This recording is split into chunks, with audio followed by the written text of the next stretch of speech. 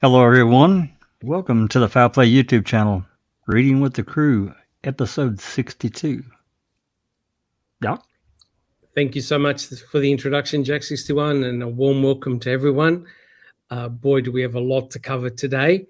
And I'd like to welcome our esteemed panel. We're going to make a start straight away, no mucking around. Joining me today, I have the pleasure of the following people. We have Jack61, we have Neverly, we have Susan, we have I Don't Recall, and we have Katie. Welcome, everyone. No matter where you're watching from, whether on YouTube, X, or on Facebook, welcome so much. Jack61, can we have the very first slide, please?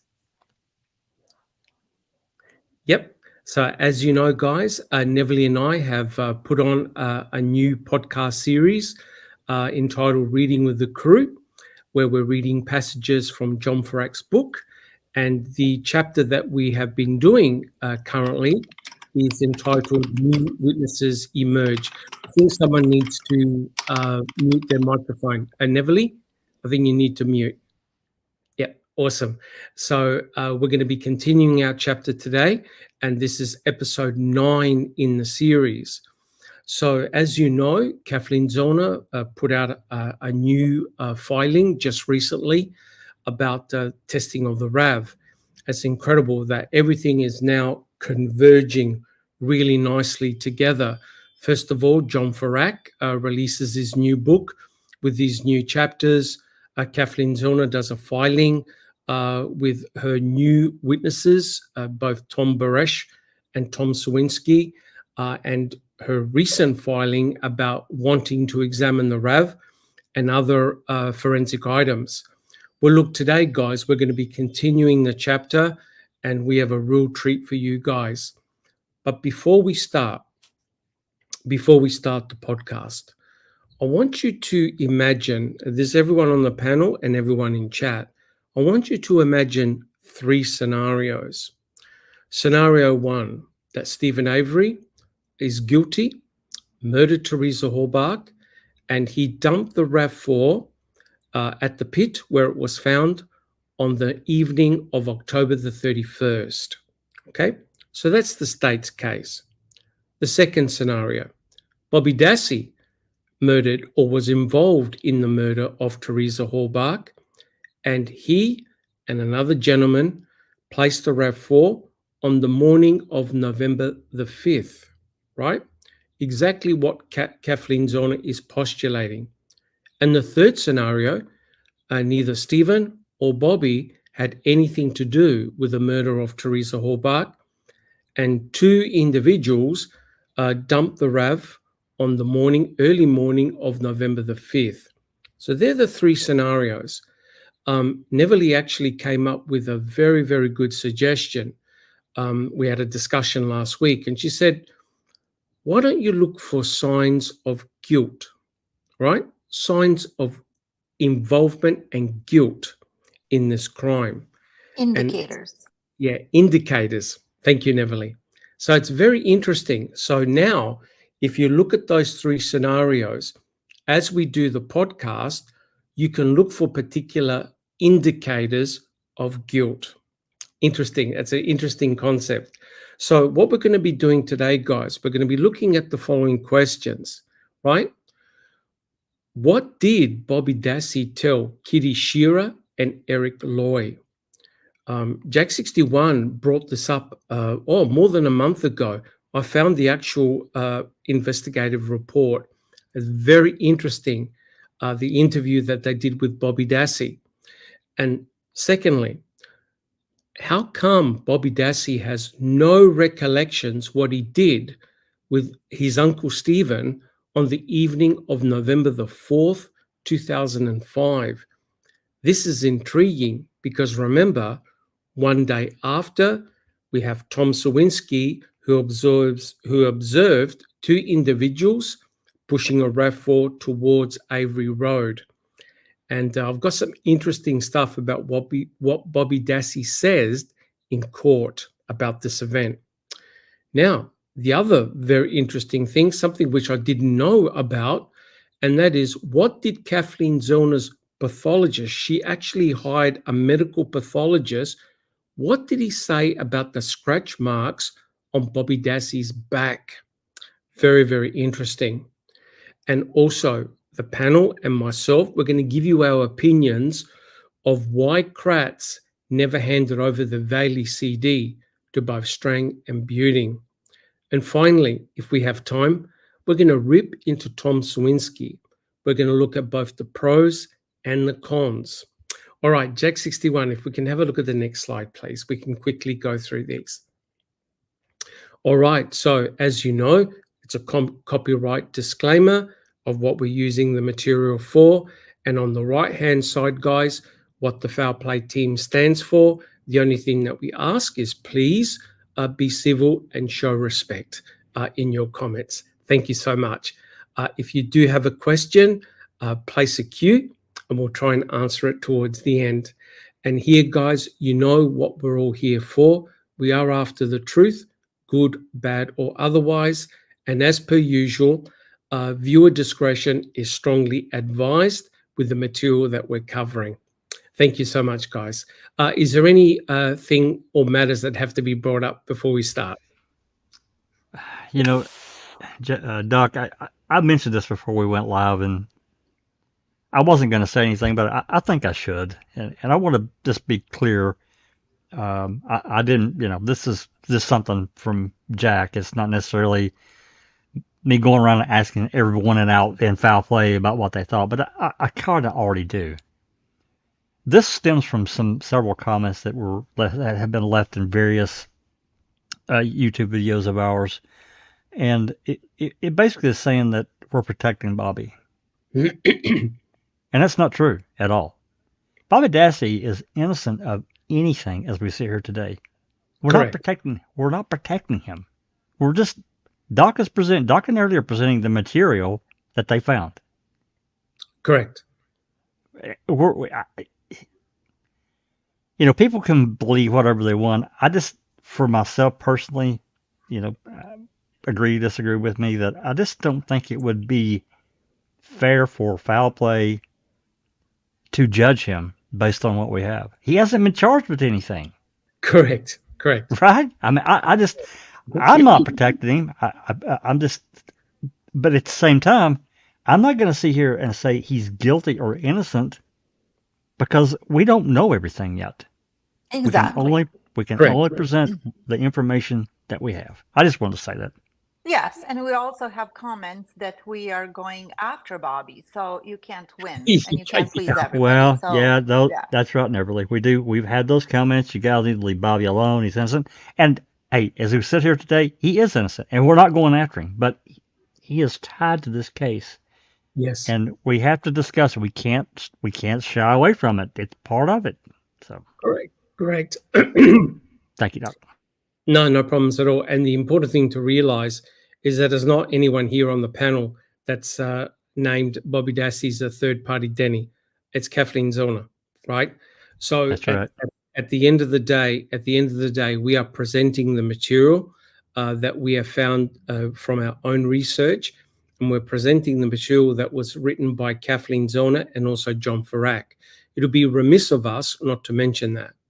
Having said all of that, if Bobby Dassey had no hand in the crime, that is the murder of Teresa Halbach, or in setting up his uncle, he has nothing to fear, right? Bobby Dassey was asked whether his DNA or his fingerprints will be on the RAV4, and he said, no way.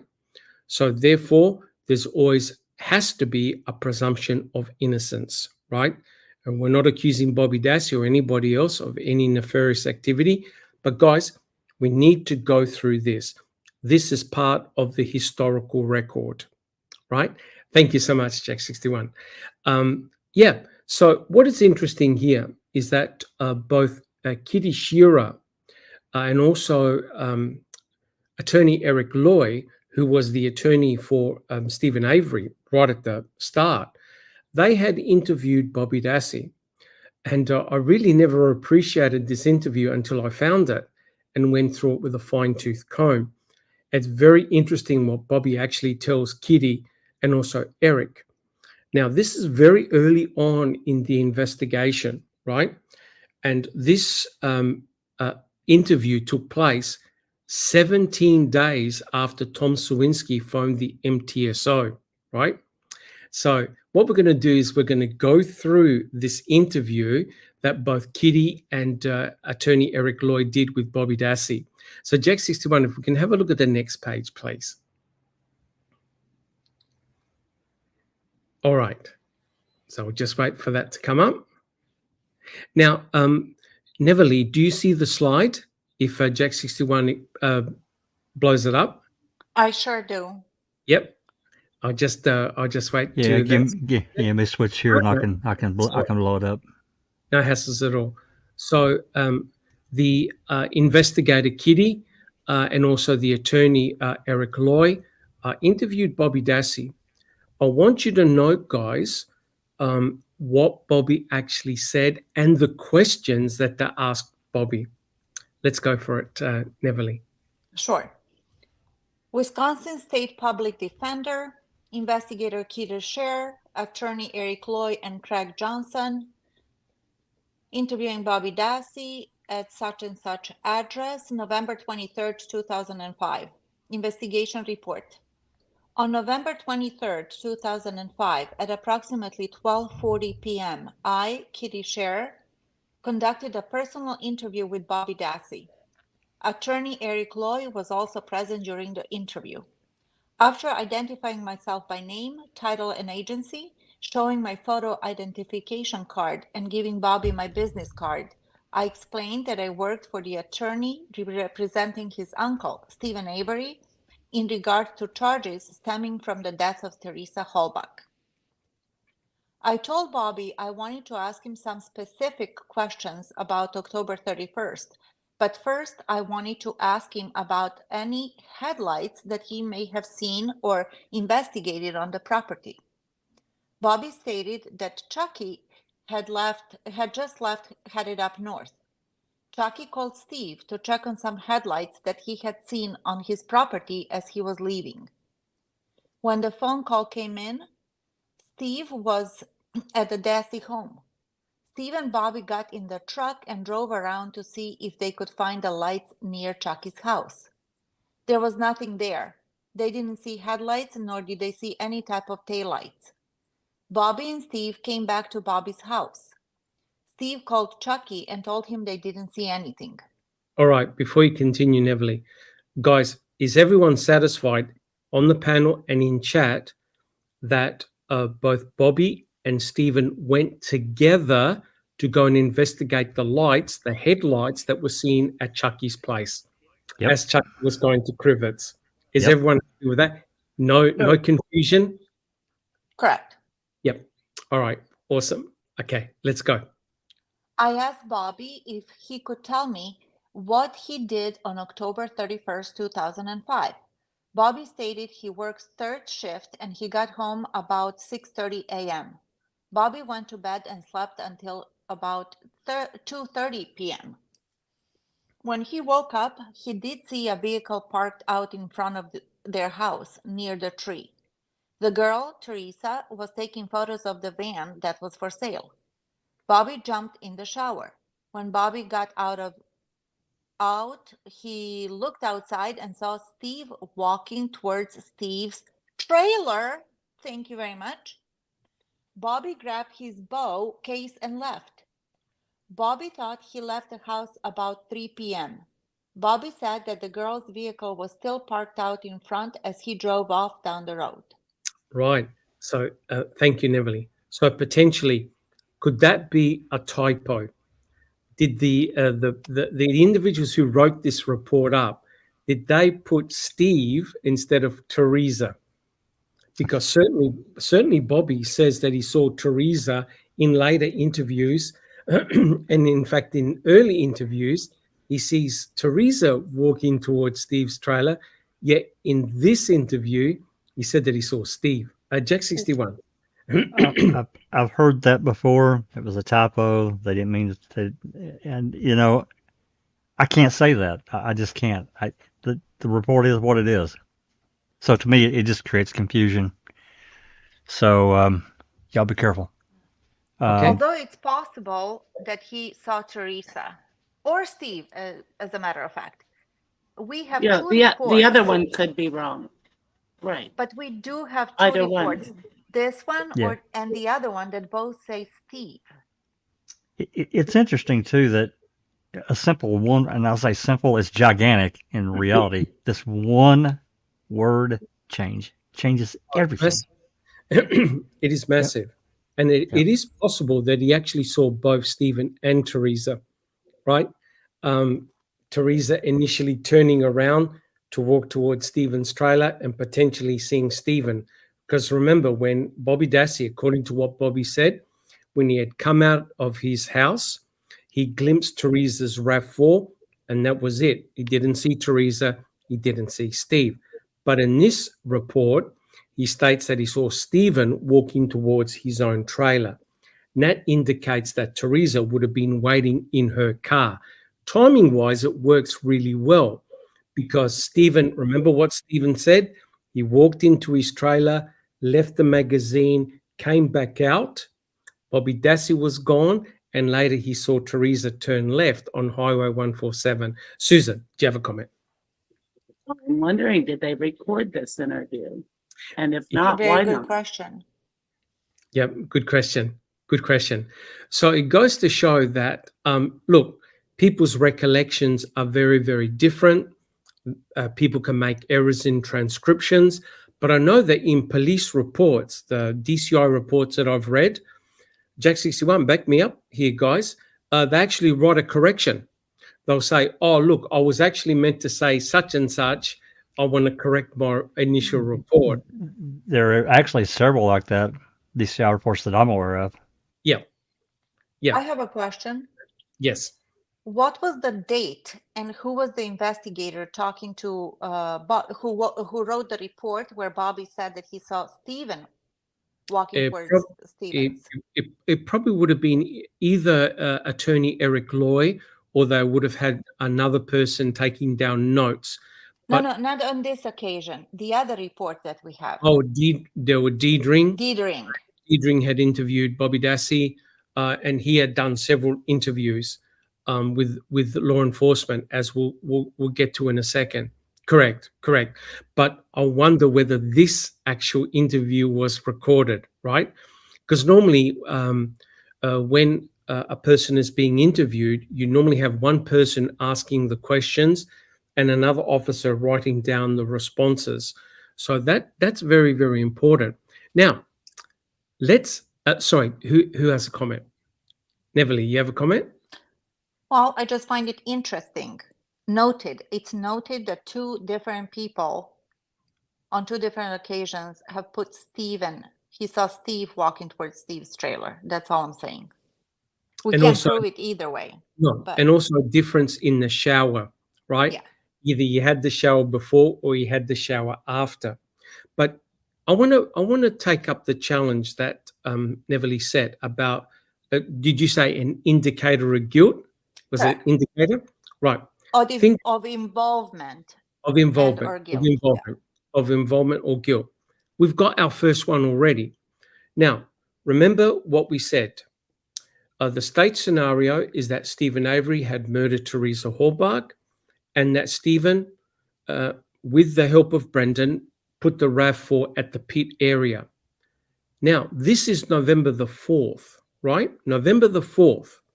So, potentially, if this was Stephen, the RAV had been there from the 31st, 1st, 2nd, 3rd, and this night where they went down to the pit area was the 4th.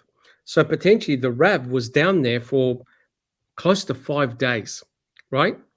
Now, if you were Stephen and you consciously know, A, you had murdered Teresa Hallbark, B, you dumped the RAV in the pit area, would you take your nephew, Bobby, with you to go and examine the lights near Chuck? Now, remember, I'll show you a picture.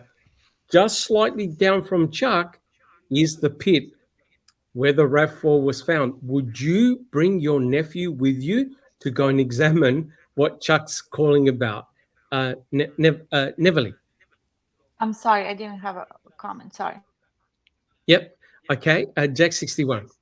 No, I probably wouldn't, but your first comment, Doc, and we belabored this one a million times, but that Rab sitting on that property for 5 days and no one mentioning it.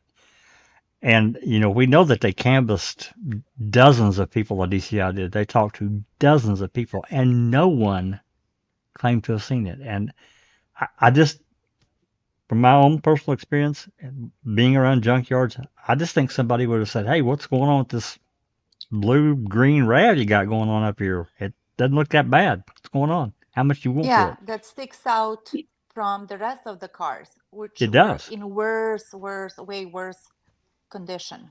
That's Correct. right. Did they interview those people that were there when Pam was so scared of the Mexicans and ask them if they had seen that? I think they talked to, I think they did, and they talked to Well, that many was other the same people day. that visited the yard Yep. Days but prior. Yeah. days prior. That's exactly right. Yeah, they Looking for took all the parts names down. Yep. Yep. Correct. 100% correct.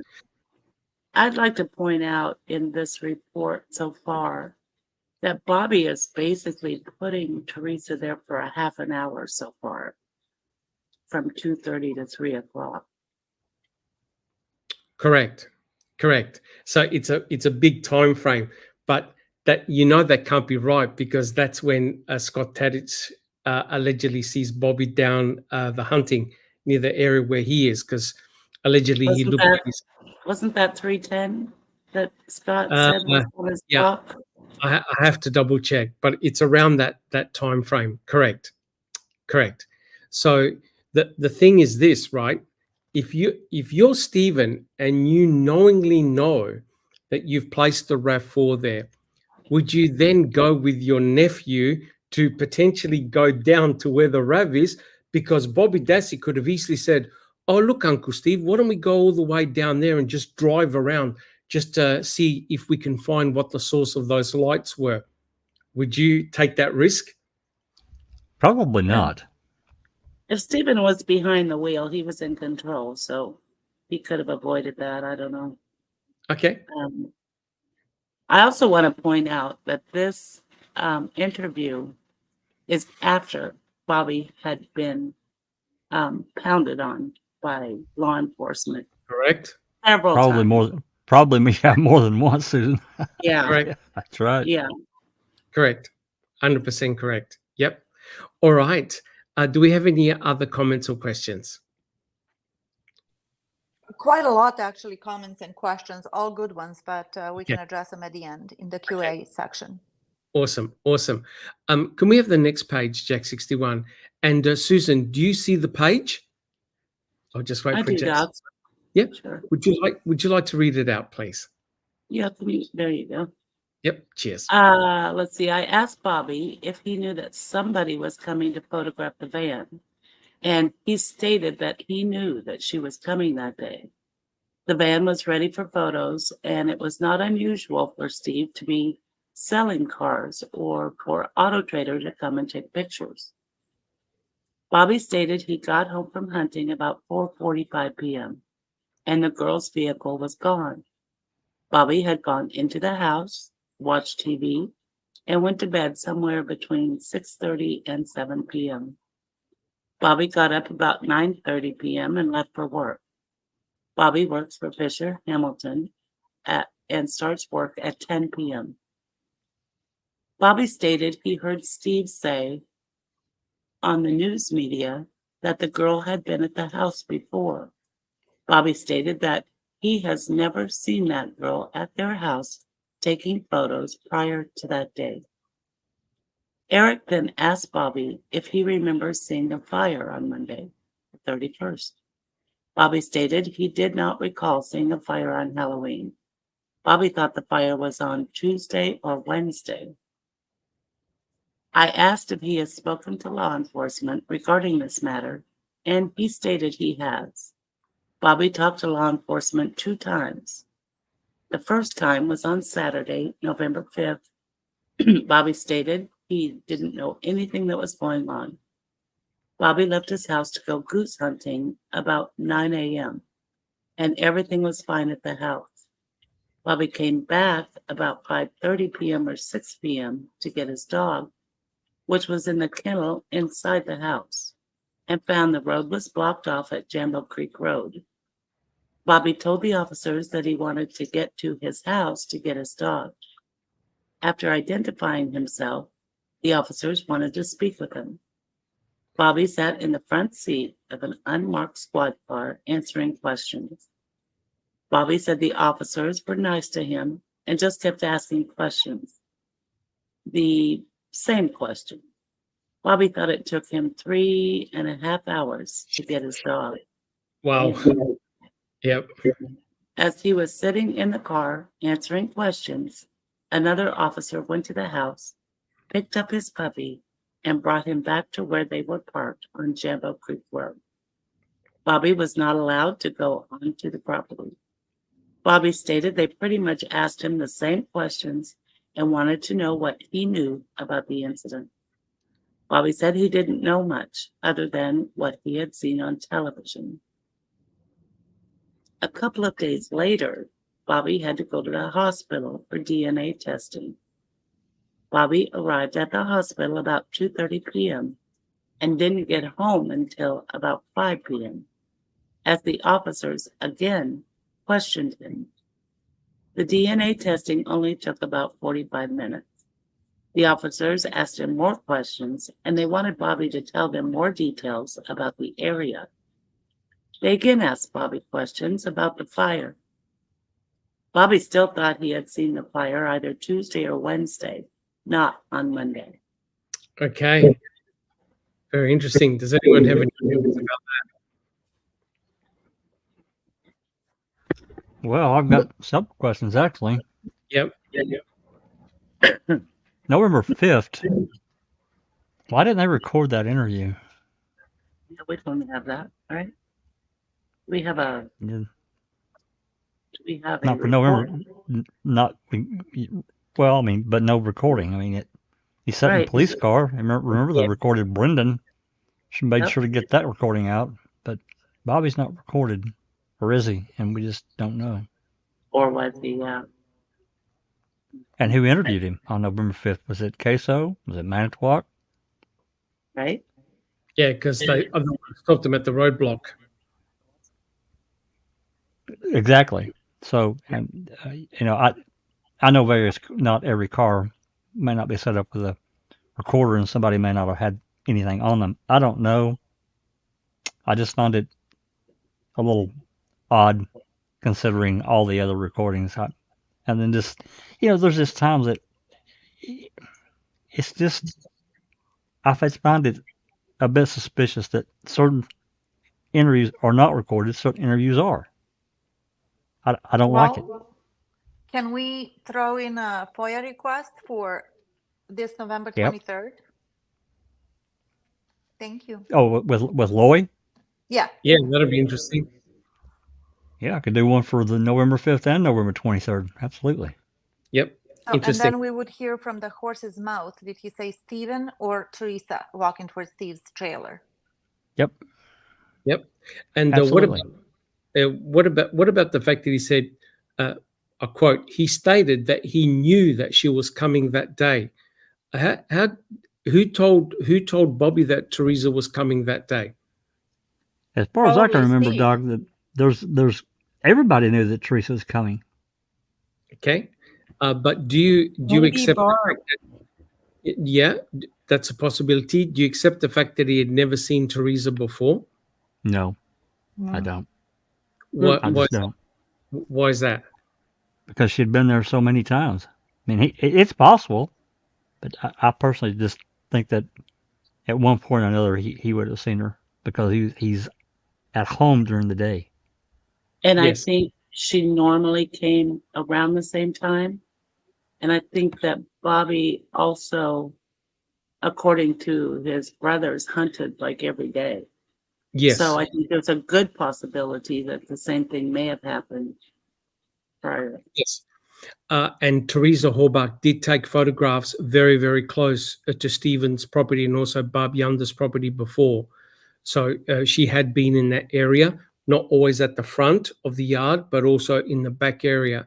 So it's interesting that Bobby goes, "No, I've never seen her before." Interesting. And then we also have Steve saying that Bobby would tease her about it for being his girlfriend. Yeah, I saw that's your correct. girlfriend here today or whatever.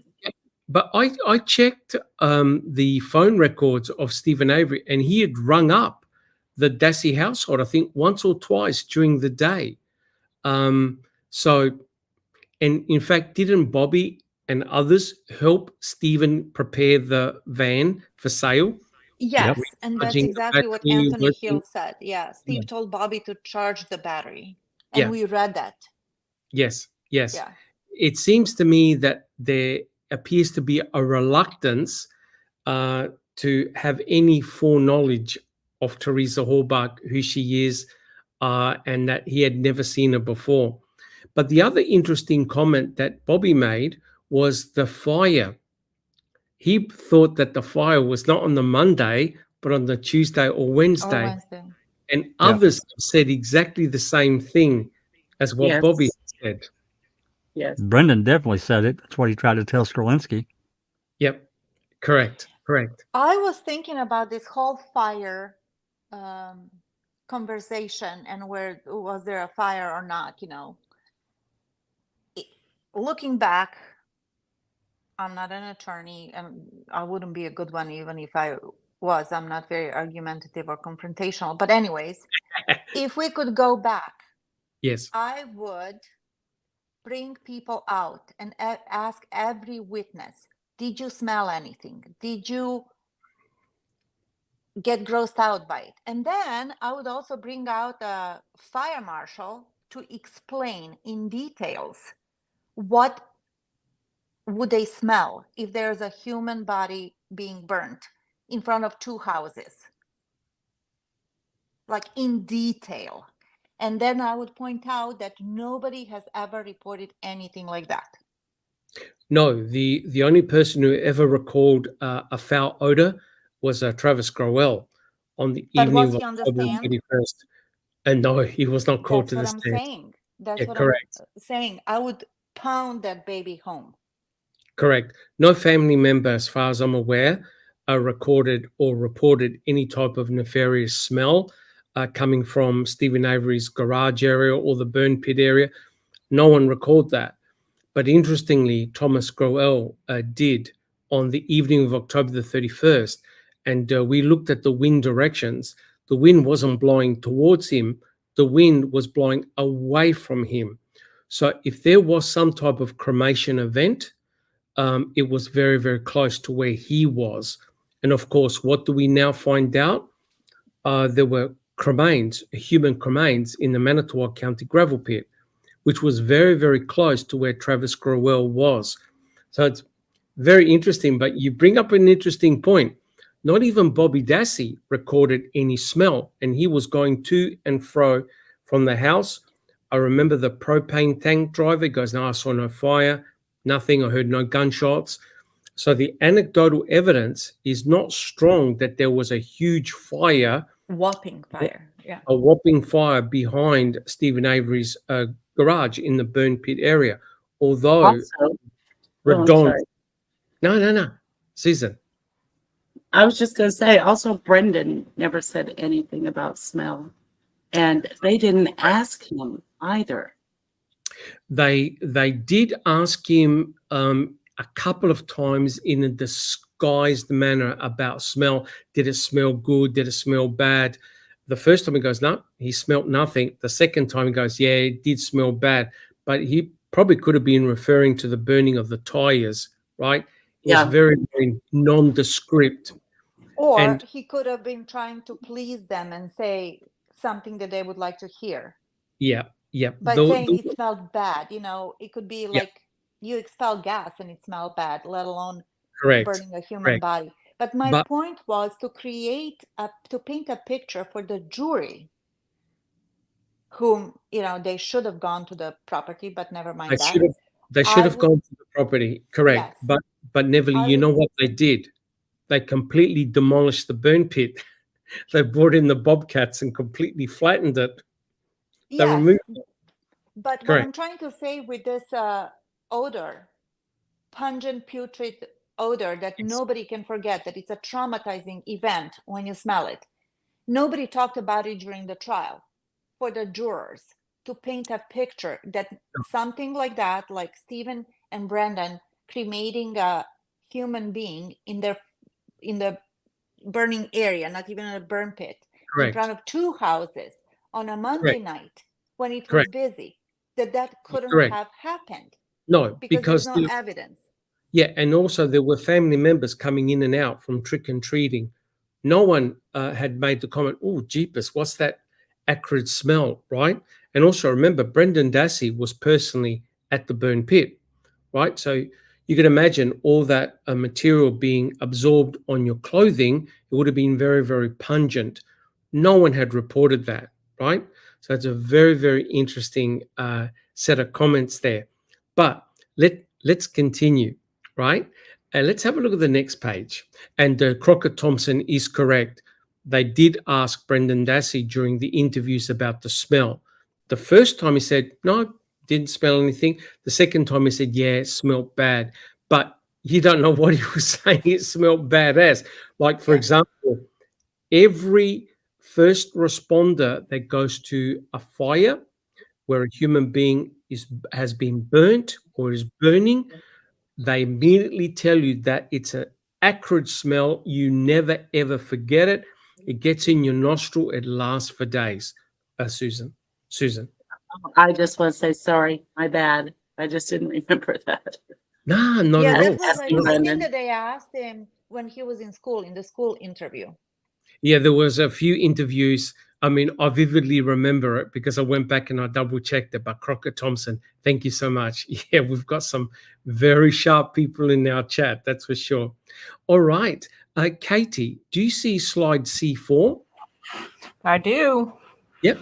Would you like to read it? So this is the last page of that interview that they did. Thank you. Bobby also said law enforcement has talked to his friend Mike Osmondson. I asked Bobby why they spoke to Mike.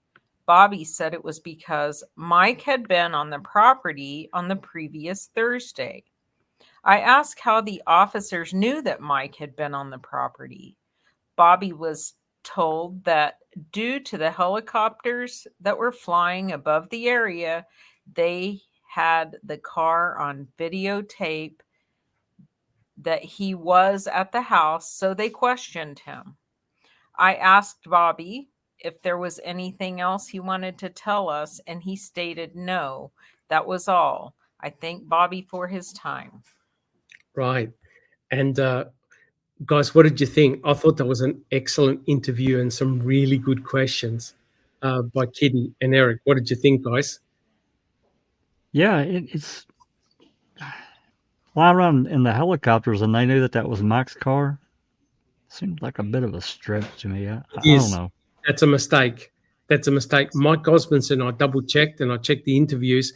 He was actually on the Avery salvage yard on November the 4th, Friday, right? Because, and I'll prove it to you, Tom Yunder was there and he saw the planes fly over and he saw Mike there. And remember, that's the day that Stephen allegedly made the comment to help hide a body, right? So the flyover was on November the 4th. So that's interesting. If that's indeed the case, they spotted Mike O's car there and they spoke with Mike. Don't you find that amazing? Yeah, and also none of his interviews are recorded either. Right. But my point is this. If they spotted Mike Osmondson's car on November the 4th over the flyover, how come they never were able to distinguish with the RAV4? That's exactly my thoughts too. Right? Yep. So it's a very Plus, interesting Mike comment. Osmondson was a very understated person of interest. Not of guilt or anything like that, but he is Bobby's best friend. They see each other every day, whether Bobby's there or Mike they is talk over here. many You know times. what I mean? They talk many times per day. So you would Yes. think that they would focus on him as well, if nothing else, to confirm Bobby's stories, if nothing else, because Yes. they're besties. The best of friends, correct. So remember, so November the 4th is a very interesting day, right? So we have the flyover by law enforcement. They don't spot the RAV4. On November the 4th, we've got Chuck Avery with Brendan Dassey, who go to Crivets. Chuck phones up Stephen to say, hey, look, I've seen headlights near my place. Can you go check it? Both Stephen and Bobby go out and check the headlights. It would have been near where the pit area was. That's just slightly past Chucky's place. They don't see anything. And on that day, there's Mike Osmondson with Bobby. They're dressing the deer in the garage. And that's when Stephen allegedly makes the comment, look, you want to help me hide a body, right? So it's November the 4th is a very, very interesting day. Guys, do we have any comments, other comments? Yes, Anthony Hill says, and Mike O knew she was missing since Tuesday the 2nd. Yes, but didn't he say the 1st? He got the days mixed up, right? You can clearly see here that the boys are not very good when it comes to dates and times, right? Because quite clearly when Mike Osmondson said, look, I spoke with Stephen at a such and such a time, it couldn't have been. It couldn't have been November the 10th because Stephen was already in prison on November the 9th, right, guys? That's very easy to get your times and days wrong. But the only time Mike would have been there with wasn't a helicopter, it would have been the aeroplane flying over on November the 4th, right? Interesting that the police went and spoke with Bobby and also with Mike Osmondson. Yeah, either way, if Mike O said that they knew she was missing as early as the 2nd or the 1st, it doesn't matter which one, that's 1 or 2 days before her mother reported her missing. That's correct. So very interesting. That's like a day or two after she was at the salvage yard. All right. So guys, from what we've seen so far, are there any indicators of potential guilt or involvement either from Stephen or from Bobby Dassey from what we've read so far? Well, I think there's some indicators of something going on. I can't necessarily say guilt, but we know some things are incorrect. Okay. Now, if you look at what Kathleen Zellner is proposing through the eyewitness observation of Thomas Sawinski, he saw Bobby and another gentleman push the RAV.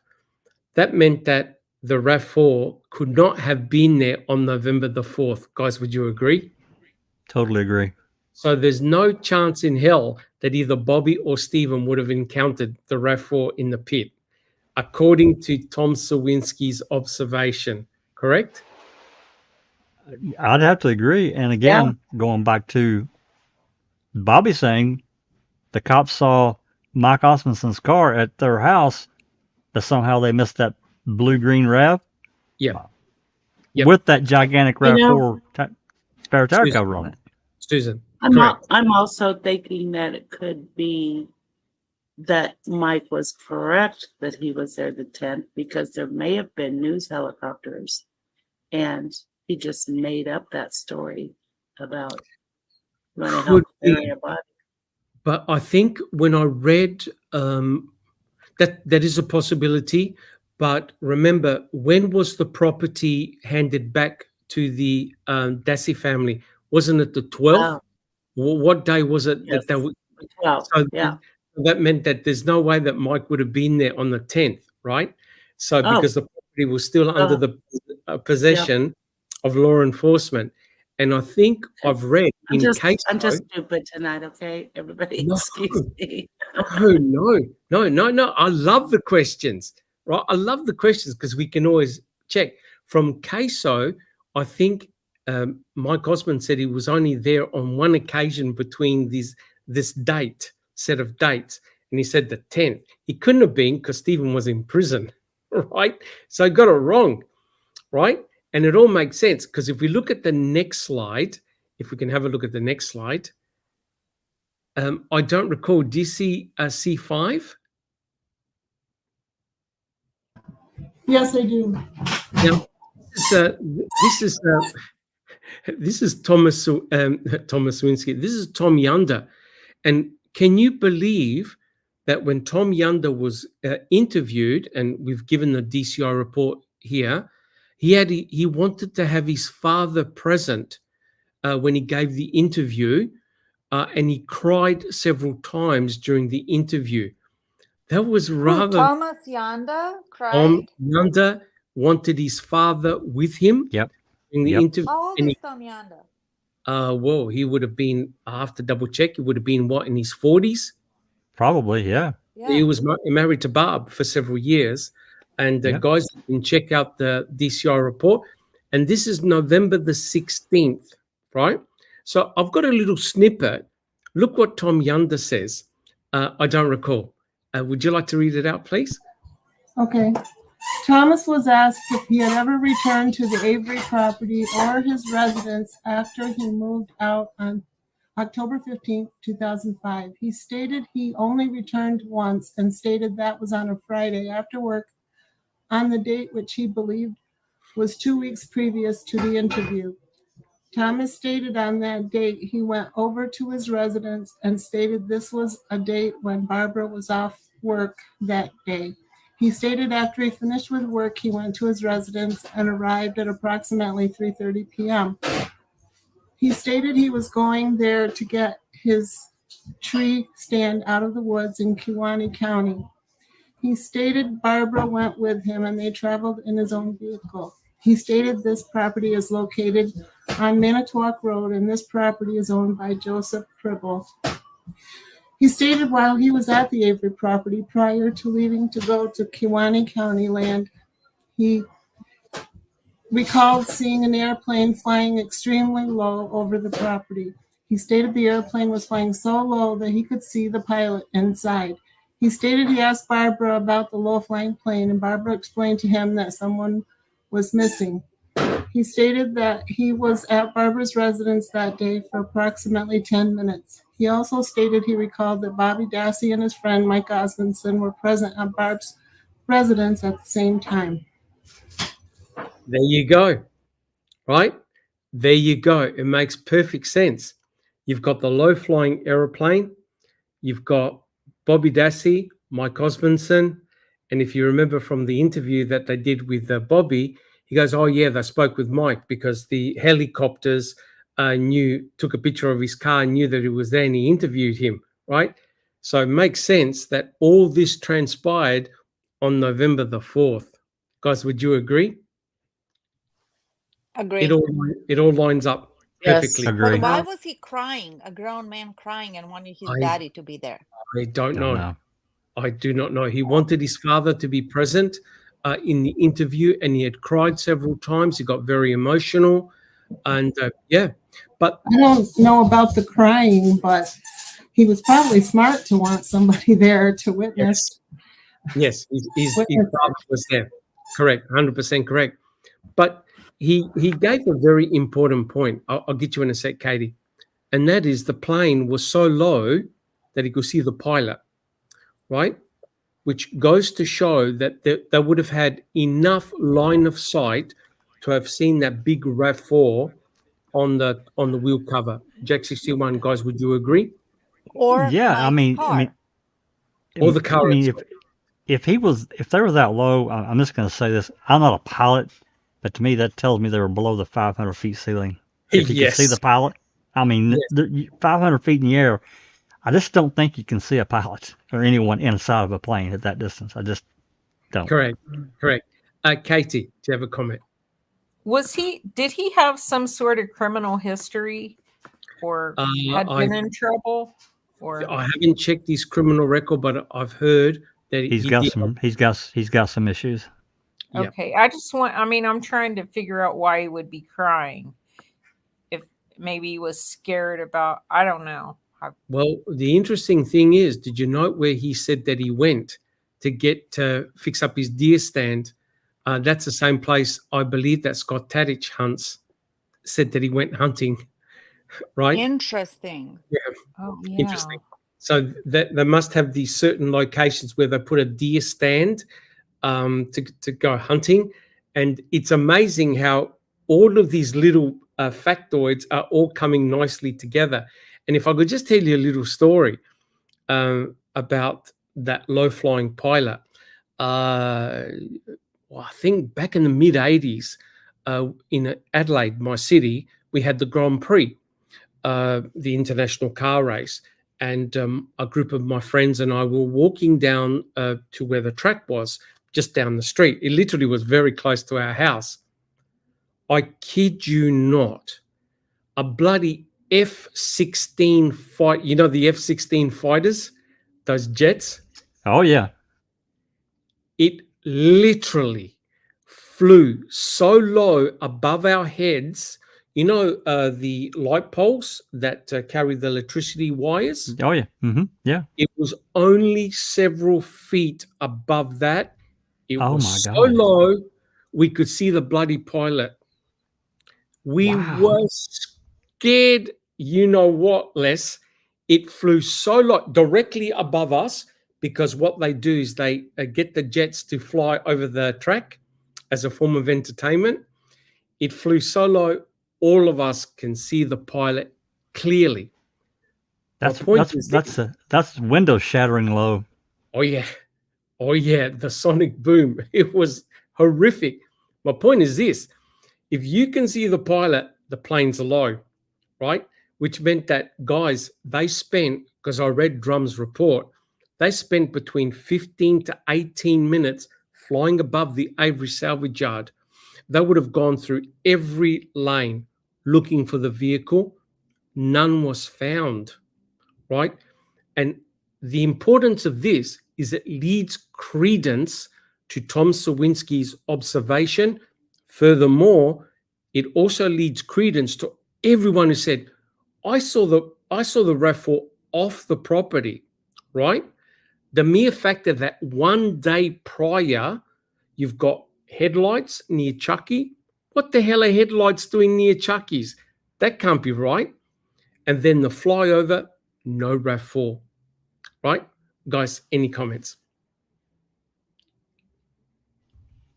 Well, Jackson, I mean,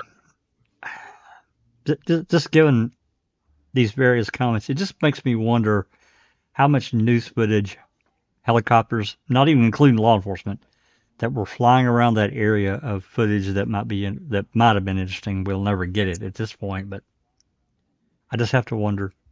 Yes. And also, I don't want to forget to mention, I thought this a minute ago, we can't forget that on November 6th and 8th, the DCI took their own plane up and used a FLIR camera and video. Yes. For heat. That's Yes. right. And for those that don't know what a FLIR camera is, it's FLIR. It's an infrared. Doc can tell you more about that than I can. Yes, it's thermal. They're basically looking for a body. Yeah. Thermal. So a lot of these cameras are used when an explorer or a camper goes out in the bush and goes unconscious.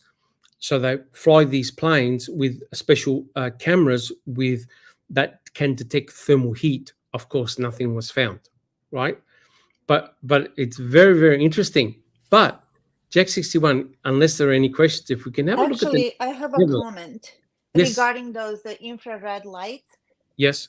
5-6 years ago, there was a policeman who was a whistleblower here in California, kind of close to where I live, and he did this manifesto. He read it out on everybody in his police department, right? So there was a man chase. They were looking for him, and he went to a Big Bear, which is like 2 hours away from where I am, and they were using drones with infrared cameras, and they found him.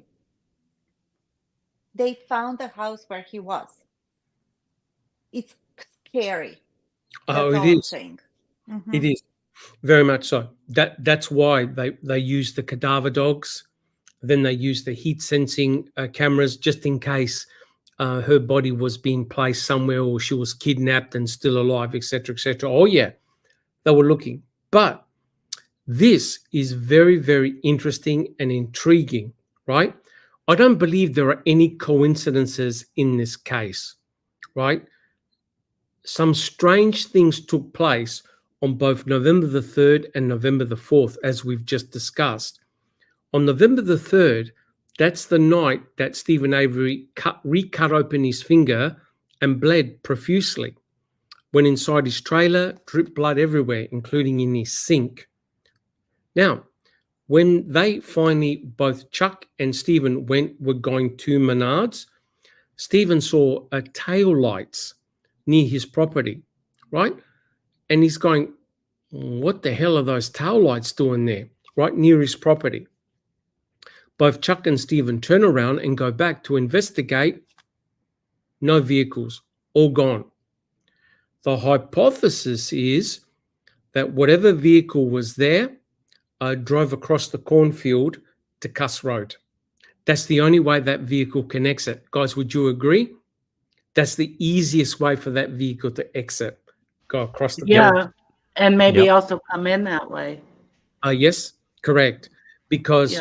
you could visually see a car coming down Avery Road and also a car leaving to go outside Avery Road, because there's really one main exit, right? So what the hell is a car doing there? Yes, I understand that Stephen, in his later affidavits, embellished much more detail about what he reckons he saw, the RAV or whatever. Yes, but if you distill it down to the basics, Stephen reckons he saw tail lights that turned around, came back, didn't see anything. That's the night that Stephen bled. Correct me if I'm wrong, guys, but was Andrew Colburn there as well?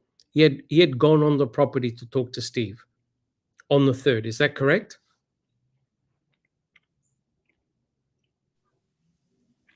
I'm sorry. who Yes. did you say? Andrew Colburn. Andy Andrew Colburn. Colburn was Oh. there on November the 3rd as well, the night of November the 3rd. Yes. With the informal, he was Uh-huh. looking for somebody else, like Earl, I He think. wanted to And- talk to Chucky. Chucky, yeah. And he saw Steven. That's when he said, oh, he was friendly and whatever. Yeah. Yep, correct. The most friendly he's ever been. Yes. So the interesting thing is this. Remember, Stephen kept on saying that I smelt cigarette smoke. I smelt cigarette smoke. His Yep. brother Chucky smokes. And Chucky waited for Stephen to come back out of his trailer because he bled profusely. I think he put duct tape and went in the truck, the flatbed truck, and then went to Menards, right? And there's a picture, photograph, time stamping when they were at Menards. So that's interesting. But on November the 4th, remember, we talked about Chuck going with Brendan, going down Avery Road, and he sees headlights behind him. There is no way he should be seeing headlights behind him. I think the time was around about 7:20. But instead of Chucky stopping, turning around and going to investigate himself, he phoned his brother, right? He phoned his brother. And there's a DCI report, I don't know if you remember it, guys, where people who know Chucky saying that's very unusual behavior for Chucky, because normally he's very possessive of everything in the salvage yard. He normally would have gone back to shoo them off, because he's caught people stealing parts. So interestingly, this time Chucky didn't go back. Do we have any comments? I remember that. I remember that reading that. Not all the details, Doc. That DCI report. Yep. I do remember reading that. Yep. Awesome. So when Stephen and Bobby went to go and investigate the headlights, they didn't see anything. So you're thinking, you have to ask yourself, wait a minute, what the hell? On November the 3rd, tail lights. On November the 4th, headlights. And remember, one day later, the RAV4 is found. That's right. Jack 61. Right? Do you think that's all coincident? Or is it that someone is scoping the place out on where to dump the RAV? I think there's definite potential because there's a couple of ways into the back way to the salvage yard that didn't have to come down the main road. I think it's possible. I'm not saying it happened. I'm just because at that time of night there shouldn't have been anybody on the yard that wasn't that he didn't know about that was going somewhere. He would have known. Yep, 100% correct. So it's very interesting. So Jack 61, unless there are any other comments, if we can have a look at the next slide. And this goes to show you the importance of that observation, right? Have a look where Chuck's house is, right next to, very close to where that black arrow is. Jack 61, if you just drop it down a little bit, that big blue building, that's the office, right? That's the office that James Kennedy was in with Chuck on October the 31st. But Chuck's place is just behind the office, right there. Yep, right there. And when Chuck drove out to go to Crivets, he noticed that the headlights, there is no way that anybody should be down there at 7:20, right? And there are phone records that prove that this exchange took place, right? He phoned up Stephen, and both Stephen and Bobby go check out and investigate the headlights. They found nothing, right? So if you follow that road further down, what do you have? You've got the pit, the crusher in the pit, crusher, the pit, and that's where the RAV4 is, straight down that road. And That's Stephen said he only wished that he had gone further into the yard, because he stopped around, I think, just past Chucky's place, because remember, it would be very, very dark. Didn't see anything. Both Bobby and Stephen reversed and went back home, right? Stephen phoned up Chucky to say, mate, we saw nothing, right? But it's interesting that on the 3rd and the 4th, they're seeing the lights of vehicles. They don't know who were driving those vehicles. It's a mystery. And then one day next, the RAV is found, right? Interesting. At Jack 61. It is interesting, and the events of the morning of November 5th are also very interesting. And they, just from what we know from the phone calls, the change of plans, Yes. the whole search thing with Pam Sturm. I know we've only got part of that story. We don't have it all. Yes. But it's very odd. Yep, correct. And as you can see, both Stephen and Bobby went together to investigate, right? Now, if you're Stephen, in the back of your mind, if you had committed this murder, why would you want to go anywhere near where you just dumped the RAV? He's got a question. He's got a comment. Katie. Sorry, I did not mean to be unmuted. No problems at all. Do we have any comments? All right. So Jack 61, have a look what Stephen said to Detective O'Neill the same day the RAV4 was found. This is on November the 5th. Neverly, do you see the slide? I do. Yep. Would you like to read it out, please? Sure. This is November the 5th. Yep. Stephen also told me that on Friday night, when Brandon Dassey was with Chuck, was on his way up north, that Chuck had called Stephen from his cell phone to Stephen's phone sometimes after 8 p.m., while Stephen was outside talking to his nephew Bobby, who had his four-wheeler, and that Chuck had told him that he had seen some headlights back in the salvage yard by Chuck's house. Stephen told me that he and Bobby got into Stephen's truck and drove back to the yard area to investigate. Okay. So as you can see, Stephen is giving up this information willingly. Yeah. My brother called me. I went with Bobby. We checked it all out. And that's it. So on the very same day that the RAV4 is found, Stephen is saying, yeah, look, we saw these headlights, and also Chuck gave the same information to the detective. And remember what Chucky said on MAM? He said that, both the investigators thought I was bullshitting, me and Steve were lying. But there's clear evidence through phone calls that this took place, right? And remember, Bobby admitted that he had gone down there with Stephen, And here we have Stephen saying, yeah, Bobby and I, we went down there to investigate. Do we have any comments? Neville. Jeffrey the third has a question, pertinent question. He says, why Yes. would it be peculiar to see vehicle lights on an auto salvage business where multiple people lived? Well, remember, this was at night time, and they were ready to leave to go to Crivets. Now, And they also have business hours. They have business hours. I think they close at about 5:30. Yep. And that is the pit area. That's an area where very few customers go. That's mainly old junked vehicles, right? They know exactly who lives where on the property. The only person who was there in front of Chucky was Mama Avery, right? And Mama Avery, there's no way that she would have a car coming up from that area there, because if this wasn't suspicious, no way Chuck rings it in. Chuck would just say, oh, that's just Mama Avery, or that's one of the They boys. would recognize, yeah. No one should have been down there. No, Exactly. No one should have been down there, full stop, right? But remember, if the police are flying over on November the 4th, you can damn betcha that whole place is under surveillance already. Guys, would you agree? The cops are watching the place. Yes. I think so. Yep. Yeah. So to answer that question, no one should have been down there. If there was any hint that it was a family member, Chuck would have thought nothing of it.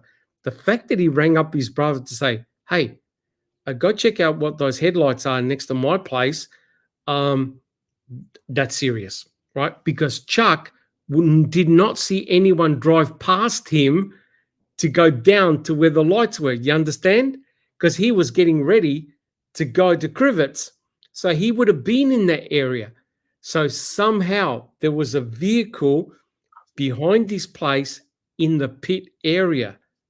What the hell? It would have had to come in by the conveyor. Back. Yes. Yeah, conveyor road or that field across. Yep. Well, I mean, if they came across that field, yep. Chances are Avery would have heard it. Yes. And remember what Siebert said, that he saw two vehicles enter from the back, right? So maybe the place was being scouted on where to dump the RAV, right? So it is a possibility, and it all matches, right? There's nothing contradictory, because there are many eyewitnesses that saw the RAV4 at the turnaround. So it was off the property. Now, closer to the 5th, Stephen is seeing tail lights, Chucky's seeing headlights, and then one day next, boom, the RAV shows up. So it's very, very interesting. So by a miracle, Strang asked Bobby some incredible strategic questions, right? Let's have a look at the next slide. Now, remember, Bobby said, yeah, me and my uncle, we went down there. That's what he told Kitty and Eric. Jack 61, do you see the slide? I do. Yeah. Would you like to read Strang's part?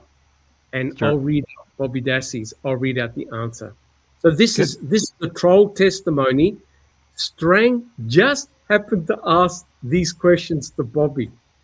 Let's go for it. All right. If we go back to Friday, November 4, again, later in the night, do you remember either yourself or your Uncle Stephen getting a call, probably on a cell phone, from your Uncle Chuck? No. Something about having seen headlights back by his house? Not that I remember. And asking you guys to check it out? Not that I remember. You have no recollection at this point now of having driven down in the pit to see if you and Steve could find the source of these headlights that Chuck was talking about? Not that I remember. Okay. But you stayed home that weekend. You did not go up to Crivets. Yes. Well, isn't that interesting? Do we have any comments? Wow. Interesting. To be kind. Do we have any comments? Because think about it. You're not going to remember, Bobby Dassey is sitting in front of his uncle in court. His uncle's across the table from him. Are you Right. trying to tell me that Bobby has now forgotten going with his uncle to check out the lights near Chucky's place? He's got no recollection of it. When Comments. both him and his Stephen, the same uncle Stephen, who is sitting in front of him at this In point, front of him. on the Yep. trial, they were both in the same truck, obviously at the Yes. same time, going to explore Yes. something that was suspicious. Very Yes. interesting. Talking about indicators, yeah. Who was aware of this exchange? Who had forgotten it? I don't recall this. I don't recall this either. I don't. Yep. I don't recall it. I Not don't. that I remember. Not that I remember. I don't recall. Now, I don't know if it's an indicator of involvement or guilt, or I don't want to be associated with that area. Or coaching. Yes. All Krat's saying to him, just say, I don't remember, because we don't want to put you down where the RAV4 was found. But surely, if he told Kitty and Eric, yeah, me and my uncle, we went down there together, no problems at all. And now all of a sudden, with his uncle standing in front of him, he can't recall. I'm sorry. If Bobby can recall what Teresa Horbach was wearing, I cannot believe that he now forgot this critical event. What do you think, guys? Exactly. And Exactly. I guarantee this was a family conversation. After all this is, Oh, you know, yes. they find Oh, out. absolutely. They Absolutely. find around. They're talking about this stuff. You know. Yes. I'm sorry. That's a lie Yep. right there. Yep. When I read it, and I thought, you have got to be kidding, right? If you have no involvement, no form of foreknowledge or guilt or participation, you'll say, yeah, me and my uncle, we went down there. I saw nothing. But notice how it was a double question. Oh, so you were home. You didn't go to Crivets. And Bobby goes, nope, I was home, right? This reminds me of, you know what? When Mike O said, when they asked him, were you helping push the RAV? And he goes, I don't recall. I don't recall. Yeah. Correct. But do you understand how, all jokes aside, all of this is exactly what Kathleen Zorner is going to present in front of a judge? The pros, the cons, the things that imply guilt, imply involvement. Bobby Dassey now cannot recall going with his uncle to check out the lights. Why? Because just further down is where the RAV4 was eventually found on the 5th. And now you've got Tom Sawinski saying, I saw Bobby and Santa pushing the RAV down Avery Road. And you're thinking, oh, wait a minute. Now, remember, this was way before the phone call got discovered, right, guys? Right? So Tom Sawinski's not even on the scene here. This is 2007. That's right. Right? And to make matters worse, well, they knew about it. They knew about it. We didn't. Did Seglob in his trial testimony say, oh, yeah, we had this guy, Sawinski, I think he said that he saw two guys pushing a RAV4. Oh, my God. So that all was quiet. Right, guys? Interesting. That's right. But it gets worse. Can we have a look at the next slide, please? Susan, would you like to read this out? So this is CASO, page 196. This was November the 9th, where Bobby goes to the hospital. So this is just a little snippet. At 16:31 hours by my watch, there was a physical examination of Bobby Dassey by Faye Fritsch and examiners at Aurora Medical Center. At 16:36 hours, I did question Bobby Dassey regarding scratches on his back. He stated these were due to his week-old Labrador puppy jumping on his back. He stated he was bent down to put on his shoes when the dog jumped up and scratched him. I did examine Dassey's shirt and could find no obvious holes or tears. The exam ended at 16:43 hours by my watch. I did speak with Dr. Vogel Schwartz, who indicates the scratches appear to be fairly recent, but possibly could be a little older. She stated it was not likely they were over a week old. She stated it is her opinion that the scratches were fairly recent. The scratches to Bobby Dassey's back were photographed. Oh boy. I'll tell you why this is significant. What did Kathleen Zellner say she wants to test in the RAV? Touch DNA. Yeah, The and seats. The seats. Yep, that's right. If you've got scratch marks and they were bleeding, did Tom Sawinski see Bobby Dassey with a shirt on or off? Off. Oh, If in he's November. bleeding slightly and has been scratched and he's sitting in the RAV, what do you think they may find?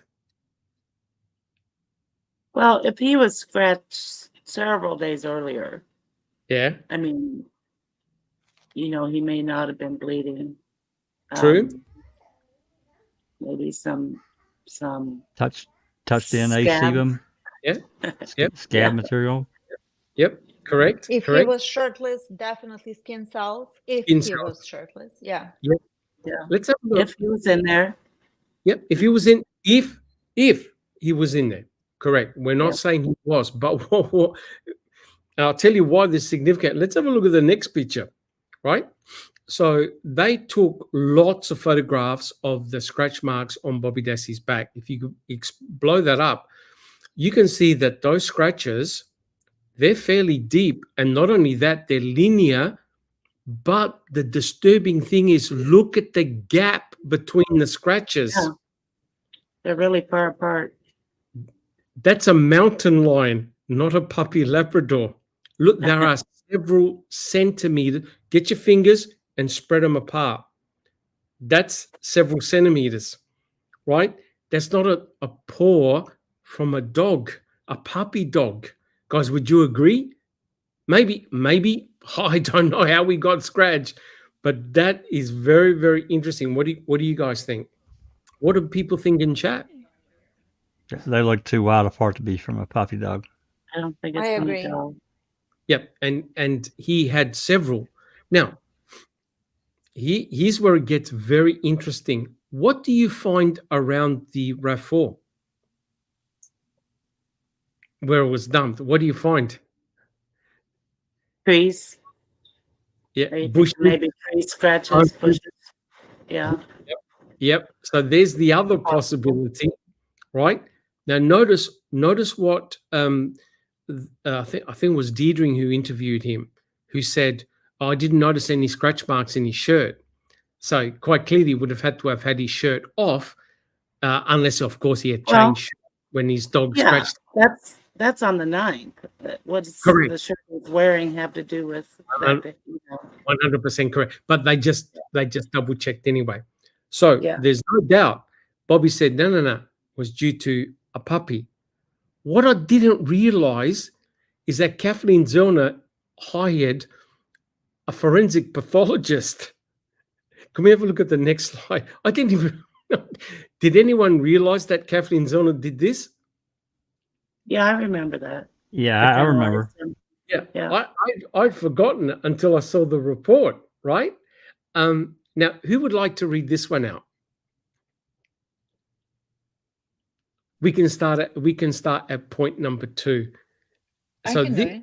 Yeah, okay, let's go for it. So Kathleen Zellner employed Larry Blum, right? And he had a look at all the photographs of the scratch marks on Bobby Dassey. This is what he said. Let's go for it. Okay, this is a supplemental affidavit of Larry Blum, MD.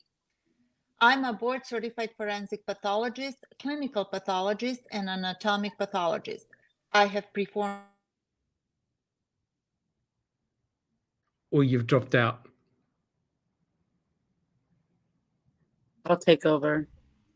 I have performed thousands of autopsies and have been qualified as an expert in forensic pathology in hundreds of criminal trials. Copy of my CV is attached. In my capacity as a forensic pathologist, I am asked to interpret injury patterns to determine whether the theory of a crime is consistent with the injuries observed during the autopsy of the victim and on the suspect. To that end, I am able to determine with a high level of accuracy how and when the injuries were inflicted. For example, what instrument caused an injury, the relative position of the victim and the attacker at the time of the injury, and how long it's been since an injury was inflicted based upon how much it has healed. Number 4, I've examined the photos of Bobby Dessie's back taken on November 9th at Aurora Health Center. The photos are attached and incorporated as Exhibit B to this affidavit. I have also reviewed Bobby Dessie's explanation for these scratches, for example, that they were caused by his Labrador puppy. Number 5, it is my opinion to a reasonably degree of medical certainty and based upon my experience as a forensic pathologist that the scratches on Bobby Dessie's back are inconsistent with scratches caused by a dog's paw.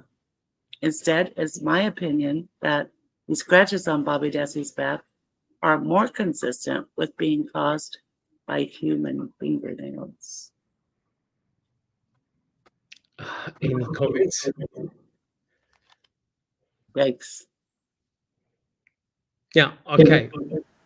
Well, it's good to have their own opinions, but this guy has got a mountain of bloody experience looking at wounds, healing patterns, and things like that. That's potentially quite nasty for Bobby. Sorry, guys, I dropped out. I don't know why. No, that's okay. Okay. So, what do you think, guys? Any comments? You know, they absolutely look more consistent with fingernails than dog paws. I mean, any non-expert can determine that.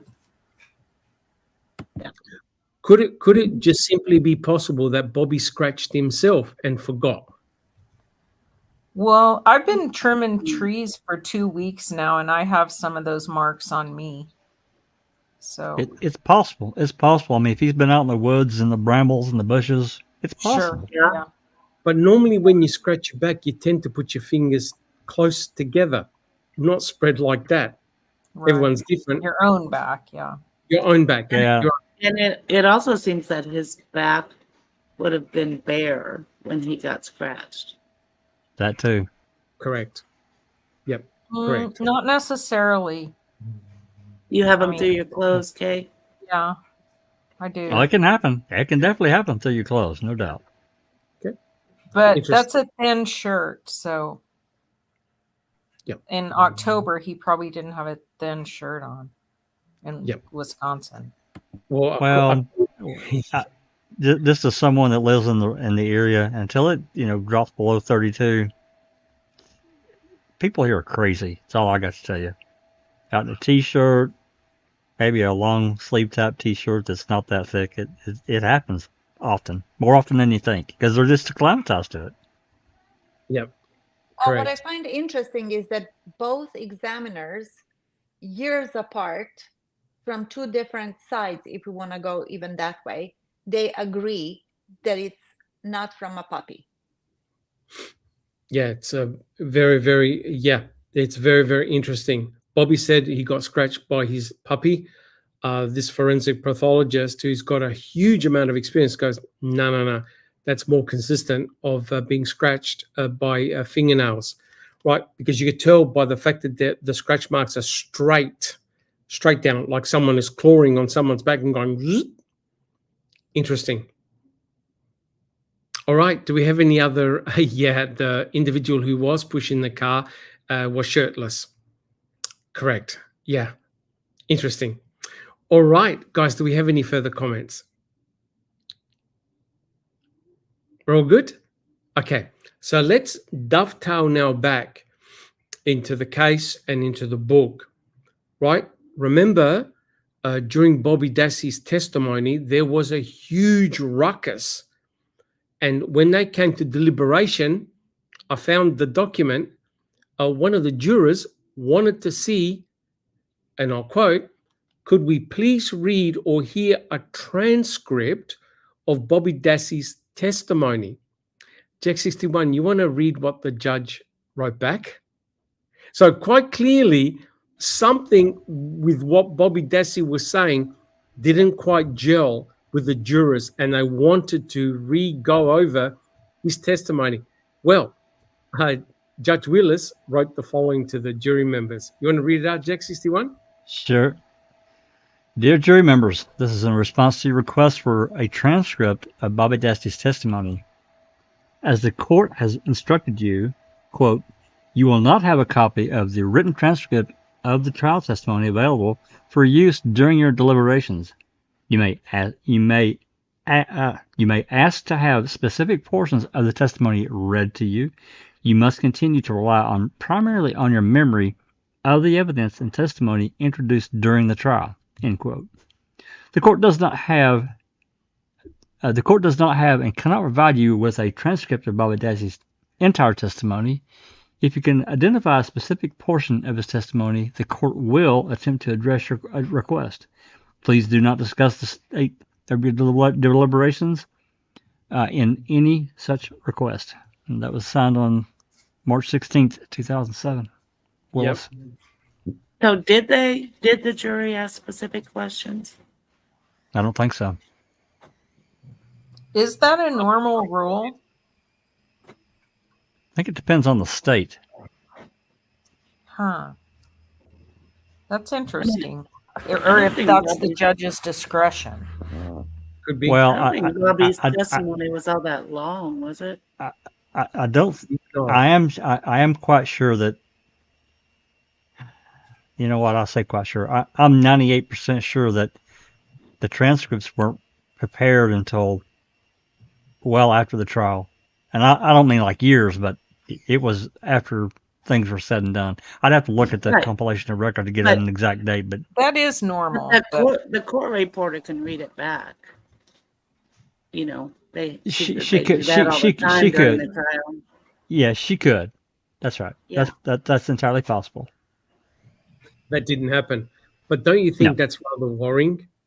That the jury wants to rehear parts of Bobby Dassey's testimony, and there was a huge bun fight between Kratz, Buting, and Strang about third-party Denny and Bobby Dassey's testimony, and the fact that he talked about Mike Osmondson recalling the event about Stephen Avery saying, "Can you help me get rid of a body?" So again, what you find, it's the same person all the time. That hard questions are being asked all the time. And Judge Willis must be thinking, bloody hell, we had a big discussion about not allowing Bobby Dassey to be a third-party Denny, and now we've got the jury saying, can we have a look at his testimony again? We're not quite sure about a few things. That, to me, is quite damning. Guys, what do you think? Jack 61. Yeah, we should also mention that, Buting and Strang, after all this stuff came up about Mike Osmondson and this alleged report, blah, blah, blah, that they had no idea even existed. They wanted a mistrial because the jury, you can't unring that bell. They heard it. It's there's no one doing it. Of course, Willis denied that. But. Correct. Yeah, they wanted a mistrial, right? So again, you've got the Bobby Dassey, Mike Osmondson, Stephen Avery connection. Very, very interesting. So now let's dovetail into something even more bizarre, right? The Bailey CD. So if we have a look at the next slide, I looked at some of the search terms that were on the Dassey computer. Now remember, the Dassey computer was in Bobby Dassey's bedroom. But it doesn't mean that only Bobby Dassey used the computer. There were plenty of boys in the household. There was Barb. I'm not sure whether Barb used the computer, Tom Yunder, others. But the computer was in Bobby Dassey's bedroom. That's a fact. Now, one of the sites that they searched was rotten.com. Rotten.com has since been taken off the airways, as far as it's no longer available on the internet. Now, tell me, on the panel and in chat, have you ever gone to rotten.com? Jack61, if you can just shift that to the right-hand side, I'll show you what the site looks like. Right? And as you can see, if you look at the things that you can get, there's words, porno, FMAX, mugshots, NNDB, and boners. There's all sorts of stuff, right? And I'll read you what rotten.com's all about. It says, I quote, "The soft white underbelly of the net eviscerated for all to see. Rotten.com collects images and information from many sources to present the viewer with a truly unpleasant experience. Evil since 1996. Does anyone have any comments? You know, I Please, heard Lars. about it. I heard about it back in the day, but I never went to it. No. Okay, you never went to rotten.com? No, Okay, not my thing. okay. At Jack61. you know, I know people, probably many people, remember the videotapes that hit the Faces of Death. Yes, yes. And I remember the one of our local video rental places had it. Of course, they had it, kind of it wasn't out in the general stuff. It was in the, had to be an adult kind of thing section. Yeah. But I remember, I don't remember if it was me. It may have been me and my brother who were trying to find, after this was after I got a computer.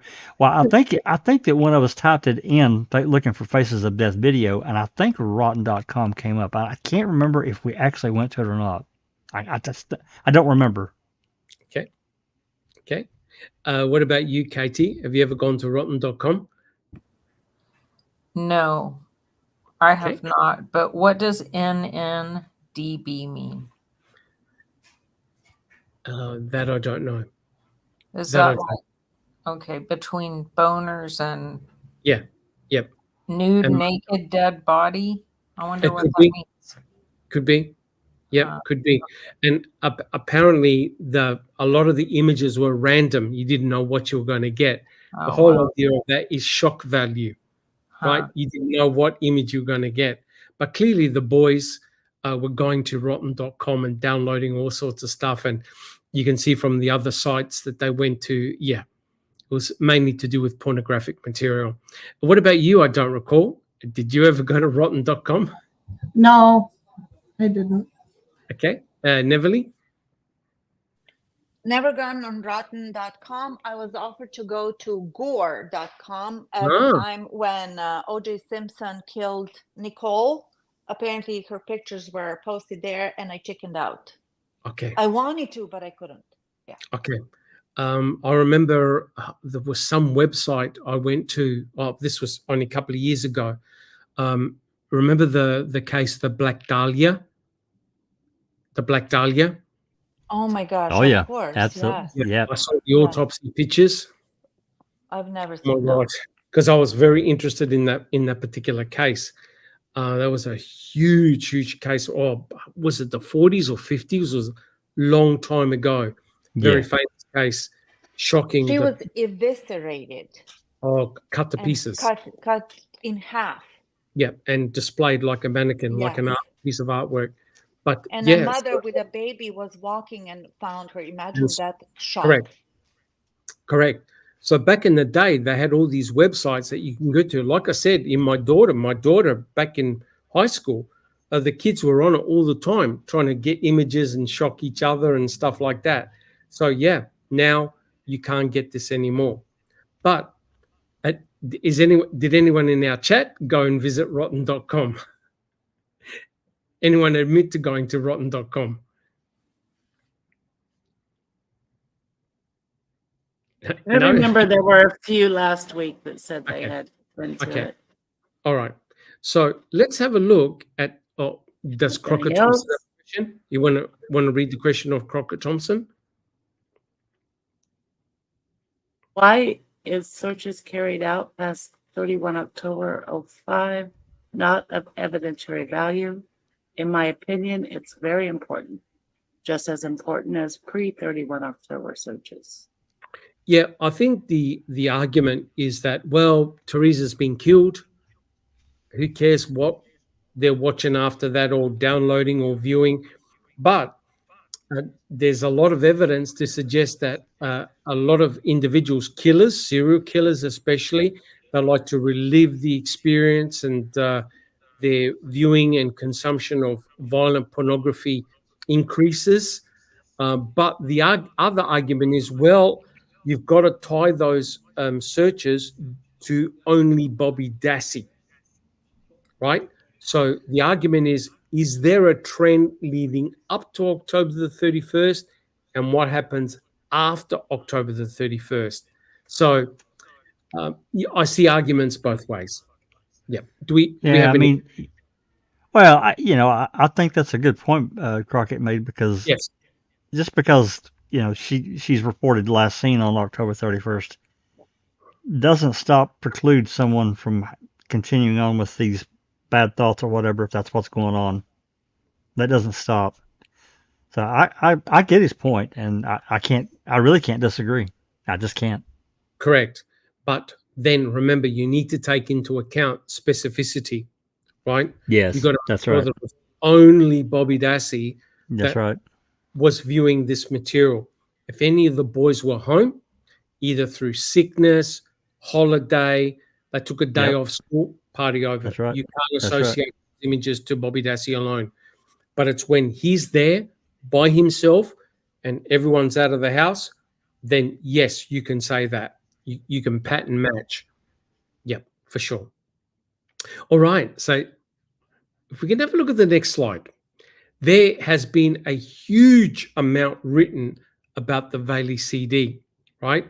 You go on the internet, there are many journal articles, all sorts of material regarding the Valey CD. And now, Neverly, do you see this? I do. Yep. Are you able to Okay. read out both paragraphs? This is about the Valey CD. From Willy's examination, a forensic image was transferred to 7 DVDs along with a final report in the form of a CD titled Dassey Computer Final Report Investigative Copy. The state argues that even if Buting and Strang did not receive the CD, they were provided the necessary evidence in the form of the DVDs and ample time to perform their own analysis. Jack61, do you have any comments? I got a lot of comments. They provided those 7 CDs in early or mid-December. I don't remember the exact date of 2006, which was basically 7 weeks before trial, I think. Yes. So they would have had to, and I don't know that they had the in-case encryption software available to them. I don't know. But if they didn't, that would have been another expense they would have had to have endured. Or the state could have just simply made a demo copy of Valey's final report CD and give it to them. It would have taken, maybe 10 minutes to burn another copy at most. That's if you're burning it slow. Correct. So, does anyone else have any comments?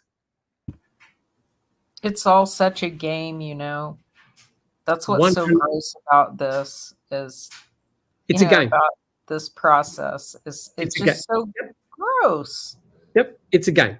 So yes, just give them the dang copy of the CD and quit trying to win that way. Yep, and give it to them, and when they get it in May or something, like way before trial. Yep, correct. So that CD was given to Fassbender on May 11th, 2006, which was basically 7 months before Buting and Strain got the 7 CDs that were encrypted. Right. Yeah. 7 months.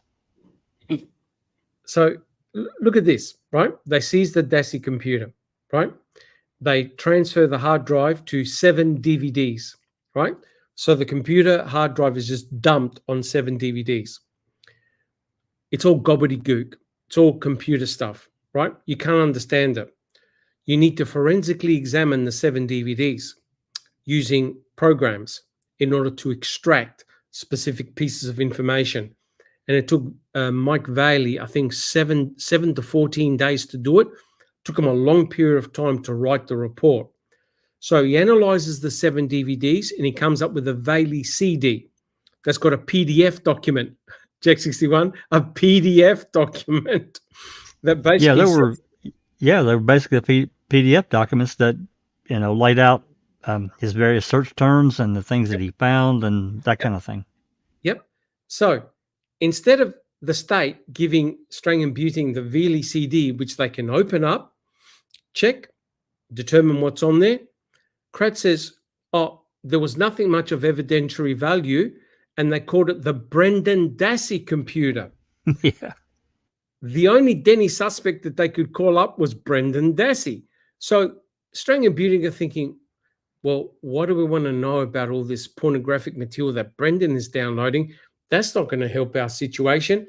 So they weren't given the Veely CD. They were given the raw data, the 7 DVDs.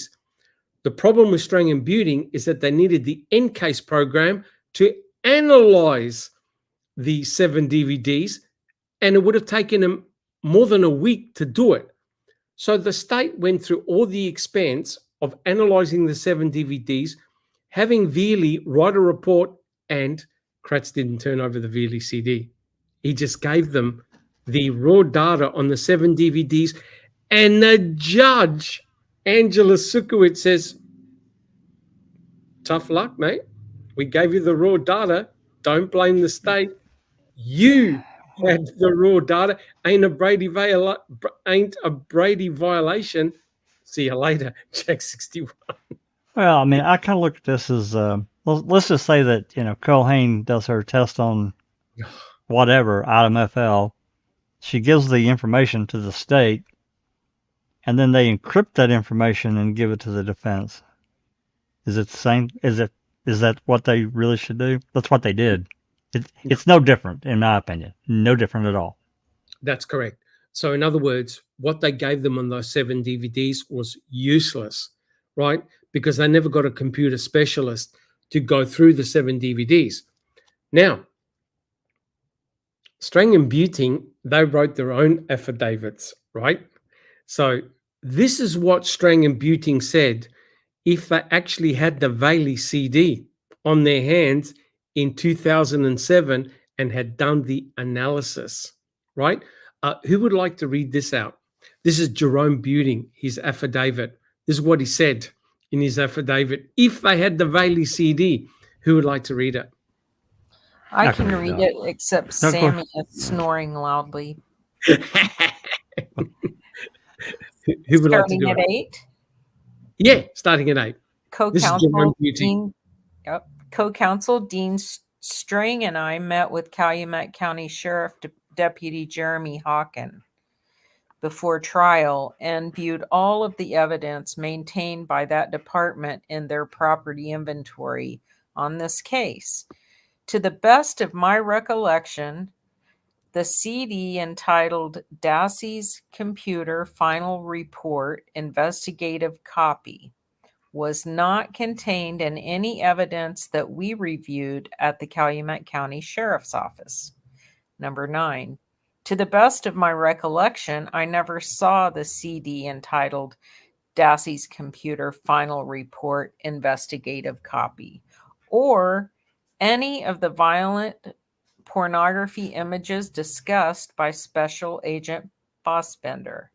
Number 10, at approximately the same time that the December 14, 2006 mass of discovery was received by us, Defense counsel was preparing a motion under State v. Denny to introduce evidence of third-party suspects at Mr. Avery's trial.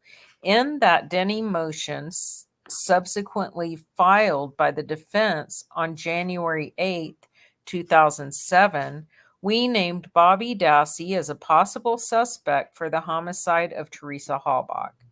We established that he had access and opportunity to have committed the crime, but the court ruled no motive was established and therefore denied the Denny motion as to Bobby Dassey and others.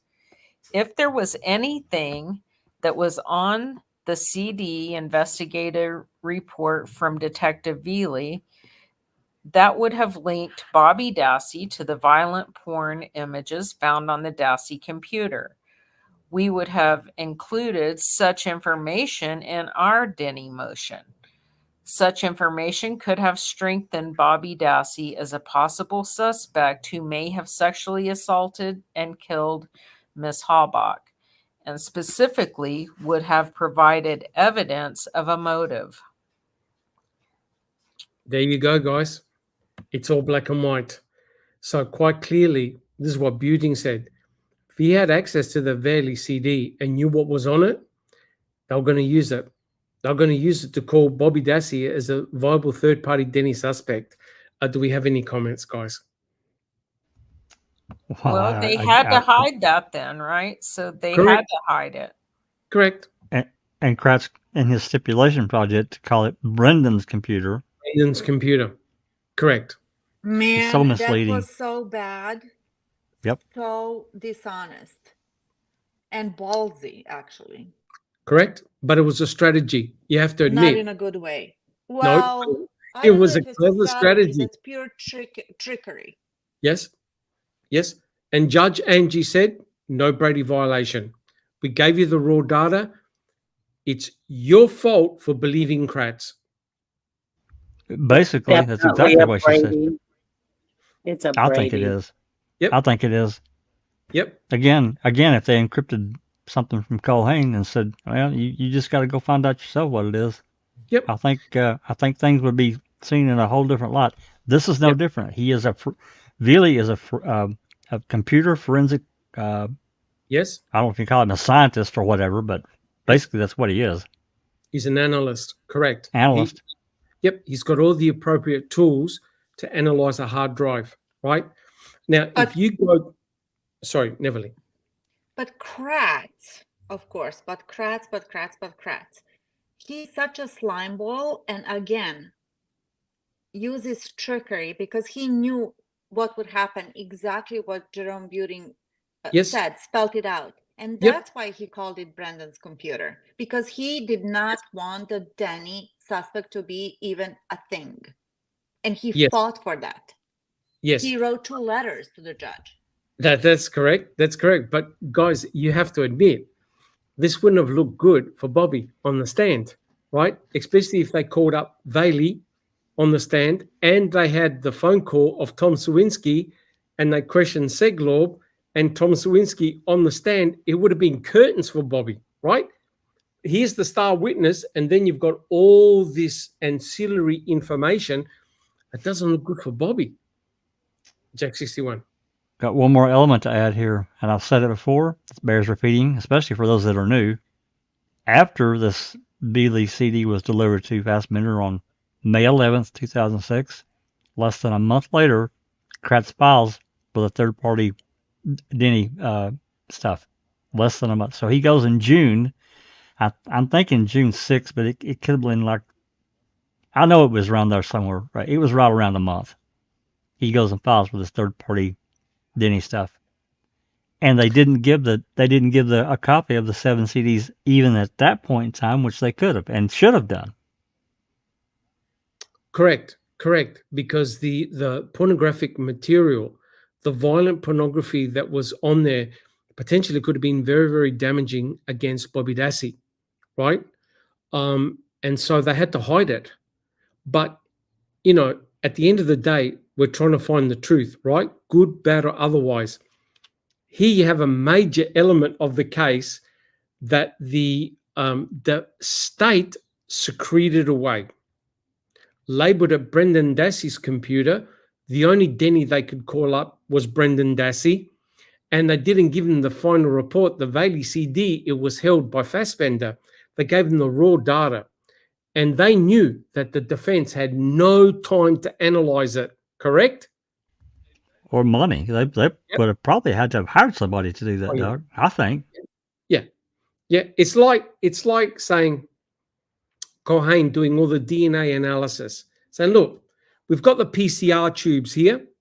We're going to give it to your analyst to run the data, get the results, and get your own printout. That's how stupid it was, right? So instead of the state going, well, here's the Bailey CD, here's what we found on the Bailey CD, let's discuss it, let's hash it out. Nope. They didn't want that at all. So you're not playing with the level playing field. I'm sorry, guys, you're not.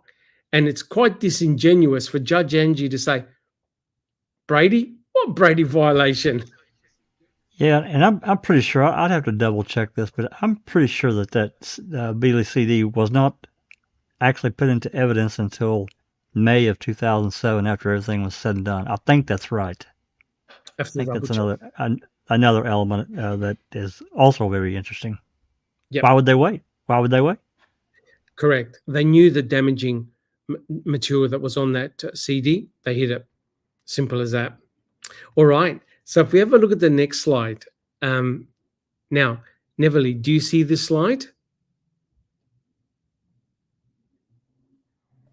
Is that slide 22? Slide H. H, yeah. Okay. Yeah, H. Now, this is Dean Strang's affidavit that he gave to Kathleen Zellner. This is about the Bailey CD. Let's go for it. This is what Dean Strang had to say. Number 6. Information demonstrating a probability that Bobby Dassey used that computer to gain access to the internet on October 31st, 2005, during times that he claimed to be asleep, and while Brendan Dassey was known to be at school that day, also would have been used in cross-examination of Bobby Dassey at trial, had we known that information in the Detective Veely and Gary Hunt forensic analysis. I know that, in the end, the jury asked during deliberations for Bobby Dassey's testimony. Number 7. My firm and I did not have any case while representing Mr. Avery. I think that Mr. Buting did not either. So we could not review the data on the 7 DVDs given to us. Of course, we never got the Veely CD-ROM at all. We had no inkling what forensic analysis of that computer truly revealed before the trial of Mr. Avery, either as to who probably made incriminating internet searches or as to the information and images viewed. We had instead Mr. Kratz's incorrect claim that there was, quote, nothing much of evidentiary value, end of quote, on, quote, Brandon's computer, end of quote. That claim was wrong on both points. Number 8. But if for some reason we should have learned enough from the DVDs that we were given to know what Detective Veely's analysis and Mr. Hunt's revealed about Bobby Dassey being the likely relevant user of the computer and about the nature of some internet searches at the times identified, then our performance was deficient and the deficient performance was my fault. Mr. Buting and I had no strategic reason not to want evidence suggesting that Bobby Dassey was looking for information about violence to women or images of that, and seeking information similar to some of the harm that may have been done to Teresa Halbach or bearing on the destruction of her body. Quite the contrary, as I have said here, we would have welcomed this information had we known it existed. Number 9.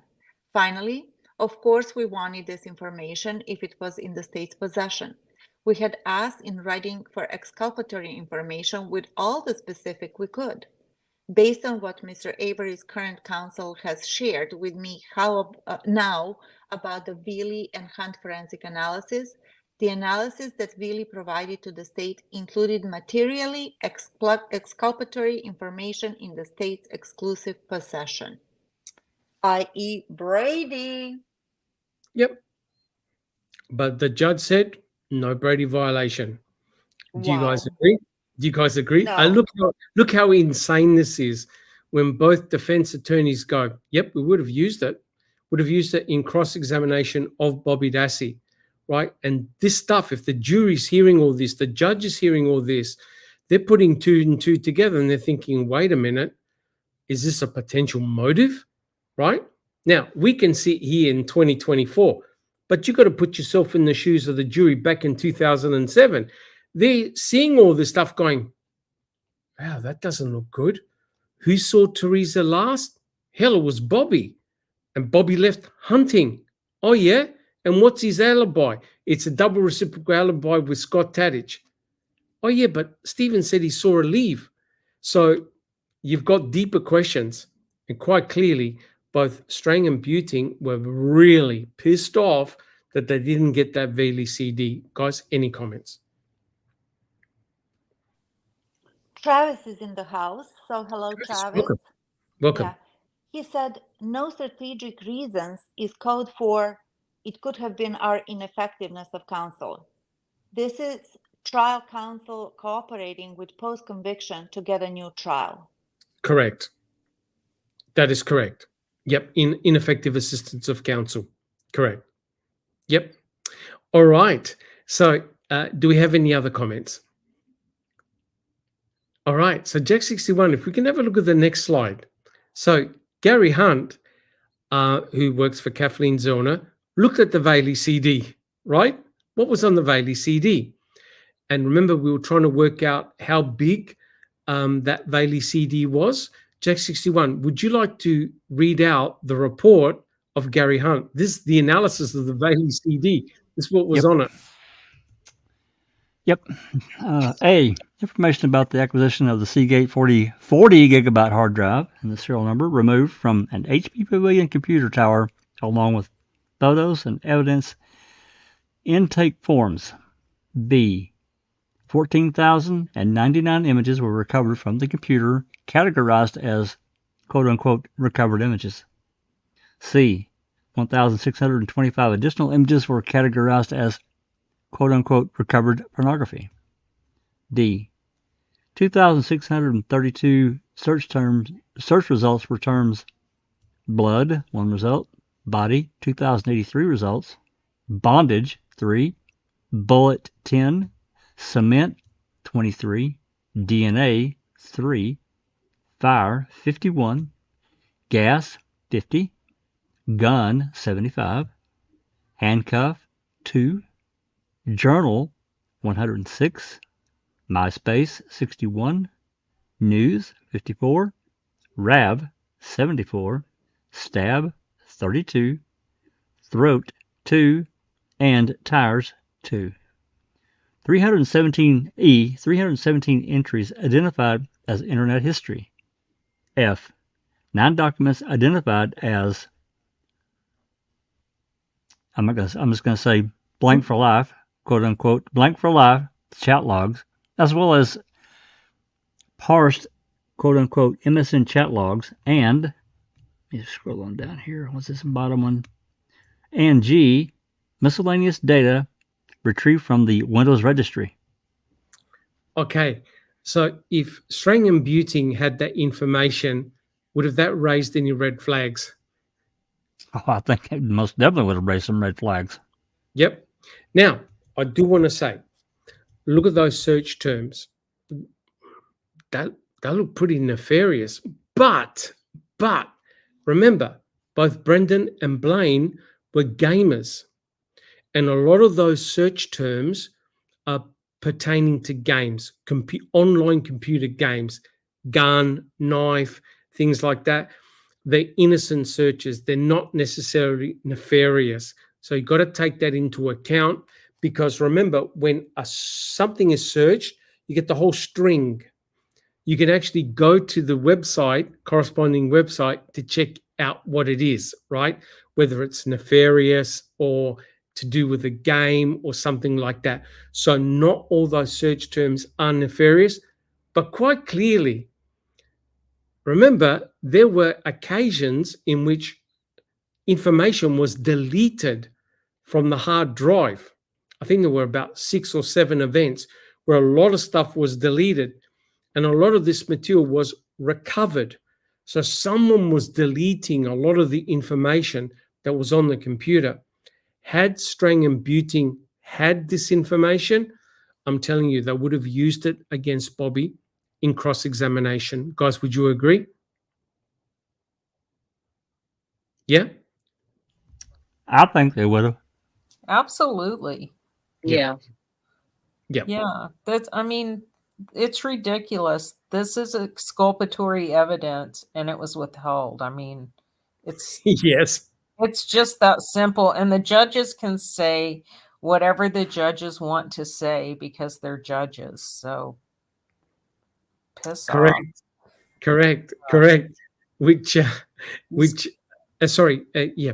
Do we It's have? just a God complex almost with some of these judges. It's all I can do tonight is gripe about investigators and judges and the process. It's just so disgusting to me.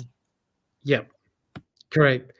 And speaking of which, Jack 61, if we can have a look at the next slide, our favorite person. Yeah, we'll just wait for Jack 61 to put up the slide. The next slide. Yeah. So the one that's been combating and writing reports to Kathleen Zellner is, of course, Judge Angela Sukowicz, right?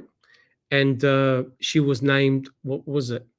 Judge of the Year. I can't remember the day. Was it 2021 or whenever it was? But yeah, so now she's taken herself off this particular case and there is a new judge, right? But what Judge Angie had to consider was the following. Jack 61, if you can put up the next slide. So this is what was presented to the judge that she had to consider. I don't recall. Do you see that? Yes. Are you able to read it out? Sure. Yep. Thank you. So this is what Judge Angie had to consider. But on April 12th, 2021, during the pendency of Mr. Avery's appeal, Mr. Avery filed a motion with the appellate court to stay his appeal and remand for evaluation of a new claim. The appellate court acknowledged this claim and stating the following. On November 9th, 2020, we notified the parties that this case had been submitted to the court for decision on briefs. On April 12th, 2021, Avery filed another motion with this court to stay his appeal and remand for evaluation of a new claim. This claim concerns alleged Brady violation, the factual basis for which Mr. Avery obtained on April 11th, 2021. Specifically, the claim is based on the affidavit of Thomas Sawinski, a Manitowoc motor route driver, who attests that days after Miss Halbach's death, while on his paper route in the early morning hours, he spotted a shirtless Bobby Dassey and an unidentified older man pushing Miss Halbach's vehicle down Avery Road towards the junkyard. Mr. Sawinski further attested that after he delivered the paper, Bobby Dassey attempted to block his exit, causing him to swerve and drive into a shallow ditch. Mr. Sawinski claimed to have called the Manitowoc Sheriff's Office later that day to report what he had seen, but was told they already knew who did it. He also claimed to have attempted to contact Avery's trial attorneys after seizing one of making a murderer, but never heard back from them. Okay. So this is what the judge had to take into account and consider. So if we have a look at the next slide, Jack 61, because with Tom Sawinski's affidavit, he included a picture, right? And he basically stated, hey, when I turned down Avery Road, I saw or I encountered 2 males pushing a dark blue Toyota RAV4 in the early hours of November the 5th, 2005. The problem is that he identified one of the males as being Bobby Dassey. and Bobby Dassey wasn't wearing a shirt. And I think that this has clued Kathleen Zellner in, okay, so if Bobby wasn't wearing a shirt and he was inside that RAV4, then he's got his whole back that can shed skin cells, right? Because if you're rubbing on a material surface, potentially you can shed skin cells. If you notice what Culhane did no general swabbing, no. All she did was look for stains, do a presumptive test for blood. If it was positive, she took another swab, did a genomic DNA prep, PCR, boom. But she never did general swabs, except later on, she was asked to examine the door latches. And she found touch DNA, get it? Touch DNA belonging to Teresa Horbach. That makes perfect sense, right? Because Teresa had to put her hand on the door latch to get out of her own car. That means that there's potentially enough DNA that if you start swabbing other surfaces, potentially you can extract genomic DNA. Now, Bobby Dassey's got nothing to fear if he said, hey, I was nowhere near that RAV. I never touched it. Then, if that's the case, you don't find Bobby Dassey's DNA, right? On the same token, if you start finding Stephen's touch DNA everywhere, Brendan Dassey's touch DNA everywhere, guys, as far as I'm concerned, case over. Guys, would you agree? Did Doc show the DNA results in court? Like the charts during the trial? Yeah. Yes, That was a PowerPoint from Culhane. From Culhane, wasn't it? Yeah. Yep. Culhane showed the photos of the RAV4. You can see blood spots. Then she showed the genomic DNA profiles, the STR profiles, the PCR profiles of all the alleles, of the item numbers, the things that she swabbed, all clear. Everything. So, boom, boom. She showed that one of the door handle? That I don't know whether she showed the door handle. I'm curious if there was more than one. It's item G. I think it was item G. But this was done later. Remember when they swabbed the hood latch? So there was a whole heap of other items that were swabbed after, not initially, but done later. And right? it wasn't the lab that swabbed that. No. It was others that did the hood latch swab. And I think others took swabs of the door latch as well. The swabs were then given to Culhane. Then she isolated DNA from them. Correct. But I have to check. I'm just curious if there were possibly any other profiles. If it was more than one. No, the only unknown profile that was not put up was A23.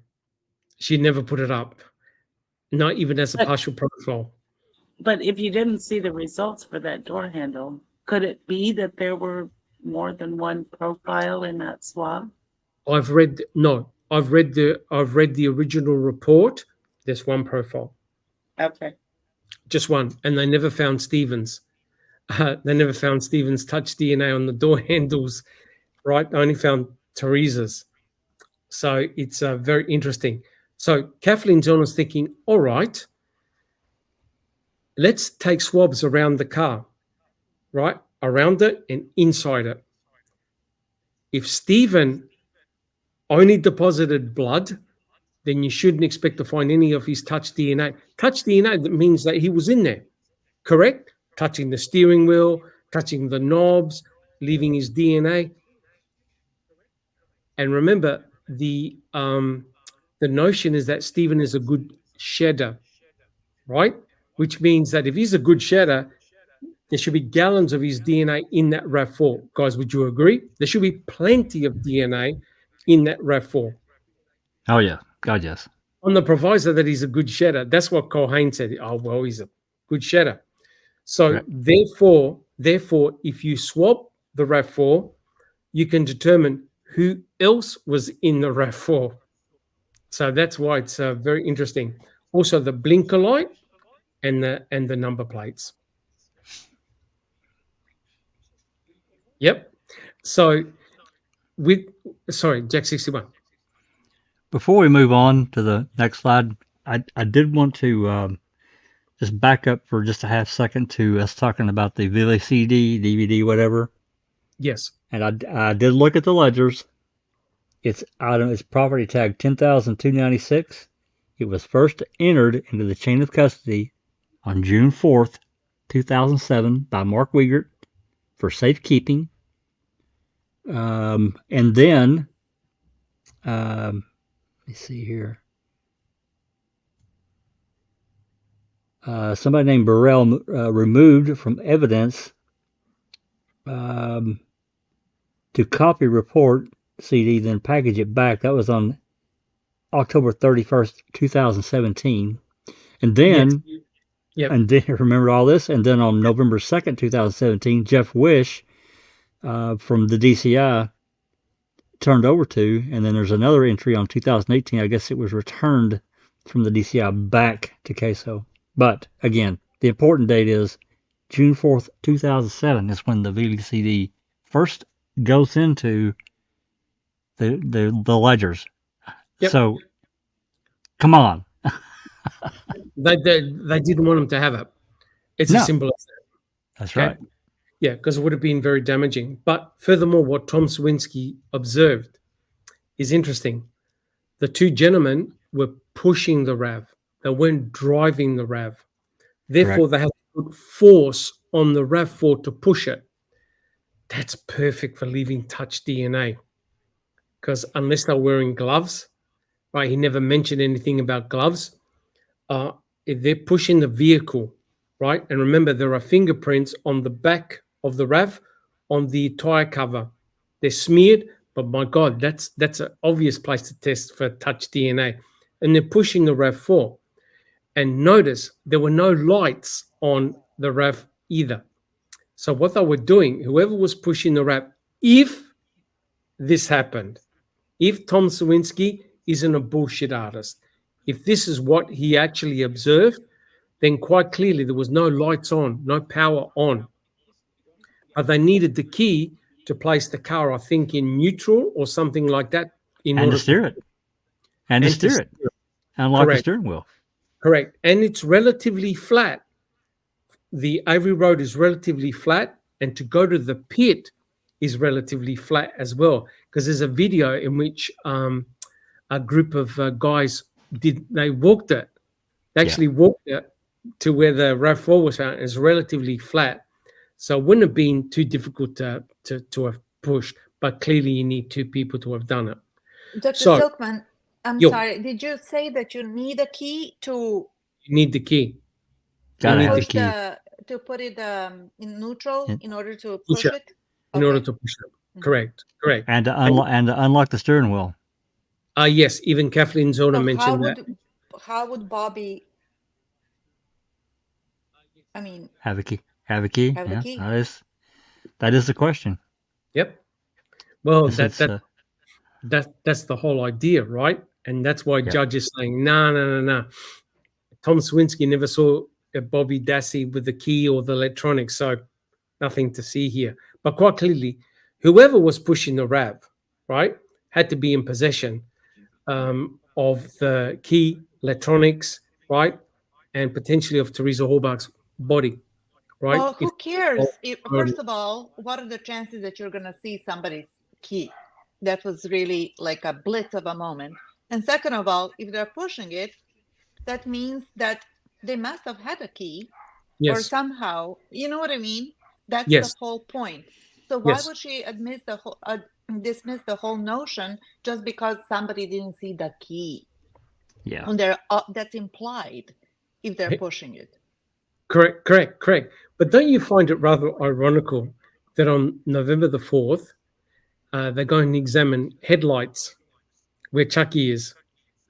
And one day later, in the morning, Tom Swinsky observes no lights. but the Yes. RAV4 was seen in his headlights. And what did we show? We showed that the RAV4, when there's a bright light on it, what color does it look like? Blue. Blue. Yep. Blue. Right? Because he was shining his light directly on the car. And Yeah, you can his see the headlights. blue. You see the blue. When the car is in sunlight, it appears green. So it's rather remarkable that Tom Swinsky goes, I saw a dark blue RAV. Do we have any comments? Yes. Lisa, who is super excited that she finally caught a live, Welcome. she said, I have wondered if the key they found in the trailer was the valet key. If the key Yes, that Teresa spare used key. every day had an anti-theft chip, the one found in the trailer is just the valet key. But yes, believe but it what is. about the other keys? They haven't found them. Well, how Haven't found them. convenient Yes, they haven't that found we them. know of.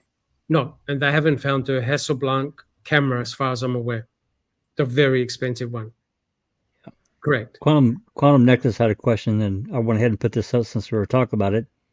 Any thoughts or any theories on who the older man was helping Bobby push the RAV?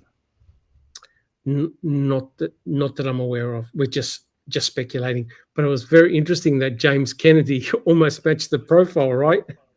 Older guy, grey hair, beard. Now that's We also we have to remember that, eyewitness ID 100%. are some of the worst. Yep. So it's 100%. very Terrible. possible that it wasn't Bobby at all. Yes. That's That right. was Yes. two people Yes. that we had no idea who it was. So Correct. yeah. 100%. And remember what I said right at the start? The 3 different scenarios. Stephen, Yep. Bobby, neither of them. Yeah. Right? But if you distill it down, no one should be pushing that RAV4 onto the property on the No. morning on the correct? That's what a lot of people are missing the point. Well, they're going, oh, it can't be Bobby, can't be Bobby. Hey, we agree. It may not be Bobby at all. That's right. No one should be pushing the victim's vehicle down Avery Road, obviously heading towards the pit, a couple of hours before Pamela God finds it. No one should be. And a couple of days after she's reported missing, she Correct. better be with them saying, "Hey, I need help with this freaking car here." Correct. 100% correct. So this is what the judge needs to consider. But if we have a look at the next slide, Jack61, what is very interesting is that Kathleen Zorner did her own homework, right? So we know that there's a call by Tom Swinsky. And in actual fact, I've got the little transcript. We'll read it out. But Kathleen Zorner also asked Devon Novak, who was the ex-girlfriend of Tom Swinsky, to actually confirm Tom Swinsky's account of what he told law enforcement. So in other words, on that day, either November the 6th or whenever, Tom Swinsky told Devon what he had seen. So Devon was able to back up what Tom Swinsky said, right? So we've got the phone call, and it's definitely there, November the 6th at 10:28 p.m. Tom Swinsky phones in the MTSO, leaves a message, and is transferred to Sergeant Seglob. We don't have that call. Then Devon Novak, ex-girlfriend of Tom Swinsky, she recognized Tom Swinsky's voice on the call to vouch for it. Tom Swinsky then identified his own voice because there's controversy. Well, how do you know it's the same Tom Swinsky? Well, it is. You got 2 independent sources saying, yeah, that's me. And his ex-girlfriend recognized his voice as well. Any comments, guys? Well, stepping back in time when we first got the affidavit, we're going like, well, okay, you can say anything. Just because you say you made a call, that doesn't mean shit. Well, then all of a sudden, boom, boom, boom, we end up with at least half the call, or at least part of that call, him calling into dispatch, and it being verified by an sworn affidavit by his girlfriend at the time. It's pretty big. At the time, that's the important thing. She said, yeah, that's what Tom said to me. he probably said it to her on November the 6th. Or That's right. I'm ringing up the cops because I've seen this and this and this. So she vouched for him, right? That's right. So let's actually read the transcript. I got the transcript of the call. It's only short, right? So, Jack 61, would you like to read out the part of Tom Sawinski? And Neverly, would you like to read out the MCSD, the Sure. Manitoba Sheriff's Department? Yeah, Sure, let's go, sure. guys. So this is what transpired. Manitoba County Sheriff's Department. This is Carla. Can I help you? I don't know if it's a good information, bad information. Who do I talk to about this girl who's missing from Hilbert? I can have you speak with my shift commander. Can you hold on a moment? Thank you. Sure. I'm going to transfer you to the shift commander. You'll be talking with Sergeant okay? Thank you. Okay. Call being transferred. Ring, ring. Sergeant somebody Scott, when I hang up, it's a man on the phone who thinks he has some maybe more leads.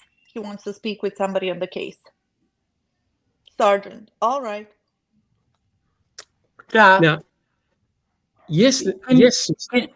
can you tell me who translated this? This was in the filing of Kathleen Zona. Okay.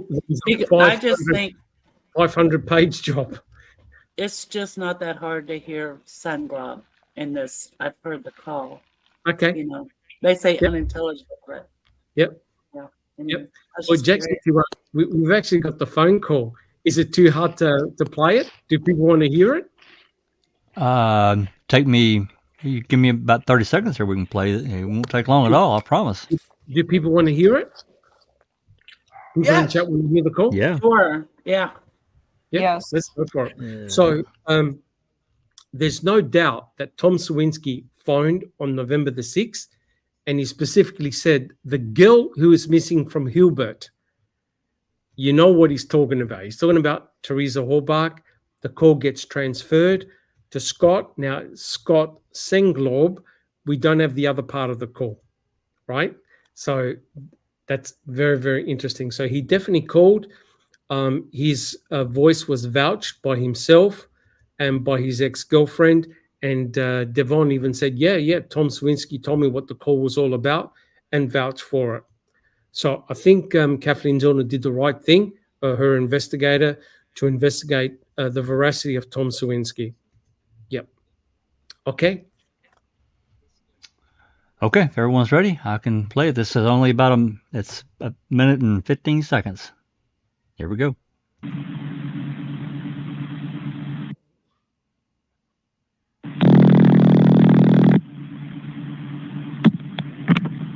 Manitowoc County Sheriff's Department, this is Carla. Can I help you? Carla, I don't know if this good information, bad information. Who do I talk to about this? The girl that's missing from Hilbert. I can have you speak with my shift commander. Can you hold on a moment? Thank you. Sure.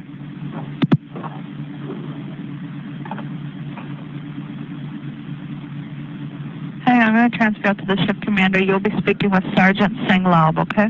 Okay, thank you.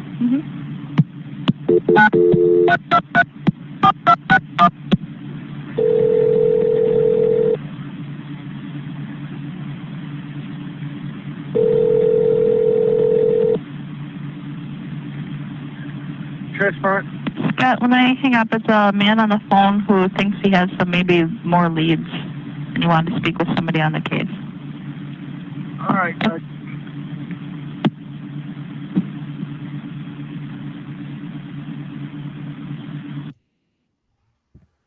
Great There we go. pickup. Great pickup there, Susan. Correct. Wow. Sheriff's Department. Yep. Great pickup. And Senglob on the 6th tells him, we got our guy. We already know who did it. Well, Ooh, this is like deja vu. that's according to Tom Sawinski, right? So Yeah. look, and of course, right? what does Sergeant Seglob, what does he do the very next day? He's part of Search Team A. Search Team A is where? Cuss Road. Cuss Road. Also where the burn barrels are, right? And what do they find? Deputy Siders finds the burnt electronics in the burn barrel, in Stephen's burn barrel. A day later, you have the cremains. So very interesting, the sequence of events, right? You got Tom Sawinski. No, let's go back one step. On the 3rd, you've got tail lights on the property. They don't know where it belongs to. On the 4th, they've got headlights. They don't know who it belongs to. On the 5th, the morning of the 5th, Tom Sawinski notices 2 guys pushing a RAV4, no lights. He said it was a dark blue RAV4, right? A few hours later, at around about 10:30, you got Pam God, who finds the RAV4 with Nicole, right? So you've got all these events that are occurring in sequential order. Then on the 6th, not a week later, not 2 weeks later, not a year later, you got Tom Sawinski. He calls in and says, look, I've got some information. And the lady, Carla, I think her name was, she even said a tip. Now, do we hear Tom Sawinski's name mentioned in all of the trial? No. Not even interviewed like all the other people that were associated with Avery Salvage Yard. They didn't interview him. No. And remember that the investigators did a canvassing of everyone on the Avery Salvage Yard. They did. Including talking to the newspaper the mail delivery guy. Yep. But they forgot to talk to the guy that delivers newspapers. Yep. And remember the photograph of the newspaper in Stephen's house? Didn't any of the detectives think, shit, who delivered this newspaper? The time, what was the Herald, wherever it was? They never thought to think, who delivered this? Right? Because imagine if they'd interviewed Tom Sawinski back in early November. But God damn it, Tom Sawinski found them. He found them, for God's sake. Right. I mean, it all goes to try to understand what he said to him that night and what Sawinski did with it. Did he just bury it and just say, that wasn't shit, and only talk to that guy? We don't know. Yep. Because Senglob would have said, well, who are you? What do you do? How are you related to the Averys? Oh, I deliver their newspapers. And he never got called. There's no DCI report of Tom Sawinski, as far as I'm aware. No. Not that we've got our hands on. I mean, got to remember, guys, there's a lot of DCI reports that we still can't get, so. Yep. So look what Mr. Buting said about the Sawinski call, right? Was he pissed or was he pissed? So let's have a look at the next slide, guys. I've got a couple of more slides and then we're done. Susan, would you like to read this out? So this is what Buting stated in regards to the Sawinski call. Okay, I'm here. Sorry. No hassles. Thank you. 7. Had Mr. Strang and I known before Mr. Avery's trial about any information that a person had reported 2 men pushing an SUV on the Avery property in the darkness before the reported discovery of Ms. Halbach's Toyota RAV4 SUV on the Avery Salvage Yard property, we would have pursued that information diligently with Mr. Bates and otherwise. Number 8, had Mr. Strang and I received or known before Mr. Avery's trial about Thomas Sawinski's telephone call with the dispatcher, which shows that she transferred that call to Sergeant Scott Senglob, we would have made a specific request for further information about the substance of that call from Sergeant Senglob. Number 9, although the new CD-ROM reveals that Thomas Sawinski indeed did call the dispatcher during the time frame of the CD-ROM given to Mr. Avery's trial counsel, Mr. Sawinski's call was not included on the pretrial discovery CD-ROM. Another freaking Brady Brady. violation. Another Another Brady Brady. violation. Right? So the original argument was, you can't prove Tom Sawinski called, and now they found the call. Right? So quite clearly, Buting would have said, well, we would have asked Senglob, hey, what's this call all about? So now, if the jury can hear, hey, wait a minute, we have a guy who sees two people pushing a RAV4, the victim's vehicle, on the property. How come it never got reported by the MTSO? How come, you know what I'm trying to say? So this would have been very, very damaging. But Judge Angie doesn't appear to think so, guys. Any comments? Well, I just want to know who all was informed.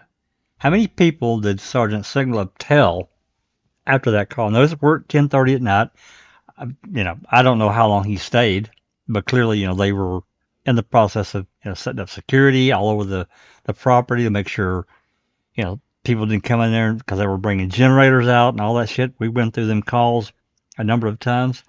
Again, I want to know who all was told at that time of the night. Probably, I'm just going to suspect there were a few. Was the prosecutor told? The special prosecutor? Was Mark Rohr told? Were phone calls made that we were unaware of?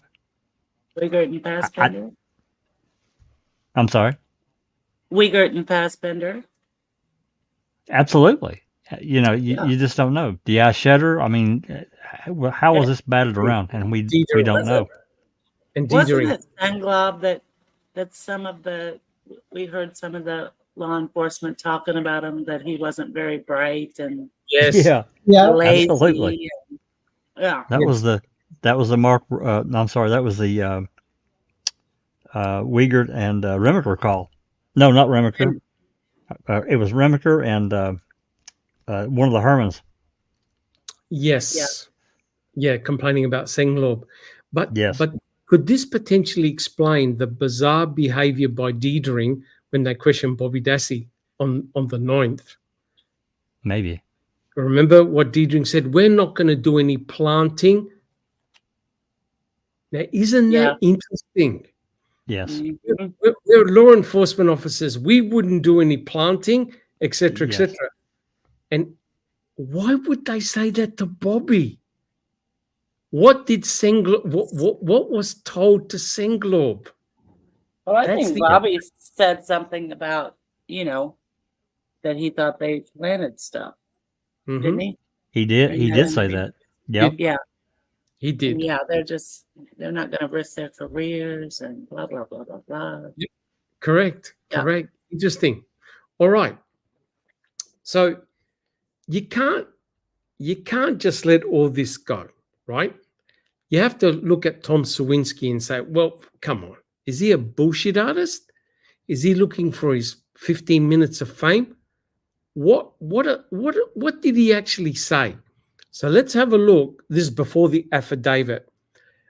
He sent an email off in 2016, right? And then Jim Kirby got the email back in 2021. So let's have a look at what he said. Now, it's a little bit hard to read. Who's got good eyesight and who can read that? Who would like to attempt to read that? I'll try it. Okay, awesome. So this is Tom Sawinski, what he said in 2016. Hello, my name is Thomas Sawinski, and I delivered newspapers to the Avery residents every day for years. I delivered papers at the time of the Hawbox situation. Somewhere between October 31st and November 5th, 2005, not sure which day, I turned down Avery Road to deliver their paper when I almost ran into two people pushing a dark-colored small SUV down the road with absolutely no lights on. It was dark, and I delivered the papers as soon as possible each day so I could get home in time to get my son ready for school and drop him off. As I passed them, I realized I had stumbled onto something that seemed out of place. I spooked both of them tremendously. I drove down the dead end and put the paper in the tube and turned around to come back down the road. I knew I was in a shady situation, so I approached them with a good amount of speed to get around them fast. As I approached, the guy pushing the driver's side stopped and tried to stop me, I guess it should be, in the middle of the road. I went half in the ditch and just waved to calm the men into thinking I was oblivious to what was going on. I didn't see who the man was on the passenger side, but the young man, maybe 18 or so, that tried to stop me was not Brendan Dassey. His build was thin and fit and about 5'9" tall. Days later, after seeing the footage on TV of the RAV4 being found on the property, it clicked that it was probably the SUV I had seen that night. I called police and notified them. They didn't seem interested at all and said, "Thanks for the information."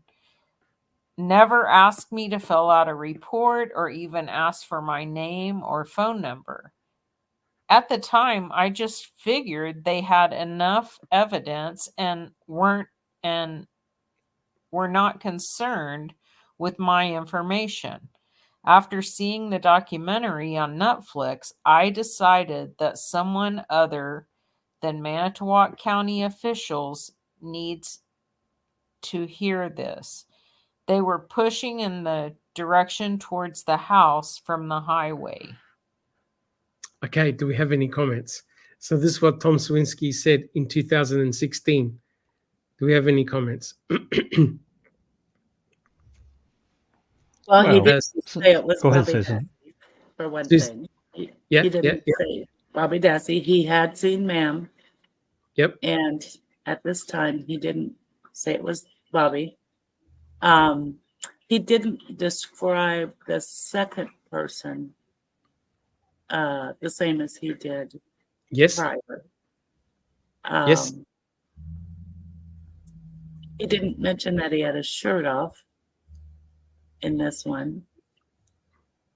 But, you know, I think this is probably the most accurate description. Yes, but the general gist of the story remained the same. Absolutely. He saw Two somebody guys pushing that RAV pushing a RAV onto the property, Absolutely. no lights. They looked stunned to see him, Yeah. and he called the cops, and they said, "Don't worry about it, mate." So he got his embellishment of what he said in his affidavit by adding Bobby Dassey, the older guy with the grey beard. You don't know about the veracity of that, but the gist of the story is the fact that he saw two guys pushing a RAV, no lights, onto the property. Correct? Yep. 2 days after she's reported missing. Yes. Now, And was it? yes.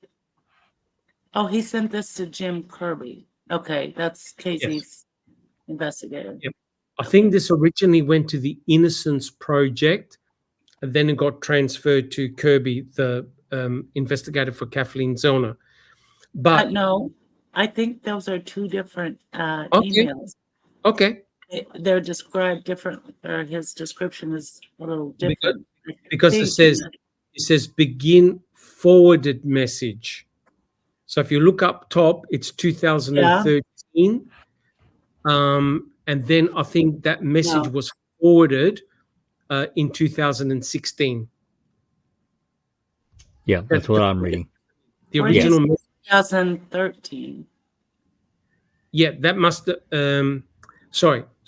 April 13, 2021. So I think the message down below, which was written originally in 2016, was then forwarded to Jim in 2021. That's how it's Got you. because it says forwarded, right? Got you. And so, but what is interesting is would you describe Bobby Dassey as thin and fit at about 5'9" tall back in 2005? I'm not sure of his height, but that sounds pretty accurate. Does Yeah, sounds pretty close. Does that describe Stephen Avery to you? Thin and fit? No. And 5'9", no. No, no. But the interesting, he said it wasn't Brendan Dassey. Right?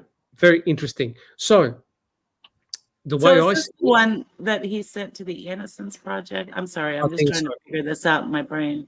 I think so originally, and then it got passed on to Jim Kirby. Got forwarded. It got forwarded to Jim Kirby. And he was thinking he sent this to Beating and String, but he was Correct. incorrect. It was actually Made the a mistake. Innocence Project. He had made a mistake. He had made a mistake. So I think the overall gist of the story was that he saw two guys pushing a RAV4 onto the property. He doesn't know exactly when. He gave a time frame. But remember, he would have said this in 2016. So he does the paper around Monday, obviously, all week. So he gave the time span of October the 31st to November the 5th, right? But the call to the police is November the 6th. Mm-hmm. So you observe something like that, you're not going to wait week or 2 weeks. You're going to say, shit, I think I better call the law enforcement. It was like right after the 10 o'clock news. It was 10:28. Yeah, correct. Yep, correct. So do we have any additional comments? All right. So the next slide is where people have gone absolutely ballistic. Tom Sawicki's a bullshit artist. He can't be. He did a Facebook post in 2016, right? Would someone like to read what Tom Sawicki said in 2016 on a Facebook post? Who would like to read that one out? I can. Okay, let's go for it. Why would he call the plates in if he already had the info of who he's looking for? I believe he found the RAV4 and proceeded to plant it on the Avery land per orders for higher ups. It's not far-fetched at all. Have you seen the corruption Manitowoc County did? They should be charged with crimes for how they handled and mishandled the case. Innocent or not, it has nothing to do with their corruption. And then someone responded to him. I'm confused here. If I remember right, you swore up and down that you knew the sheriff and said he wouldn't lie. You also said if Avery got out, you would come here and kill him in a Colorado minute or something like that. Are you changing your tune after watching the doc? Now, I haven't followed any other threads or comments that he's made. Can anyone comment on this, please? I did see the email about the Colorado Minute. Yes. Do we know that's the same Tom Sawicki? Apparently, this is the same Tom Sawicki. I know that researchers have checked his address. They've gone back to his Facebook page. One of the individuals that liked the comment was his sister. So it is interesting. Will you put that back up, Jack, please?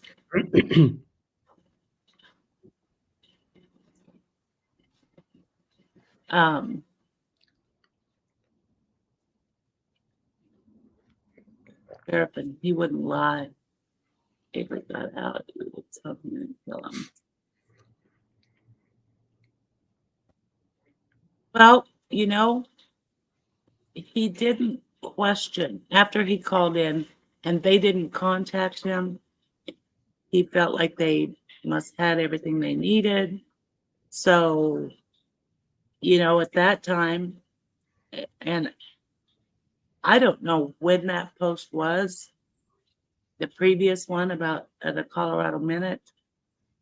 I think that was much earlier, years earlier, but I'm not certain of that. But he believed before he saw Making a Murderer, he may have believed that Stephen was guilty.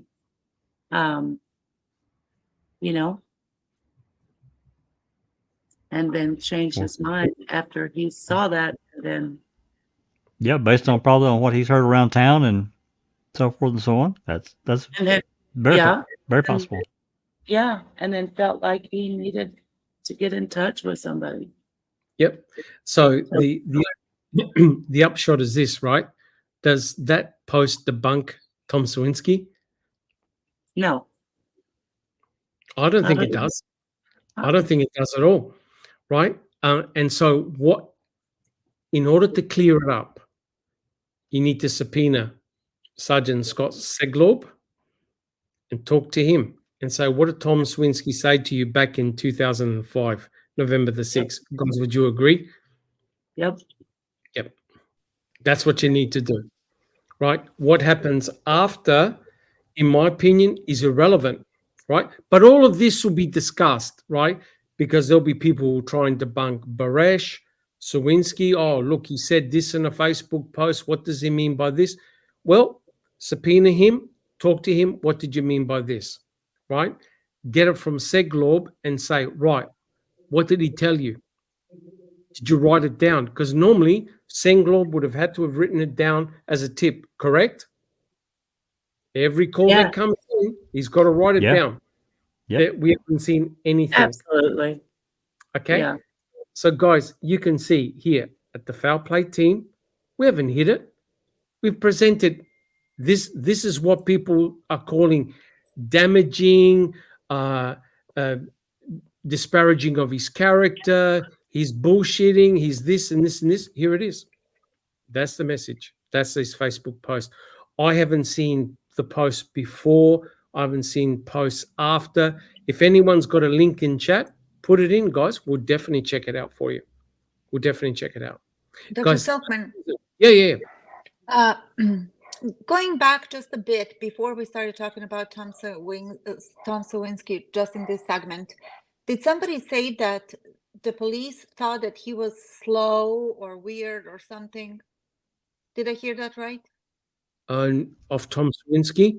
Yeah. Yeah, I've never heard that. Oh, I I've haven't- never heard Okay. that. Was that Thomas, the other guy? The one that Baresh? cried? Baresh. He didn't sound like it in his phone call. He didn't sound. Yeah. Because I was going to say, Um, if they made such a comment, how hypocritical of them to dismiss the importance of that call, of somebody being weird, slow, or whatever disparaging name they would call him, where we have Brendan Dassey, and they believed him everything. quote unquote, Correct. Right? Correct. Yeah, correct. Now, to be fair and full disclosure, Tom Sawinski does have a criminal record as well. Don't worry, people have looked it up.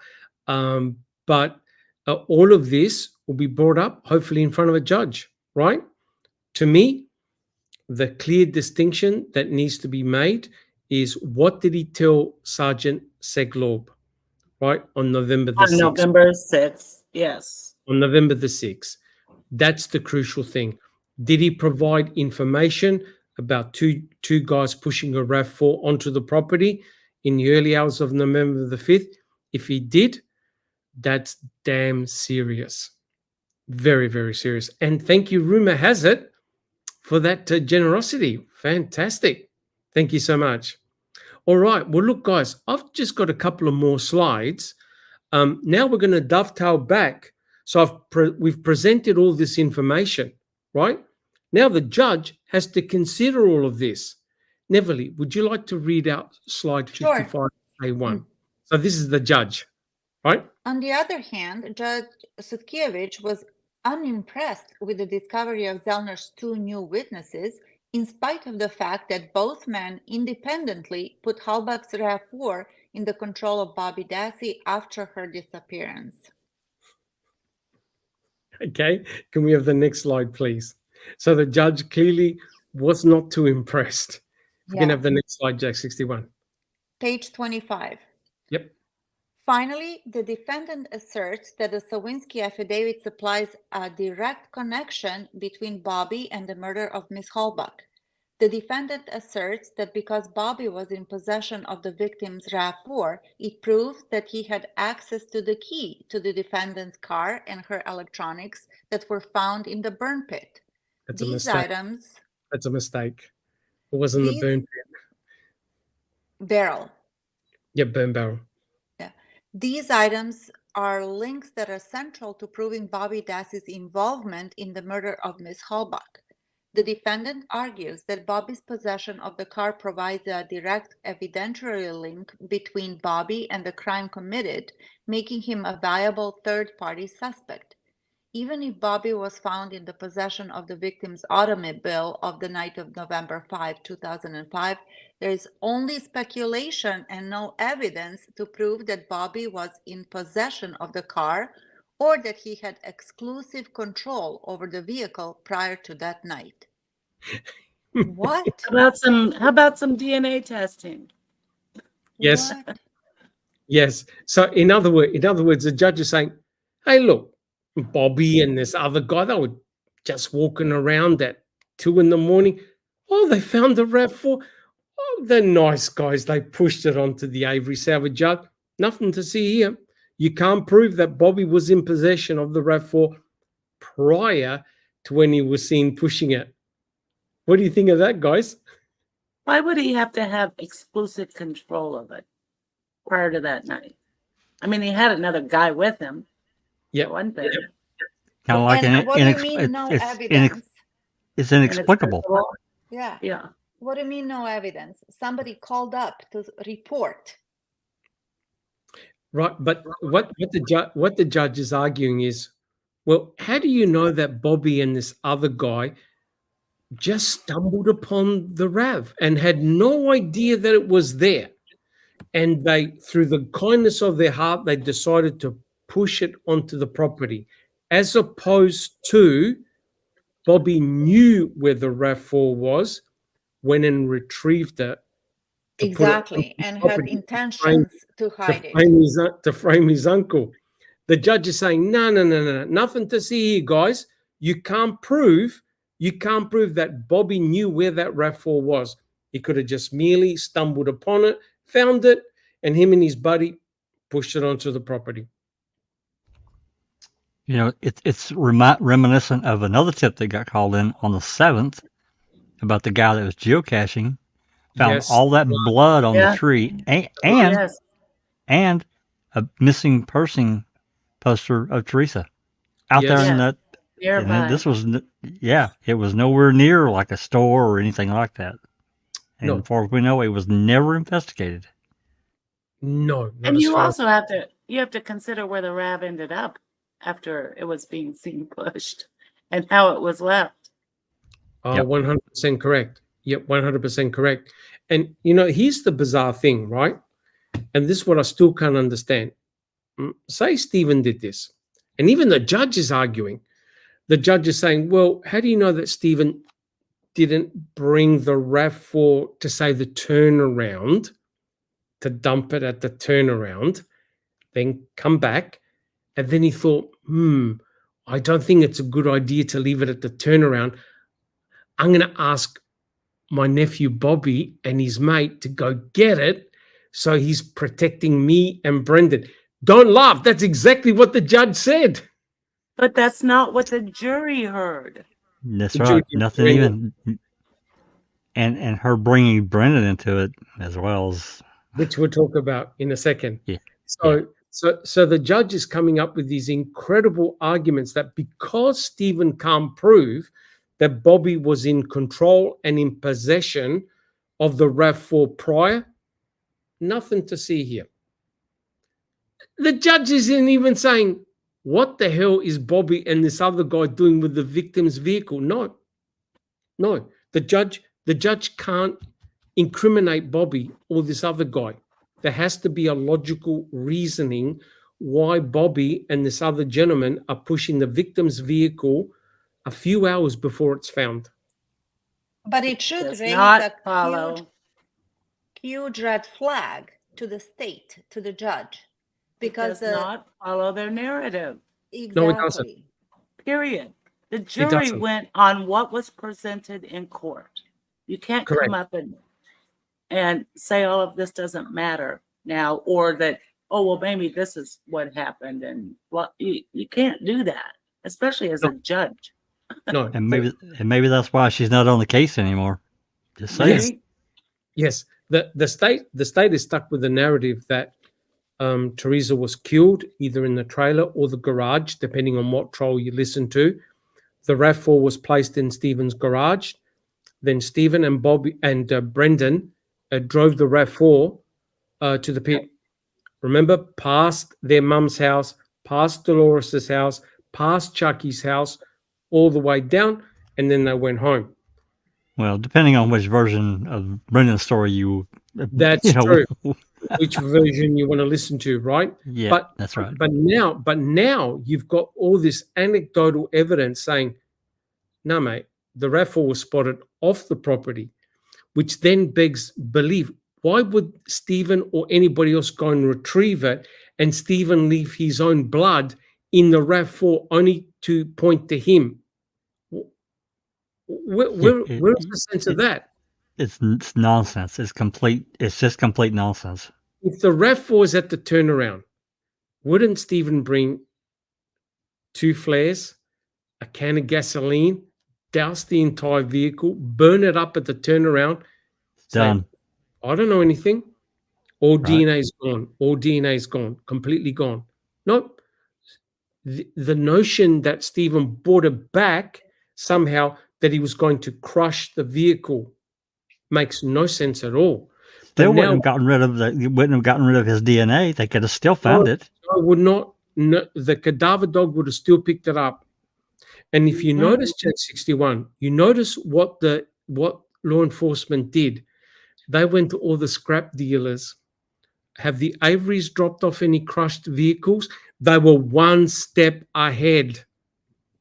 Right? Yep. So even if Stephen have crushed the vehicle, what would they have done? They would have seen a blue-greenish vehicle. Shit, is this a RAV4? Let's open it up with the jaws of life. Let's bring a cadaver dog in here. Oh my God, the cadaver dog is detecting human decomposition. Oh my God, boom, Stephen's done like a dinner.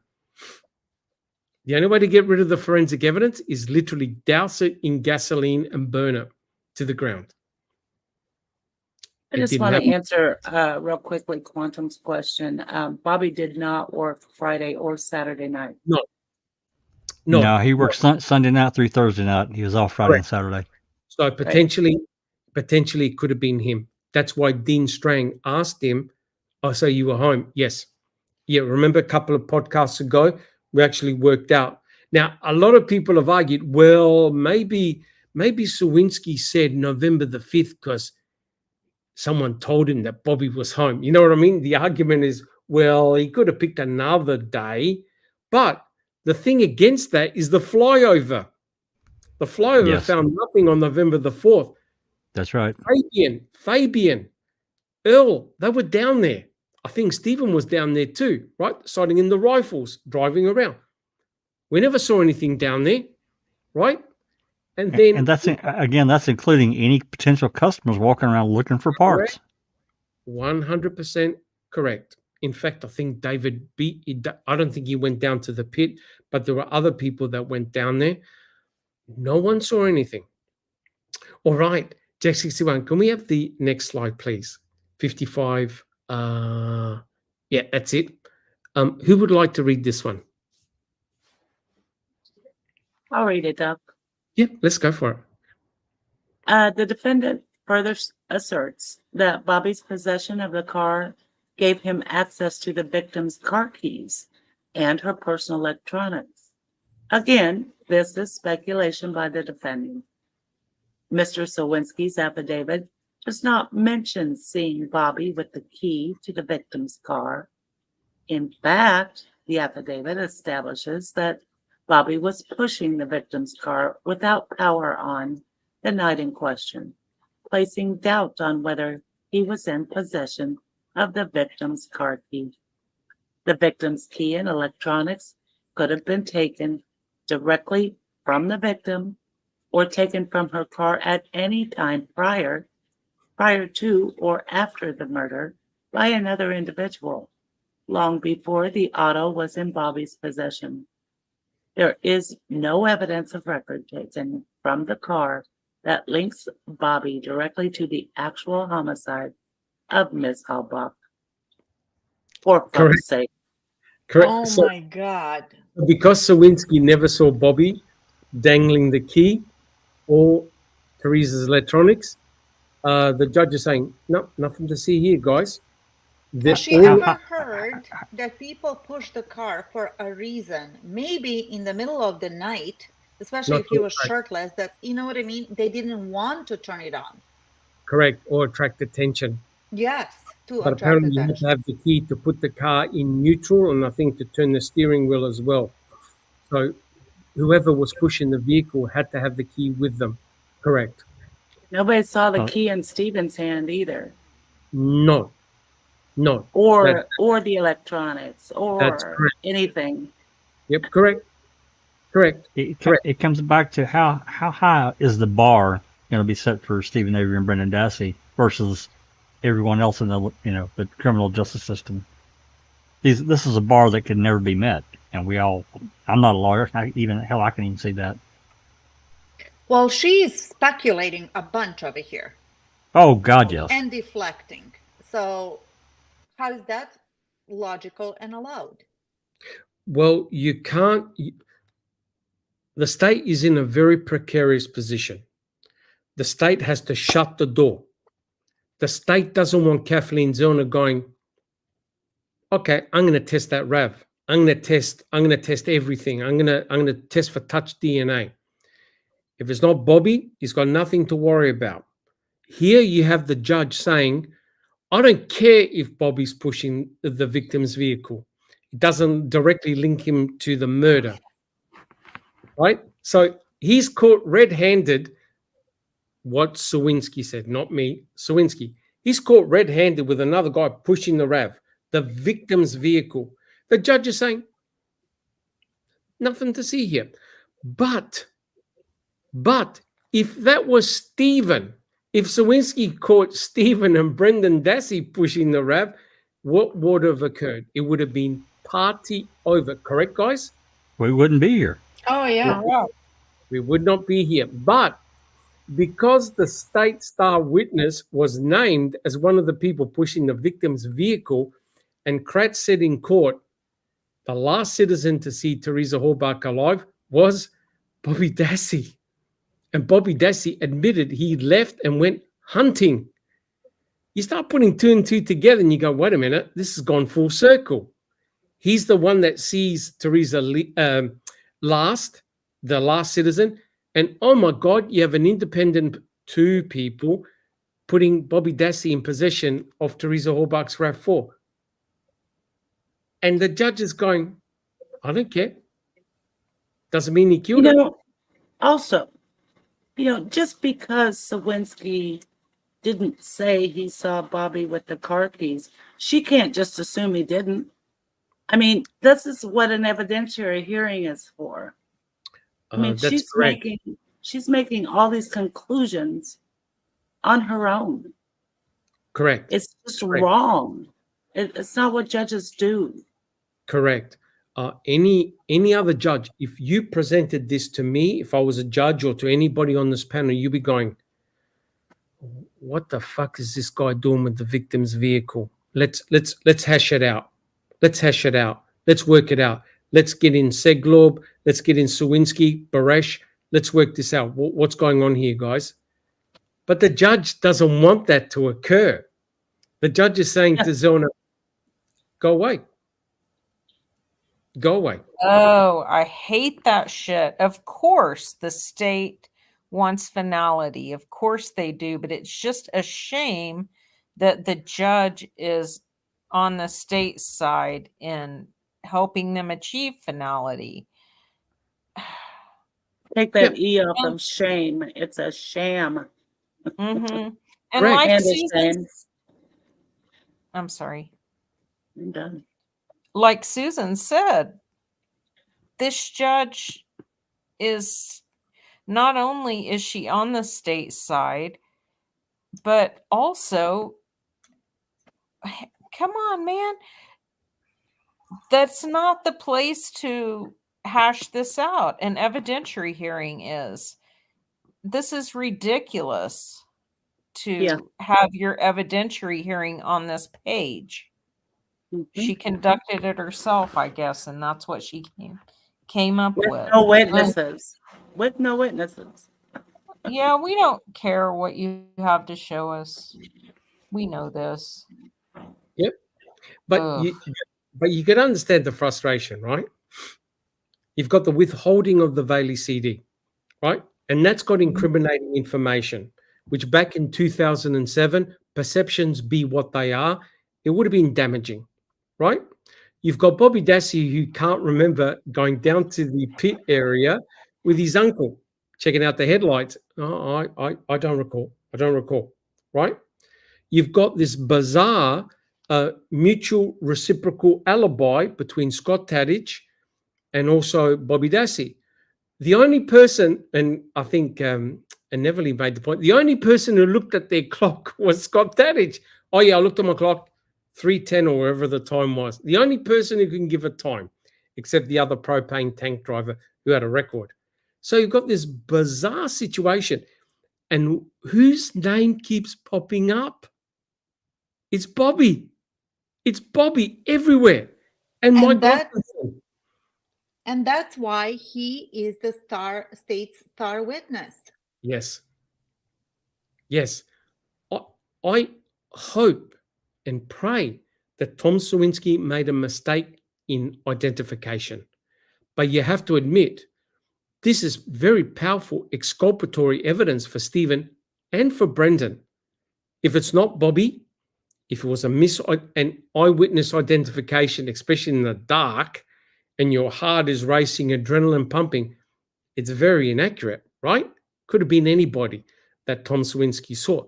But the judge is saying, I don't care. I don't care if there was two people pushing the victim's vehicle. I'm going to dismiss it. No Brady violation. I don't know if any other country could get away with this except in America and in Wisconsin. This is the most bizarre thing I've ever read, but it gets worse. There's other states, Doc, trust me. It's just as bad elsewhere? Many states. Okay. Let's have a look at the next slide. And Neverly, would you like to read this one? Sure. Yep. Look at the Taking judge. Xanax. Yep. Popping Xanax, yeah. While the defendant asserts that the only logical conclusion to be drawn from Bobby's possession of the vehicle that night is that Bobby is the individual who actually murdered Miss Halbach, this assumption is flawed. There are other reasons that Bobby could have been in possession of the car that night, including that Bobby was trying to help hide evidence to protect the two individuals directly linked by forensic evidence to this murder and convicted of the crime. The defendant's conclusory assumptions drawn from the evidence offered in the affidavit do not amount to evidence directly linking Bobby to the homicide itself. As such, the defendant failed to meet the final standard of the Danny test to establish Bobby as a valid third-party suspect in the crime. My God. Can I scream? Yes, please. Scream. Oh my God. Oh, that's horrible. And Brendan was not linked forensically. And Correct. was he a part of Stephen's trial? No, he wasn't. He wasn't. But to me, this is the most insane comment I've read so far. No Think doubt. about it. Bobby is trying to help his uncle and his brother, Brendan, by bringing the RAV4 back to the property instead of bringing in a can of gasoline and a flare and torching it to say, poof, DNA's all gone. I'm helping my uncle. I'm helping my brother. No, he bought the RAV4, whoever bought the RAV4 back on the property, it was brought there to be discovered. Correct, guys? To be discovered. Absolutely. And it had to be discovered on the property. Now, by, not by a cop either. Police by a citizen searcher. Now, notice what the judge said. Hey, look, okay, if Bobby was pushing the RAV4, doesn't mean he killed her. But Stephen's blood in the RAV4 equates to him having murdered Teresa Hallbach. You get it? So Yeah. Bobby and the other guy pushing the victim's vehicle, nothing to see here. Now, what is interesting? This is going to be disturbing, because what happens if Kathleen Zellner finds Bobby Dassey's DNA and another guy, another person's in and on the RAV? Is the judge going to say, well, you can't link him to the murder, can you? But what did they do with Stephen? We found his blood. He's a murderer. Guilty. Guilty. Guilty. Right? So how can the state treat one scenario completely different to the other?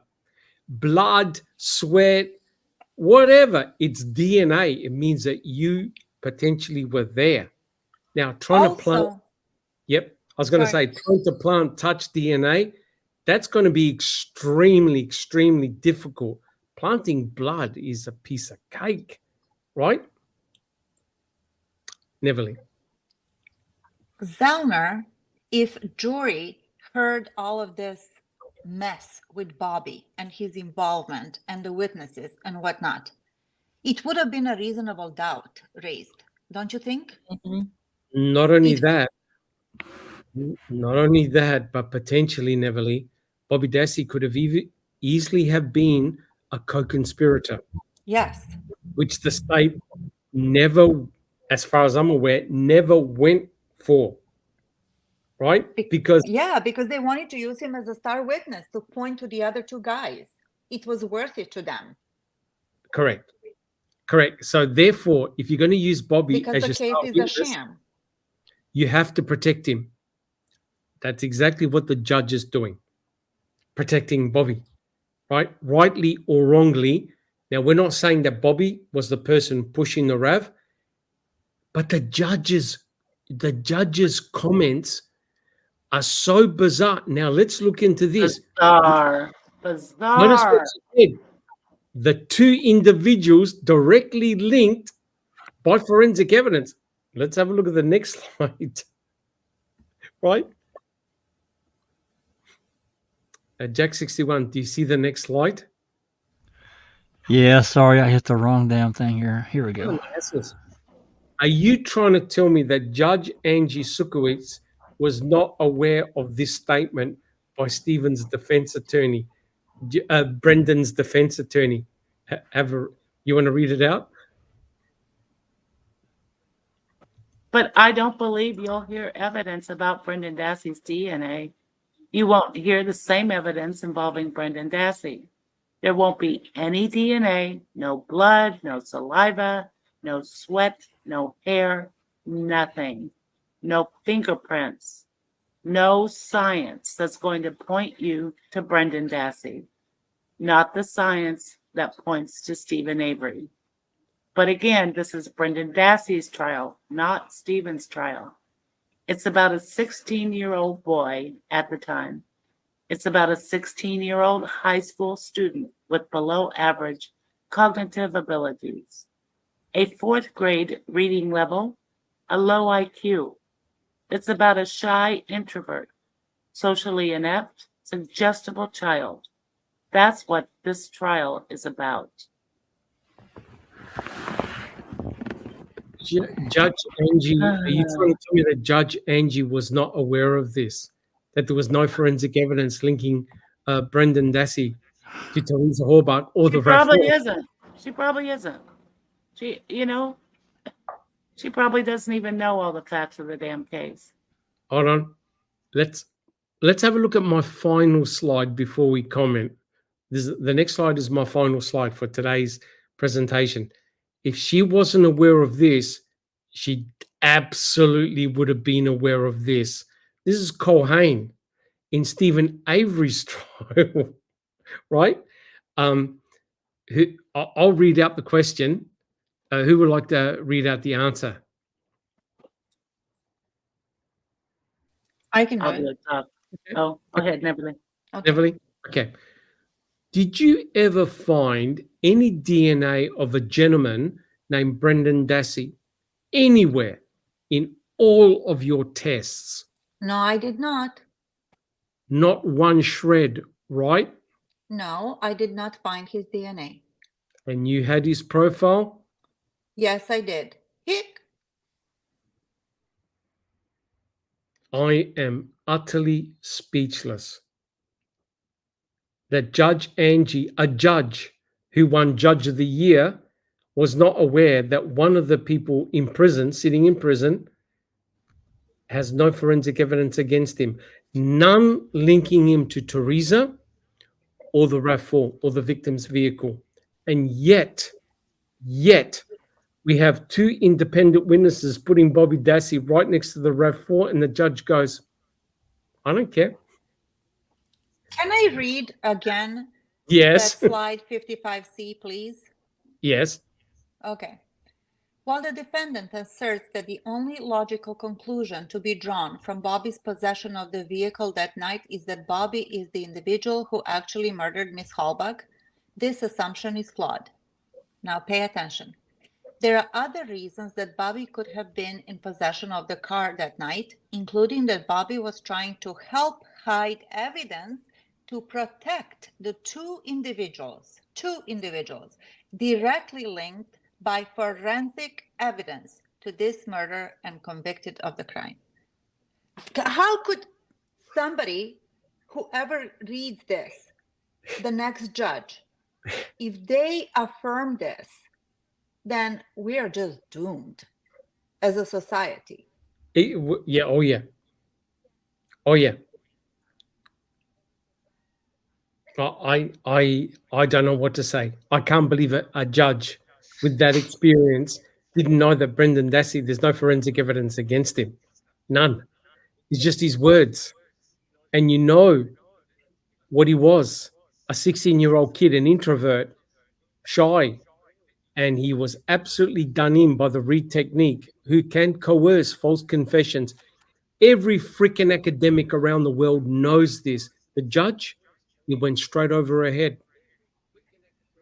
How can you argue against a Denny, you don't have to prove that the Denny did the crime. You only have to prove that it's a possibility that he was involved in this and did the crime. And You if don't you have to prove it. Exactly, that he killed it. It's just that it's, as you said, a mere possibility. It doesn't even have to be the truth, but it's a possibility because he had means, motive, and An opportunity. Exactly. Which I is mean, reasonable she's doubt. saying you have not proven that he killed her. So therefore, he's not a Danny. That's just bullshit. Total That's bullshit. not the law. That is not the freaking law. She's inventing the law. Yeah, like Rhonda says, that they could have committed the crime. Correct. Yeah. But now, from what Jack 61 and the others presented the other day, Kathleen Zellner has now drawn the gauntlet and said, okay, let's check the veracity of Bobby, Stephen, Brendan, Tom Sawinski, Baresh, all of them. How we're going to do it? We're gonna investigate the RAV with touch DNA. If you weren't in that RAV, you've got nothing to fear. If you were in that RAV, we're going to find your DNA. And that's it. That's how they're going to settle it, right? Now, you can have many counter arguments. Stephen's DNA should not be on the number plates or on the blinker light. Guys, would you agree? If he wasn't involved, his DNA should not be there. Someone removed the plates. Someone removed the blinker light. Someone sat in the driver's seat, possibly even the passenger seat, and they were pushing the RAV. They know where to look for now. If they found Stephen's DNA 149 days later on a piece of metal, if they've preserved the RAV, they'll find it. That's scary. All right, guys, That's all I've got for today. What do you think of the podcast, guys? Well, my blood pressure's up. Yeah. Damn it. I gotta tell you, this is one of my favorites. Thank you. Thank you. Well, you helped as well. Don't forget. And also the your suggestion about the indicators of what was it? Indicators of guilt or participation. Involvement, yeah, possibilities, yeah. Involvement, which is very, very interesting. I just found it incredulous that Bobby all of a sudden forgot that he helped his uncle search at the back for the lights, right? How do you forget an event like that? It makes no sense at all. Plus, then when you factor in John LeQuern, the propane tank driver, and Susan's excellent suggestion. Hey, look, he saw the vehicle when he saw the vehicle. It doesn't have to be at a certain time point. As long as it was before the bus, then you go, shit. Does that potentially mean that Teresa was attacked on the Avery salvage yard, put in the back of her own RAV4 and driven out? And then you have to factor in, was she actually driven to Cuss Road? You know the scenario that Kathleen Zona put that Bobby followed her to Cuss Road? Maybe nobody followed her at all. Maybe she was actually driven in her own RAV to Cuss Road, right? And then the RAV was dumped at the turnaround. And then you bring in his brother's observation, Blaine, who said, I saw Bobby in a blue-green car on Highway 147 as I was coming home on the school bus. And you're thinking, what the hell? What's Bobby doing in a blue-green car? That can't be right. So all of a sudden, Kathleen will present all of these pieces of information in front of a judge. Judge, I had a forensic pathologist look at those scratches. He reckons they're done by human fingernails, not by a dog. And all of a sudden, this doesn't look good. Yep, that pretty well pretty well sums it up. Correct. Yeah, we've got a number of questions, Doc. I've been highlighting. I've highlighted as many as I could, and while doing the slides, and so I probably missed some, and I apologize for that. But and a couple of them are out of order. I apologize for that too, but it should be okay. Yeah, let's see if we can answer them. Yeah, we've got 26 questions, and I think there may be a comment or two in here. Yeah. I need to get a drink. Well, go ahead. Get yourself a drink there, quick, Doc. Will. Okay. All right, let's start out with Neverly. I'm going to pop these on the screen. Neverly, can you read them, and we can try to answer them? Is Neverly Sure here? thing. Okay, Yeah, here we I'm go. Here we go. All right, this is from Clive Coolidge. Question: if you go by the narrative, then Stephen and Brendan are innocent. +1, the RAV4 was planted, and 2, there is no evidence of a crime in Stephen's home. 3, bones were found in other places. I'd agree with that. Yep, 100%. Then the state's narrative, in my opinion, is patently wrong. If the state's narrative was as it is, none of us here would be here. None of us. They've got this. This doesn't. I mean, for me, this is a personal thing. Not being satisfied because they didn't photograph shit that they've used to convict, and put 2 guys away. And not only that, not only did they not photograph it, they gave it away. Correct. And I have an awful feeling that there's going to be either a fire or a flood in the container holding the RAV, the plates, and the blinker. Yeah, they're going to disappear. They're going to disappear. So much other evidence has that, that in itself becomes a real issue in itself. Either that, or they're just not going to give her access. No.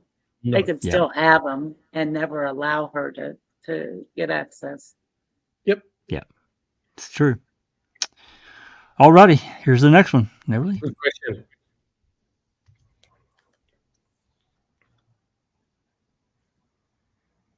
Neverly, you want to read it out? Oh yeah, sorry, I was muted. Yeah. Clive Coolidge. I'm suspicious of Bobby Dassey because of the photo of the scratches on Bobby's back. Definitely looks human. The gaps look too wide to be from a puppy. Must have been a big puppy. Yeah, agree. And Kathleen Zollner's forensic pathologist said exactly the same thing. They appear to be from the spacing and the way they're positioned. It's not from a dog. I mean, I've been scratched from a dog. Normally, the scratch marks are much more closer and smaller, whereas these go straight down. Plus, I didn't show you all the other photographs. He's got many more scratches on him as well. Yeah, that's right. Yeah. Alrighty, next question. From Graham Moss. If Bobby left at 3 o'clock, the tanker driver would have seen him. Yeah, and he didn't. But the other thing, of course, is John Le Guin never saw a Blazer drive out, but there is the possibility he could have missed it, because remember, he had to be behind his truck to fix up the piping, because we worked out the timing. It is possible that Bobby Dassey drove out and the driver didn't see him, or the other option is that Bobby Dassey never left in a Blazer, as suggested by Susan. Yep. And the reason why, and remember, Stephen never saw a Blazer driving out either. He only saw Teresa turn left, and he said towards Larrabee, and that's exactly correct. So it does bring up several possibilities. What is scary is that if you look at the blood on the back of the RAV door, it indicates that Teresa was bludgeoned and attacked. And that's exactly what Catherine said too.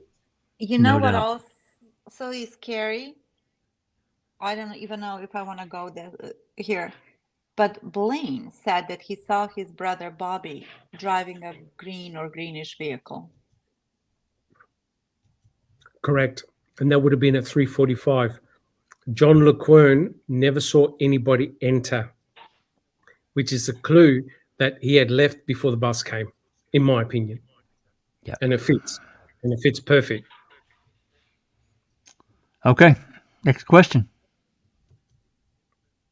From Anthony Hills.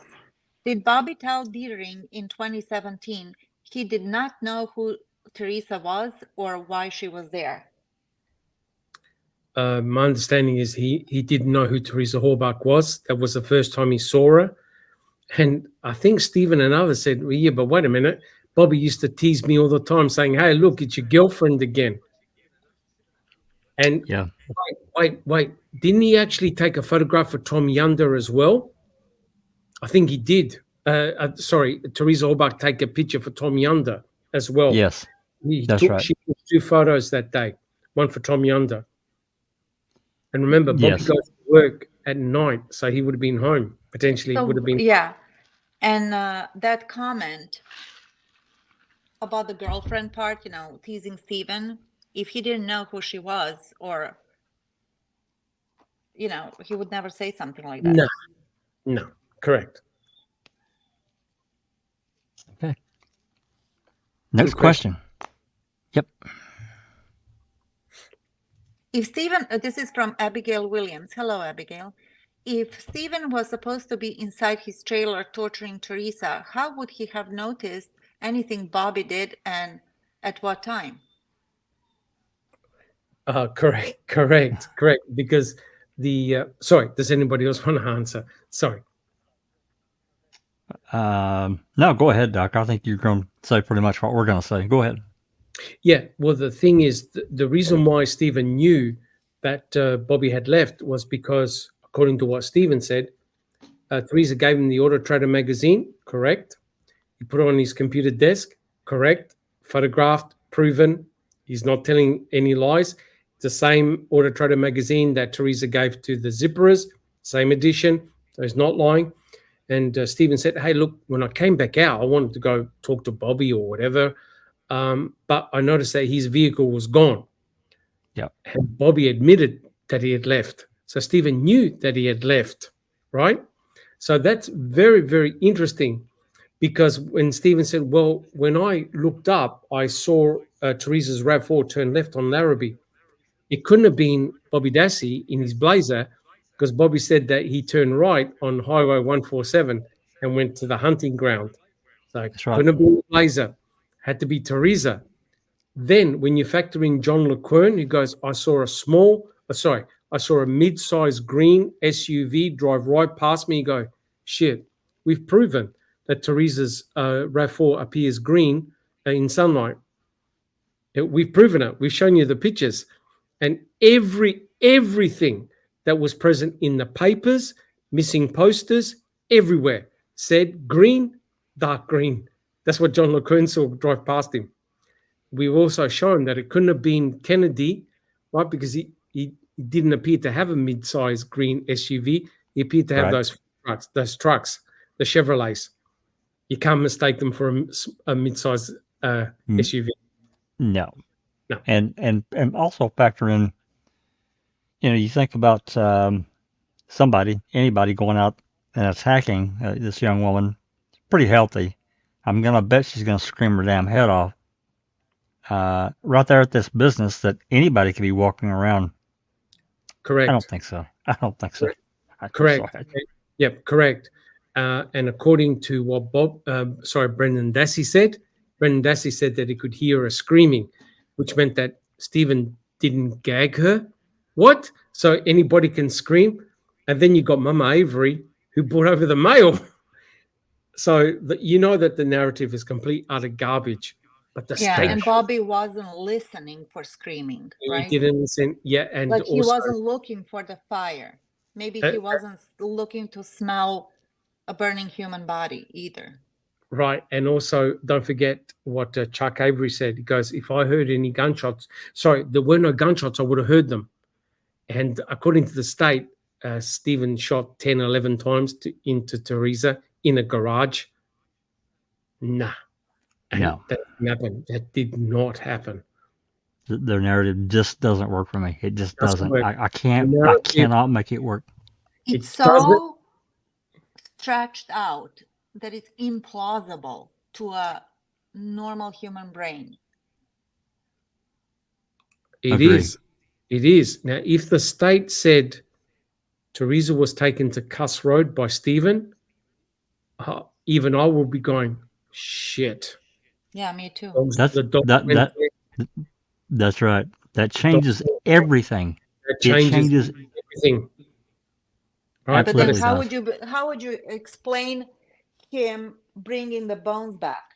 No. It's nonsensical. And the RAV. And the freaking car. Come on, man. Oh, maybe he could ask his nephew Bobby to help him by bringing the crime scene back to his. Bring it back after Colburn had already been there, inquiring. Yep. And Remaker and who was it? Link. Yeah. I mean, he's going to bring it back after they've already been out there. Come on. Yeah, with his alleged blood in it. Are you freaking kidding me? No. And the fact that they didn't photograph the cremains in the burn pit is a massive red flag. And even Earl said the crime scene's obviously being tampered with or altered. I'm not photographing. I'm not photographing it. Yeah, and then bulldozing it, basically. So what was that? You don't bulldoze the damn where you find the body. No, you don't. Well, they did. They destroyed it. Correct. And that's why this is now very embarrassing because it's a narrative that can't be supported. It doesn't make any sense. None of us here on the panel, you've got to understand, none of us will be devoting years of our lives for free if the state's case was correct. If it was correct and everything was above board, we would be going, next case, done. Stephen's done. That's right. But the state's narrative is so bizarre, so ridiculous, it can't be supported by facts. It can't be supported by forensic evidence. And what did they say on convicting a murderer? What did Fassbender admit? Yes, mistakes were made.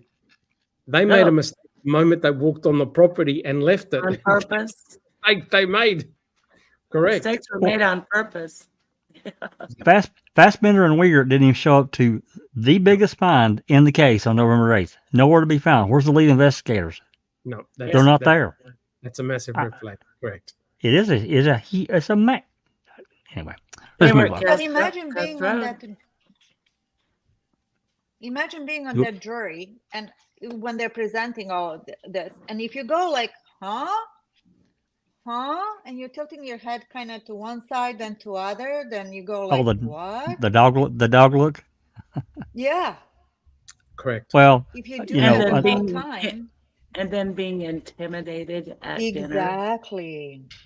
well, Exactly. unfortunately, we know far more than that jury ever heard. Far more. We're so far in Oh God, million miles ahead of what they ever knew about. We know that, and so anyway. All right, let's move on. Next question, Nearly. This question is from Jeffrey III. Why would she wait in the car and not drive off immediately after the transaction was completed? Well, Checking your voicemail. Yep. Writing certain returning things down. Returning a call. A Somebody call, called her. She's looking yep. the address for the next call or whatever, next place. Yeah. Yep. That's right. And remember, looking for missed calls. Yep. But remember, you've only got the word of Bobby Dassey. That's it. You don't have another independent witness to say, yeah, I saw the RAV4 there for a couple of minutes and then it drove off. No. All Bobby Dassey said was, I went in my car. I saw that she was still there. I didn't see Teresa. I didn't see Steve. And I left. We're talking about seconds, right? Yes. Right. He didn't just stand there and make this big production. He was leaving to go hunting. Right. And of course, the other thing is Teresa was facing in the opposite direction. So she had to turn around. So if she looked in her rear mirror and saw Bobby leaving, she could have waited. So I'll just wait till he goes and I'll just do a turnaround. Right? So, Possible. Yeah. You've only got Bobby's narrative version of events. And remember what you showed a couple of weeks ago, Doc, slides showing how near that side door is to where Bobby parked. It Three, is four so, steps. It is Three, so three, four scary. It is literally out the steps into your car, boom, gone. Right. Yeah, You're that done. was a great find, Dr. Silkman. It was a great find. Mm-hmm. Yep. And Yeah. it makes sense. It just makes It does. sense. Yes, Of course it does. Because the moment you come out the side door, you have a very limited view of the Stevens trailer and the whole area there. If you come out of the center, you've got a perfect view. Then Barb comes online and goes, yeah, we don't use the main door. We come out the side entrance. Side door. Yeah. And where did Bobby park his car? Right between the garage and the house, exactly as we predicted. So all Bobby did, and remember the mud room where the jacket was, it's likely that Bobby went in there, grabbed some stuff, and went straight out. Yeah. Yep. That's it. Boom. And I'm sure that he has all his stuff there ready to go. Yes. Yep. Correct. Right. Okay. Next question.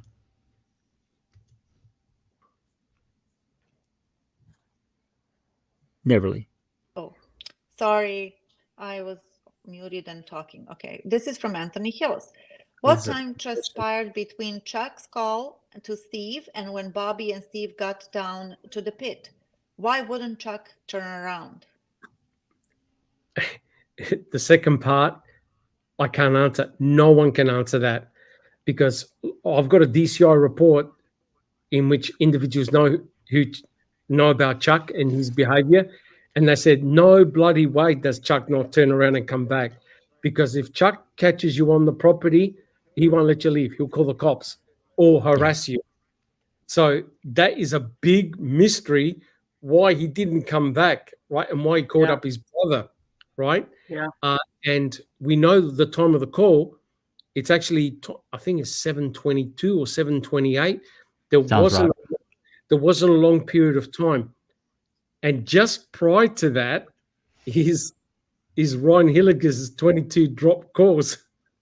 Just before Chuck calls his brother, there were 22 short calls of Ryan Hilliger's. Blocked. No caller ID. No caller ID. No caller ID. And Kathleen Zellner said, and even Ryan Hilliger said, when we're out at the salvage yard, our calls will drop. Yep. Now, isn't that Bad, interesting? bad reception. Yep. Yep. Interesting. Alrighty. Next question. Under your scores. Where did I hear Bobby had a thing for her, for Teresa? I haven't heard that. Me neither. I think it came from Stephen. I think in one of his affidavits. But remember, yeah, I have to go back and check him. Stephen did several affidavits that got more and more embellished as they went. And aggressive, yeah. Yeah, I tend to stick with what he said within the first couple of days. Yeah. That's your most accurate. Remember, when you're preparing something for a court or an affidavit that's going to go in front of a judge, you put in a lot more details. You know, I always try and stick to what people say early on. It's the most honest. Yeah. Memory pressure. Yeah. Correct. All right. Alrighty. Next question. Anthony Hills. Did Steven see taillights behind his trailer on the track heading towards Cass cul-de-sac? That's the impression I get. That's specific. I mean, he just said he saw them back by his trailer. Correct. So you have to assume somebody came in that way and left that way because, you know, they weren't seen coming in. Correct. As they were leaving. So correct. And from that direction or that spot at Stevens Trailer, there's no other way off the property. You have to go across that trail, that little field there, down the Cass Road cul-de-sac. I actually think you can drive on that berm and get down into the pit. Possibly you could. Possibly you could. Yep. Possibly you could. But down then by he the conveyor was, road. Yeah. Yeah, he would have seen the lights going that way. But if the lights were going away from him, he would have just seen the tail lights. And the interesting remark, guys, was that he said that Josh Rodon used to do that all the time. Yeah, he did. A quick shortcut across the cornfield. Yep, interesting. Well, in those photos that we've got, you can see there's a trail over there in that field. It's plain as day. Yes, correct. So. All righty, next question. Clive Coolidge. If Tom Sawinski evidence is true, then like it or not, I guess, Bobby is involved in some way in the crime. Yep. Not if it wasn't Bobby. I mean, correct. What'd you say? Not if it wasn't Bobby. If have been Bobby. Somebody that has a similar build to Bobby. We talked about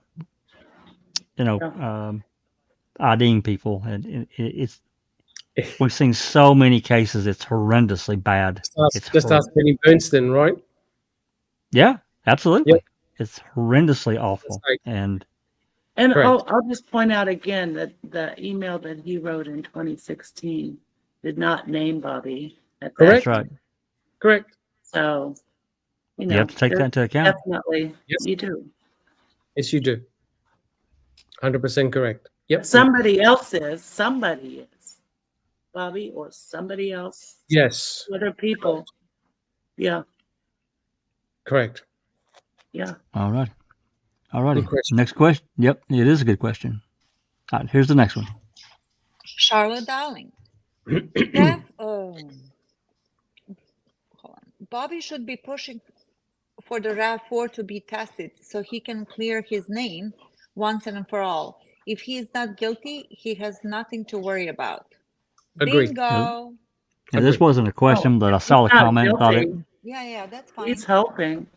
Yep. Yeah. He's hoping they will if he's not guilty. Yep. Correct. Nothing to fear.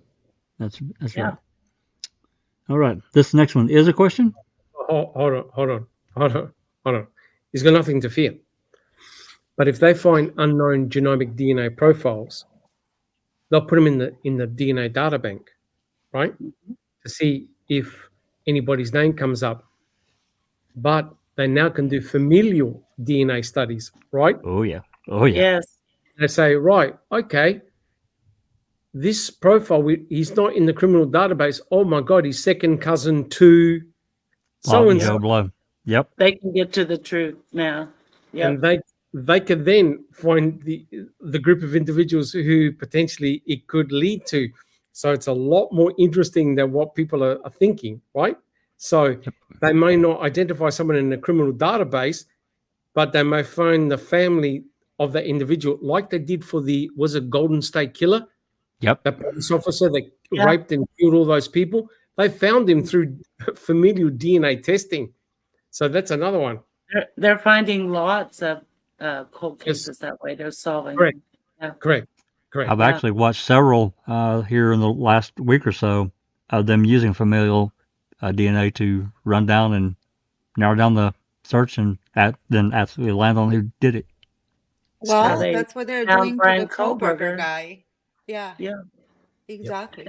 And remember the Armstrong case that Jerome Buting wrote in his book? That's right. It was Ralph Armstrong's own brother who was His the brother culprit. did it. That's right. Yeah. All righty. Next question. Our friend Clive Coolidge. I think the filing. No, this is Ron. Ronald. Oh, okay. I think you passed one. You Oh, I passed did. Yeah. It's gone. I'm sorry. I apologize. It's already gone. I popped that one on there. Clive Coolidge said something that KZ may have a shot because she went after the testing that was previously allowed. Yes, I've heard the arguments like that. Yeah.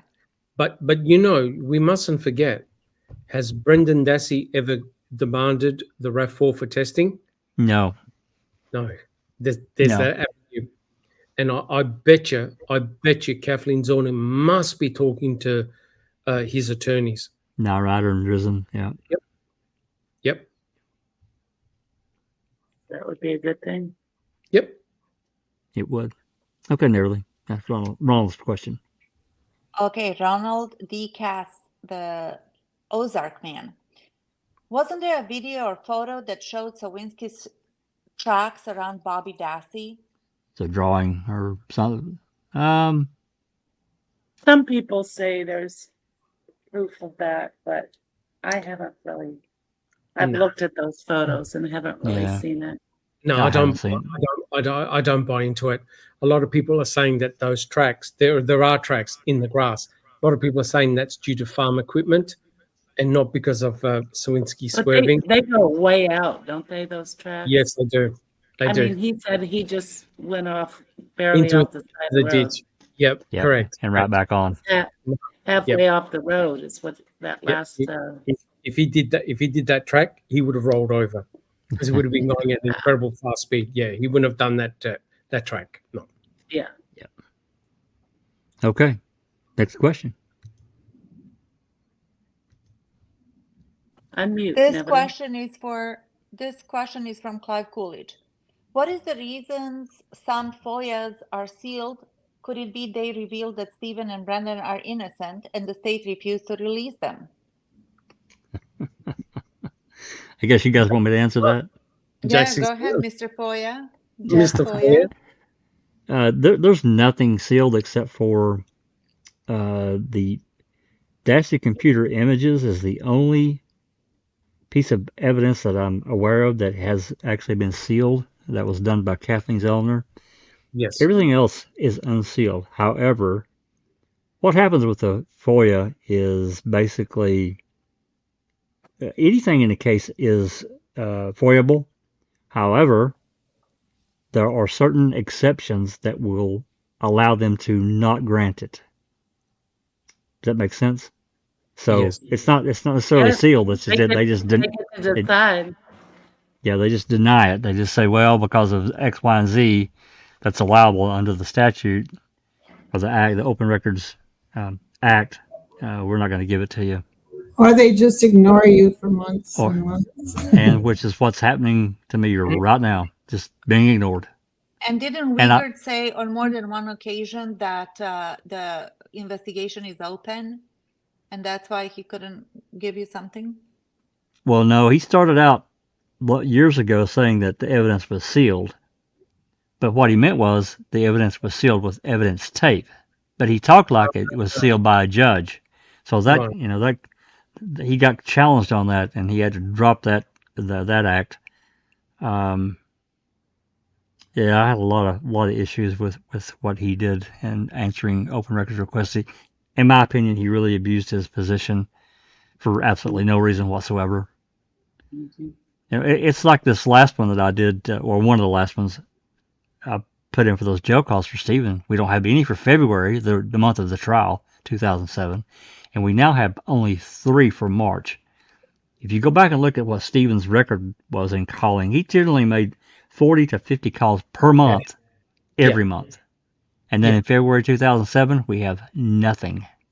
Yeah. So anyway, I've challenged. I wrote back to Sheriff Bowe in Calumet because I got, after waiting almost a year, it's 11 months I think to the day, I got 1 call, 1. So I'm not satisfied with that. So I have challenged him, but it's been at least 8 to 10 days, and I haven't heard a word, not one thing. So there's nothing really sealed except for what I noted, Clive. It's just a matter of them finding an excuse not to give it to you that's allowed, in their opinion, under the Open Records Act. Hope that explains it a little better. All right. Next.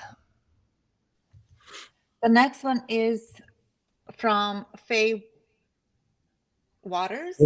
Waters. Yeah. Was the bones planted after Stephen buried the tires? He would have him seen them. Burn the tires. Burn the tires. He would have seen them. If Stephen burned her body, he would have covered them up. Yeah, I think that's exactly what happened. I reread Brendan Dassey's trial testimony. Oh my God! Have you guys recently reread it? When Tom Fallon really went after him. Been years since I read it. Really, really shocking. Brendan Dassey didn't react to any of the prompts that they put in court in front of him. And he basically said, look, his attorney asked him, what'd you do? Because, look, we went around, we collected a few items of rubbish, trash, cabinets, seats, and we piled them up near the burn pit, and we sequentially burnt them. And it's interesting because he goes, 5 to 10 feet standing away because of the heat. Get it?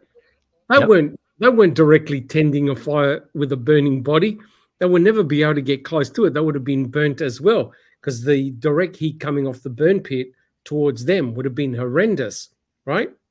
So in my opinion, just an opinion, what likely had happened after the rubbish was burnt, you can see that there was a layer of ash. On November the 6th, Trooper Reese took a series of photographs. They weren't high resolution, I agree, but there are no piles of bones. No. Right? In Sturtevant, and I think Jost and others were talking about, we saw a pile of bones. Where were they? They were in the middle of the burn pit, right? As a stack of bones. I think what has likely happened is that Teresa Horbach was likely burnt in a burn barrel. A burn barrel will definitely cause a lot of thermal destruction because the heat is concentrated. And remember, she was cut up. Unfortunately, she was dismembered. Yeah. All her body parts, easy to burn, but we don't know where 60% of her body is. They don't know where 60% of her skeleton is, which means that it's likely missing. It can't all have been turned to ash because some of the bones are very, very hard to burn. They're gone.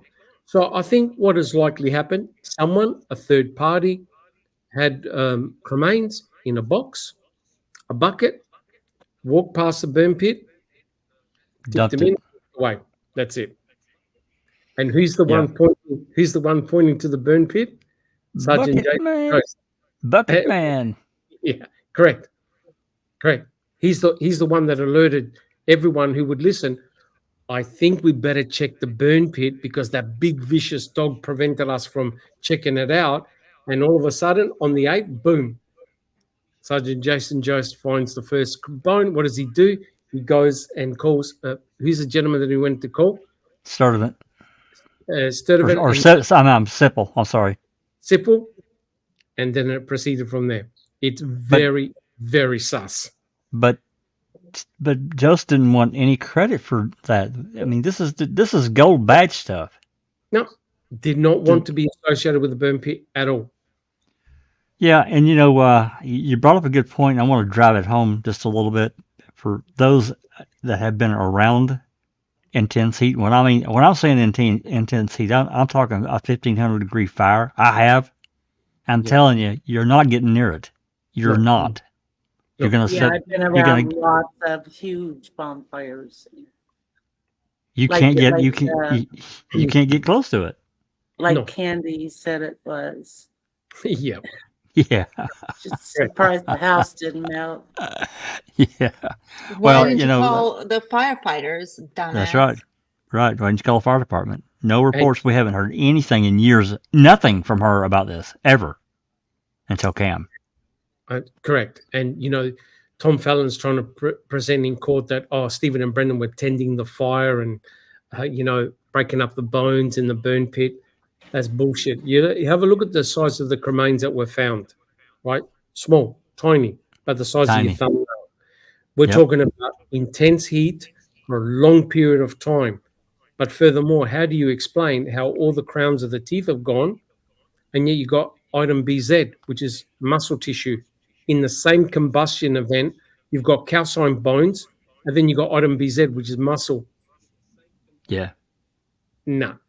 Plus, No. I think they use this whopping fire as big as the house and blah, blah, all these concerns just for the theatrical effect to Of course. make a point where to burn a body, you don't necessarily need a whopping fire. You just need sustained heat over a Yes. long period of time. You don't need a big, huge flames. No, correct. And remember, on November the 8th, they sifted the ash, right? So they basically took all the material that was there. They didn't even take anything that was outside the burn pit. And No. the burn pit itself was the size of a table, a small table. Right. Took the layer of the ash and they sifted it. And all of a sudden, they missed item BZ and the bones, the larger bones, because it went through the sieve. I don't know what planet these guys are on. And that's why Duke did a brilliant presentation about the tarps and stuff like that. The shenanigans going on. And I'll tell you, the straightest guy, not Sturdivant, who was the chief fire guy? Pevito. Oh.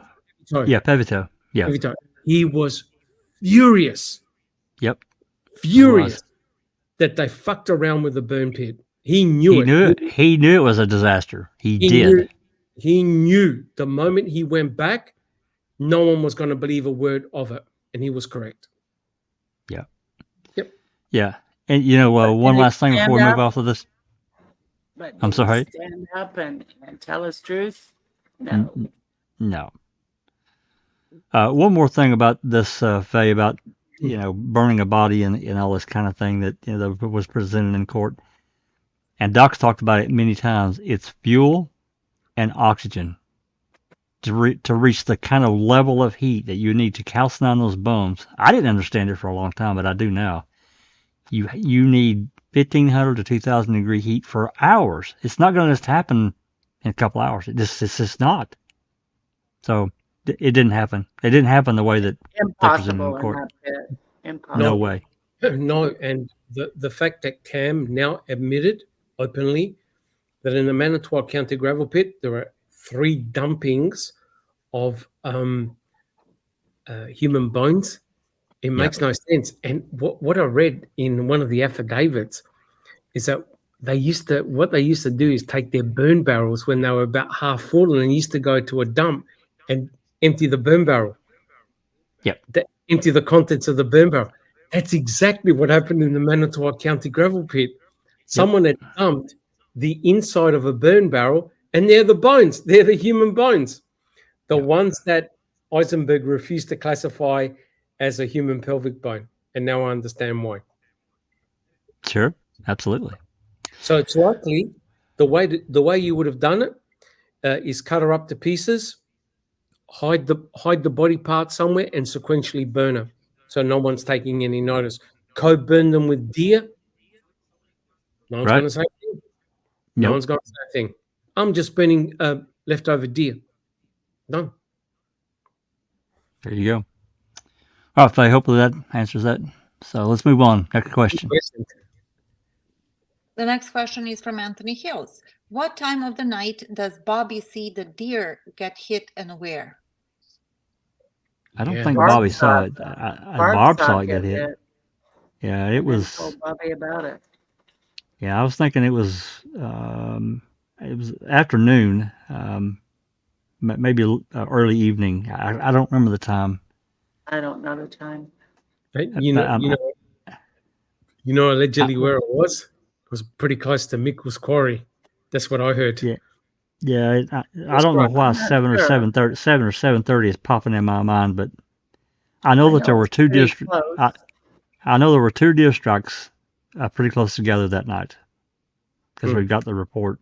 A deer story is a damn rabbit hole. It makes no It's sense. just- Makes yeah, no sense. it really is a rabbit hole. Yep. Alrighty, Let's next move on. question. Clive Coolidge. The state's narrative says the crime took place on October 31st, 2005 at Salvage Yard, Stevens' home, and burn pit. Why isn't all the evidence found on ASY and not scattered in various places and some of it lost?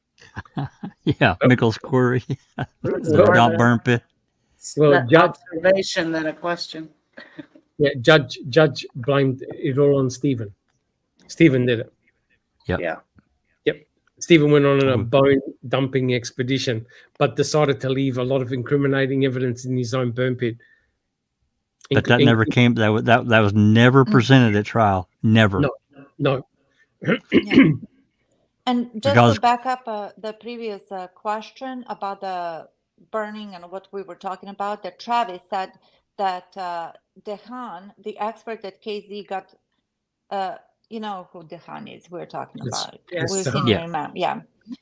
That he's burned over 50 bodies in controlled environment, foremost expert in the world. Yes, and if I go by what he says, not what Correct.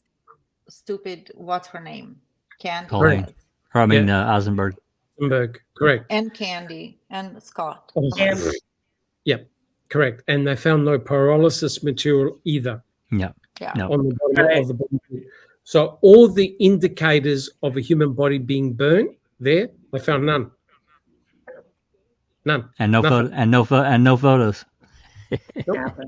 And to make it worse, they left the wire there till the 10th. Yes. How do you work that one out? Sturtevant gets a rake and rakes out the wire that apparently has got cranial bone fragments in there, and they left the wire there until the 10th. Nah, that doesn't No. make any sense. No. Doesn't work for me. Next question. Clive Coolidge. Kratz has got a bloody cheek accusing Steve of being a psychopath. What does that make him for harming vulnerable women with that horrific text and manipulation? Exactly. We don't have to talk about that. He's self-proclaimed narcissist that got cured. Good I mean, fault. only a narcissist Scumbag, would say that. rapist. Yeah. Only a Yeah. narcissist would say, yes, I'm a narcissist, but I'm cured. Correct. We did an actual podcast, several podcasts on this called Creepy Kratz. Just go check it out. I had to go to church and confession after that one. Yeah. Okay. Moving on. Anthony Hills. If the blinker light has been cleaned and released, as we know, what chance Resealed. does Kathleen resealed? What chance does Kathleen have? I still think very good because it would have trace evidence on it, right? Remember what remember what Chris Palanek did? With the minutest amount of material, he was able to do trace analysis. And basically, they can work out what the blinker light hit. They only need minuscule amount of material, right? So if there's any potential, remember, they'll look on the back of the blinker light. They'll look all around the housing of where the blinker light is, do swabs, take all swabs because someone had to detach it. So swab everything and just see what you get. I think the chances are very good. I Yeah, also today's- think that I she know would. The state that know sh- that. Yeah, I also think that she would point out that if she could prove that the blinker light was wiped clean, that they did Yeah. that, which is like destruction of evidence. Yes, tampering with evidence. Correct. Yeah. Yeah, with today's technology and forensics, they can really find the craziest shit, man. Yeah, yeah. they All can right. just only have like one molecule, I'm exaggerating, of paint, and they will tell you exactly who Yes. the manufacturer is. Yes. Yeah. Very minute amounts now these days. Yeah. It's so good. Right. And what Alrighty. Palahniuk said at the time, he says, oh no, this is like wood, whatever. But with like, for additional whatever money, I can tell you what exactly wood species. it was. The The species species. of the wood. I'm Yeah. like, oh my God, this was not Yep. fucking around. Yeah. Nope. Alrighty, next question. Clive Coolidge. I wonder why Mark Liegert retired early last year. Did he know what's coming? I think so. It was Jack's fault. Yeah, Jack harassed him all the time. Yeah, I think the same thing is with Angie. I quit. You can't fire me. Yeah. And that might explain why Mark Wiggett didn't appear on cam. And let's Yeah, not he was forget. pretty. Go ahead. I was just gonna say he's pretty young to retire. I mean, he Yes. could do something else for another 10 years, I guess. But But he did little have surprising. like 25 or 30 years in. 29 years. So 29. Yeah. So yeah, maybe he just said I'm done. he started young. Yeah. Or he should have taken a sabbatical like their friend, Tom Fallon, Fallon. Yep. at the most peculiar time. Correct. Question. Okay. All right. We're Next over question. 4 hours here. Jim Peach. Wouldn't there need to be 3 people, the 2 people pushing and 1 steering? Well, No. no, you can have one necessarily. pushing, one in the back are pushing, and one at the driver's door pushing and steering. I It think. sounded to me like they were both pushing from the doors, the side, Yeah. the driver's side and the passenger side. Because in one of those affidavits, he said the guy bent down kind of behind He hid behind Yeah. the door. the passenger Correct. door. Yep. No, you can steer and push at the same time. Yes, you can. Sure. Yeah. Okay. Next question. Oh wait, I didn't mean to highlight that one. Let me go down right here. Okay. Next question. Clive Coolidge. Did you guys know that Scott Tadich was on the salvage yard on the 31st of October at 9 a.m. on that day? The great Ericosa found out Scott's mom's operation was put back to 1 o'clock. He did a video about it. Great find by him. Yes, I've heard that. I've heard that Scott Tadich was there, but not at 9, more closer to 12 o'clock. 12 o'clock. Oh, That's what I heard. Yeah, 12 is what I heard, but I don't really have anything to support that Yeah. documentation wise. Yes, I think it's in one of the affidavits of Stephen Avery, but it does mention Scott being there. Okay.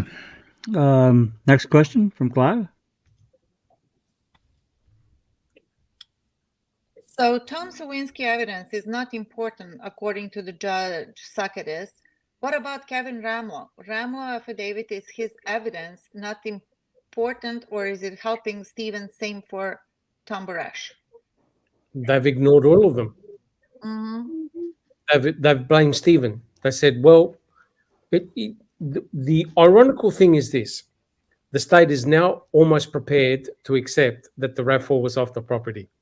They're almost prepared to Again, that's not what Yeah. the jury heard.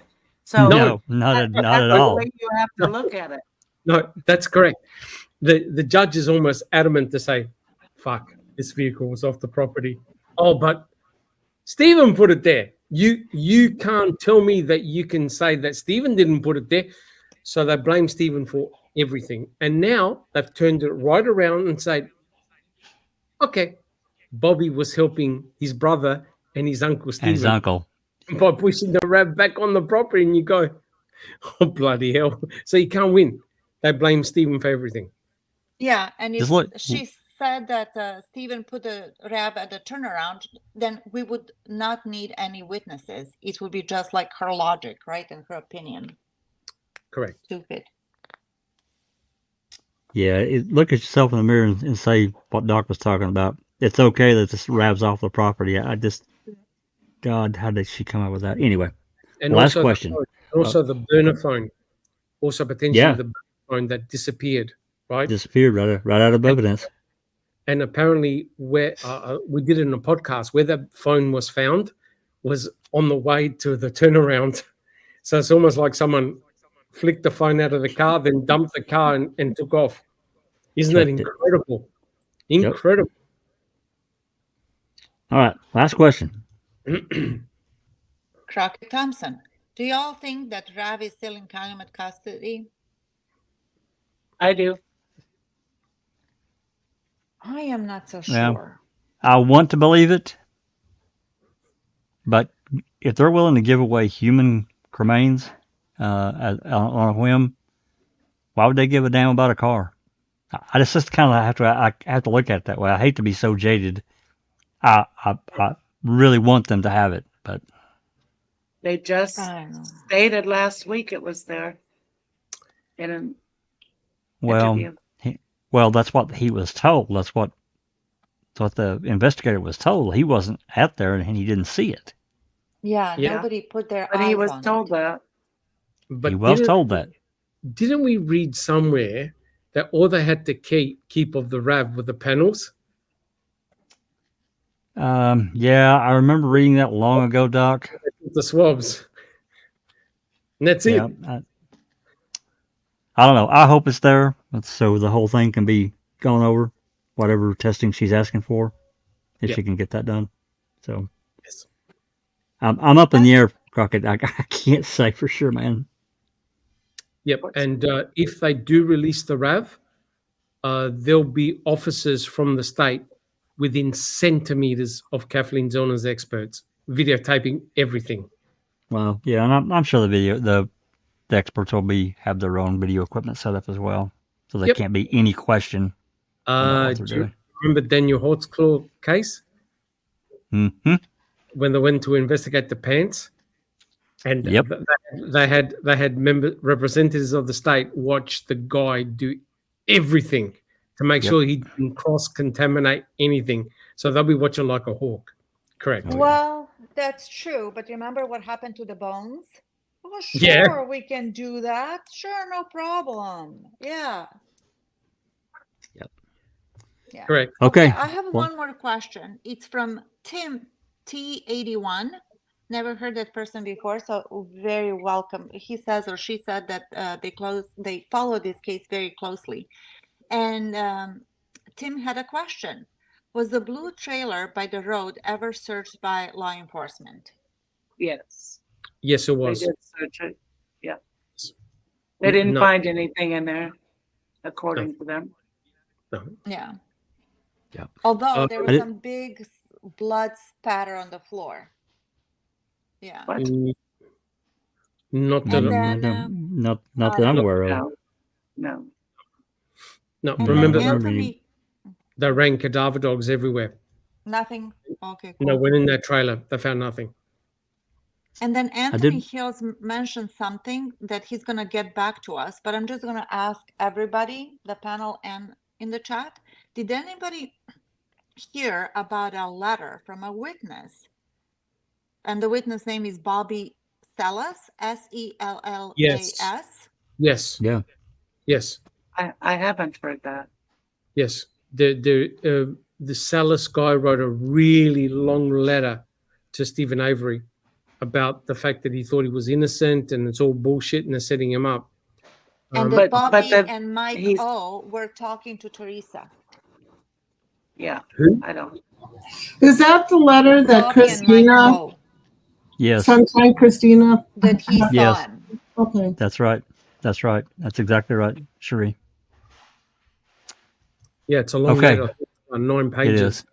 Yeah. I want to put this up one more time. remember and give that. it We give a big thank you to Rumor Has It for the donation. So much. We really appreciate your generosity. Promise you. Yep. Okay. Look, thank you so much, guys. I hope you enjoyed the podcast, and thank you so much for all your great questions. It was absolutely awesome, and it was great to present the material. And I thank my partner in crime, Neverly, for helping me put it all together. And hope you enjoyed the podcast, guys. Do we say goodbye? Because we've done well over 4 hours. Jack 61, we're going to tomorrow. We have an open mic tomorrow at 5 Central. We're going to continue on with the Queso Channel 7, November 4th, I think we're on, or where the hell we're at. I'm going to continue on because we stopped in the middle of it, and I don't want to start something else. We're going to at least finish that. We'll see where we get after a little while and go from there. Awesome. Does anyone have any additional comments before we go? Thursday night, check out Just Rhonda, 5 p.m. Central. Yes.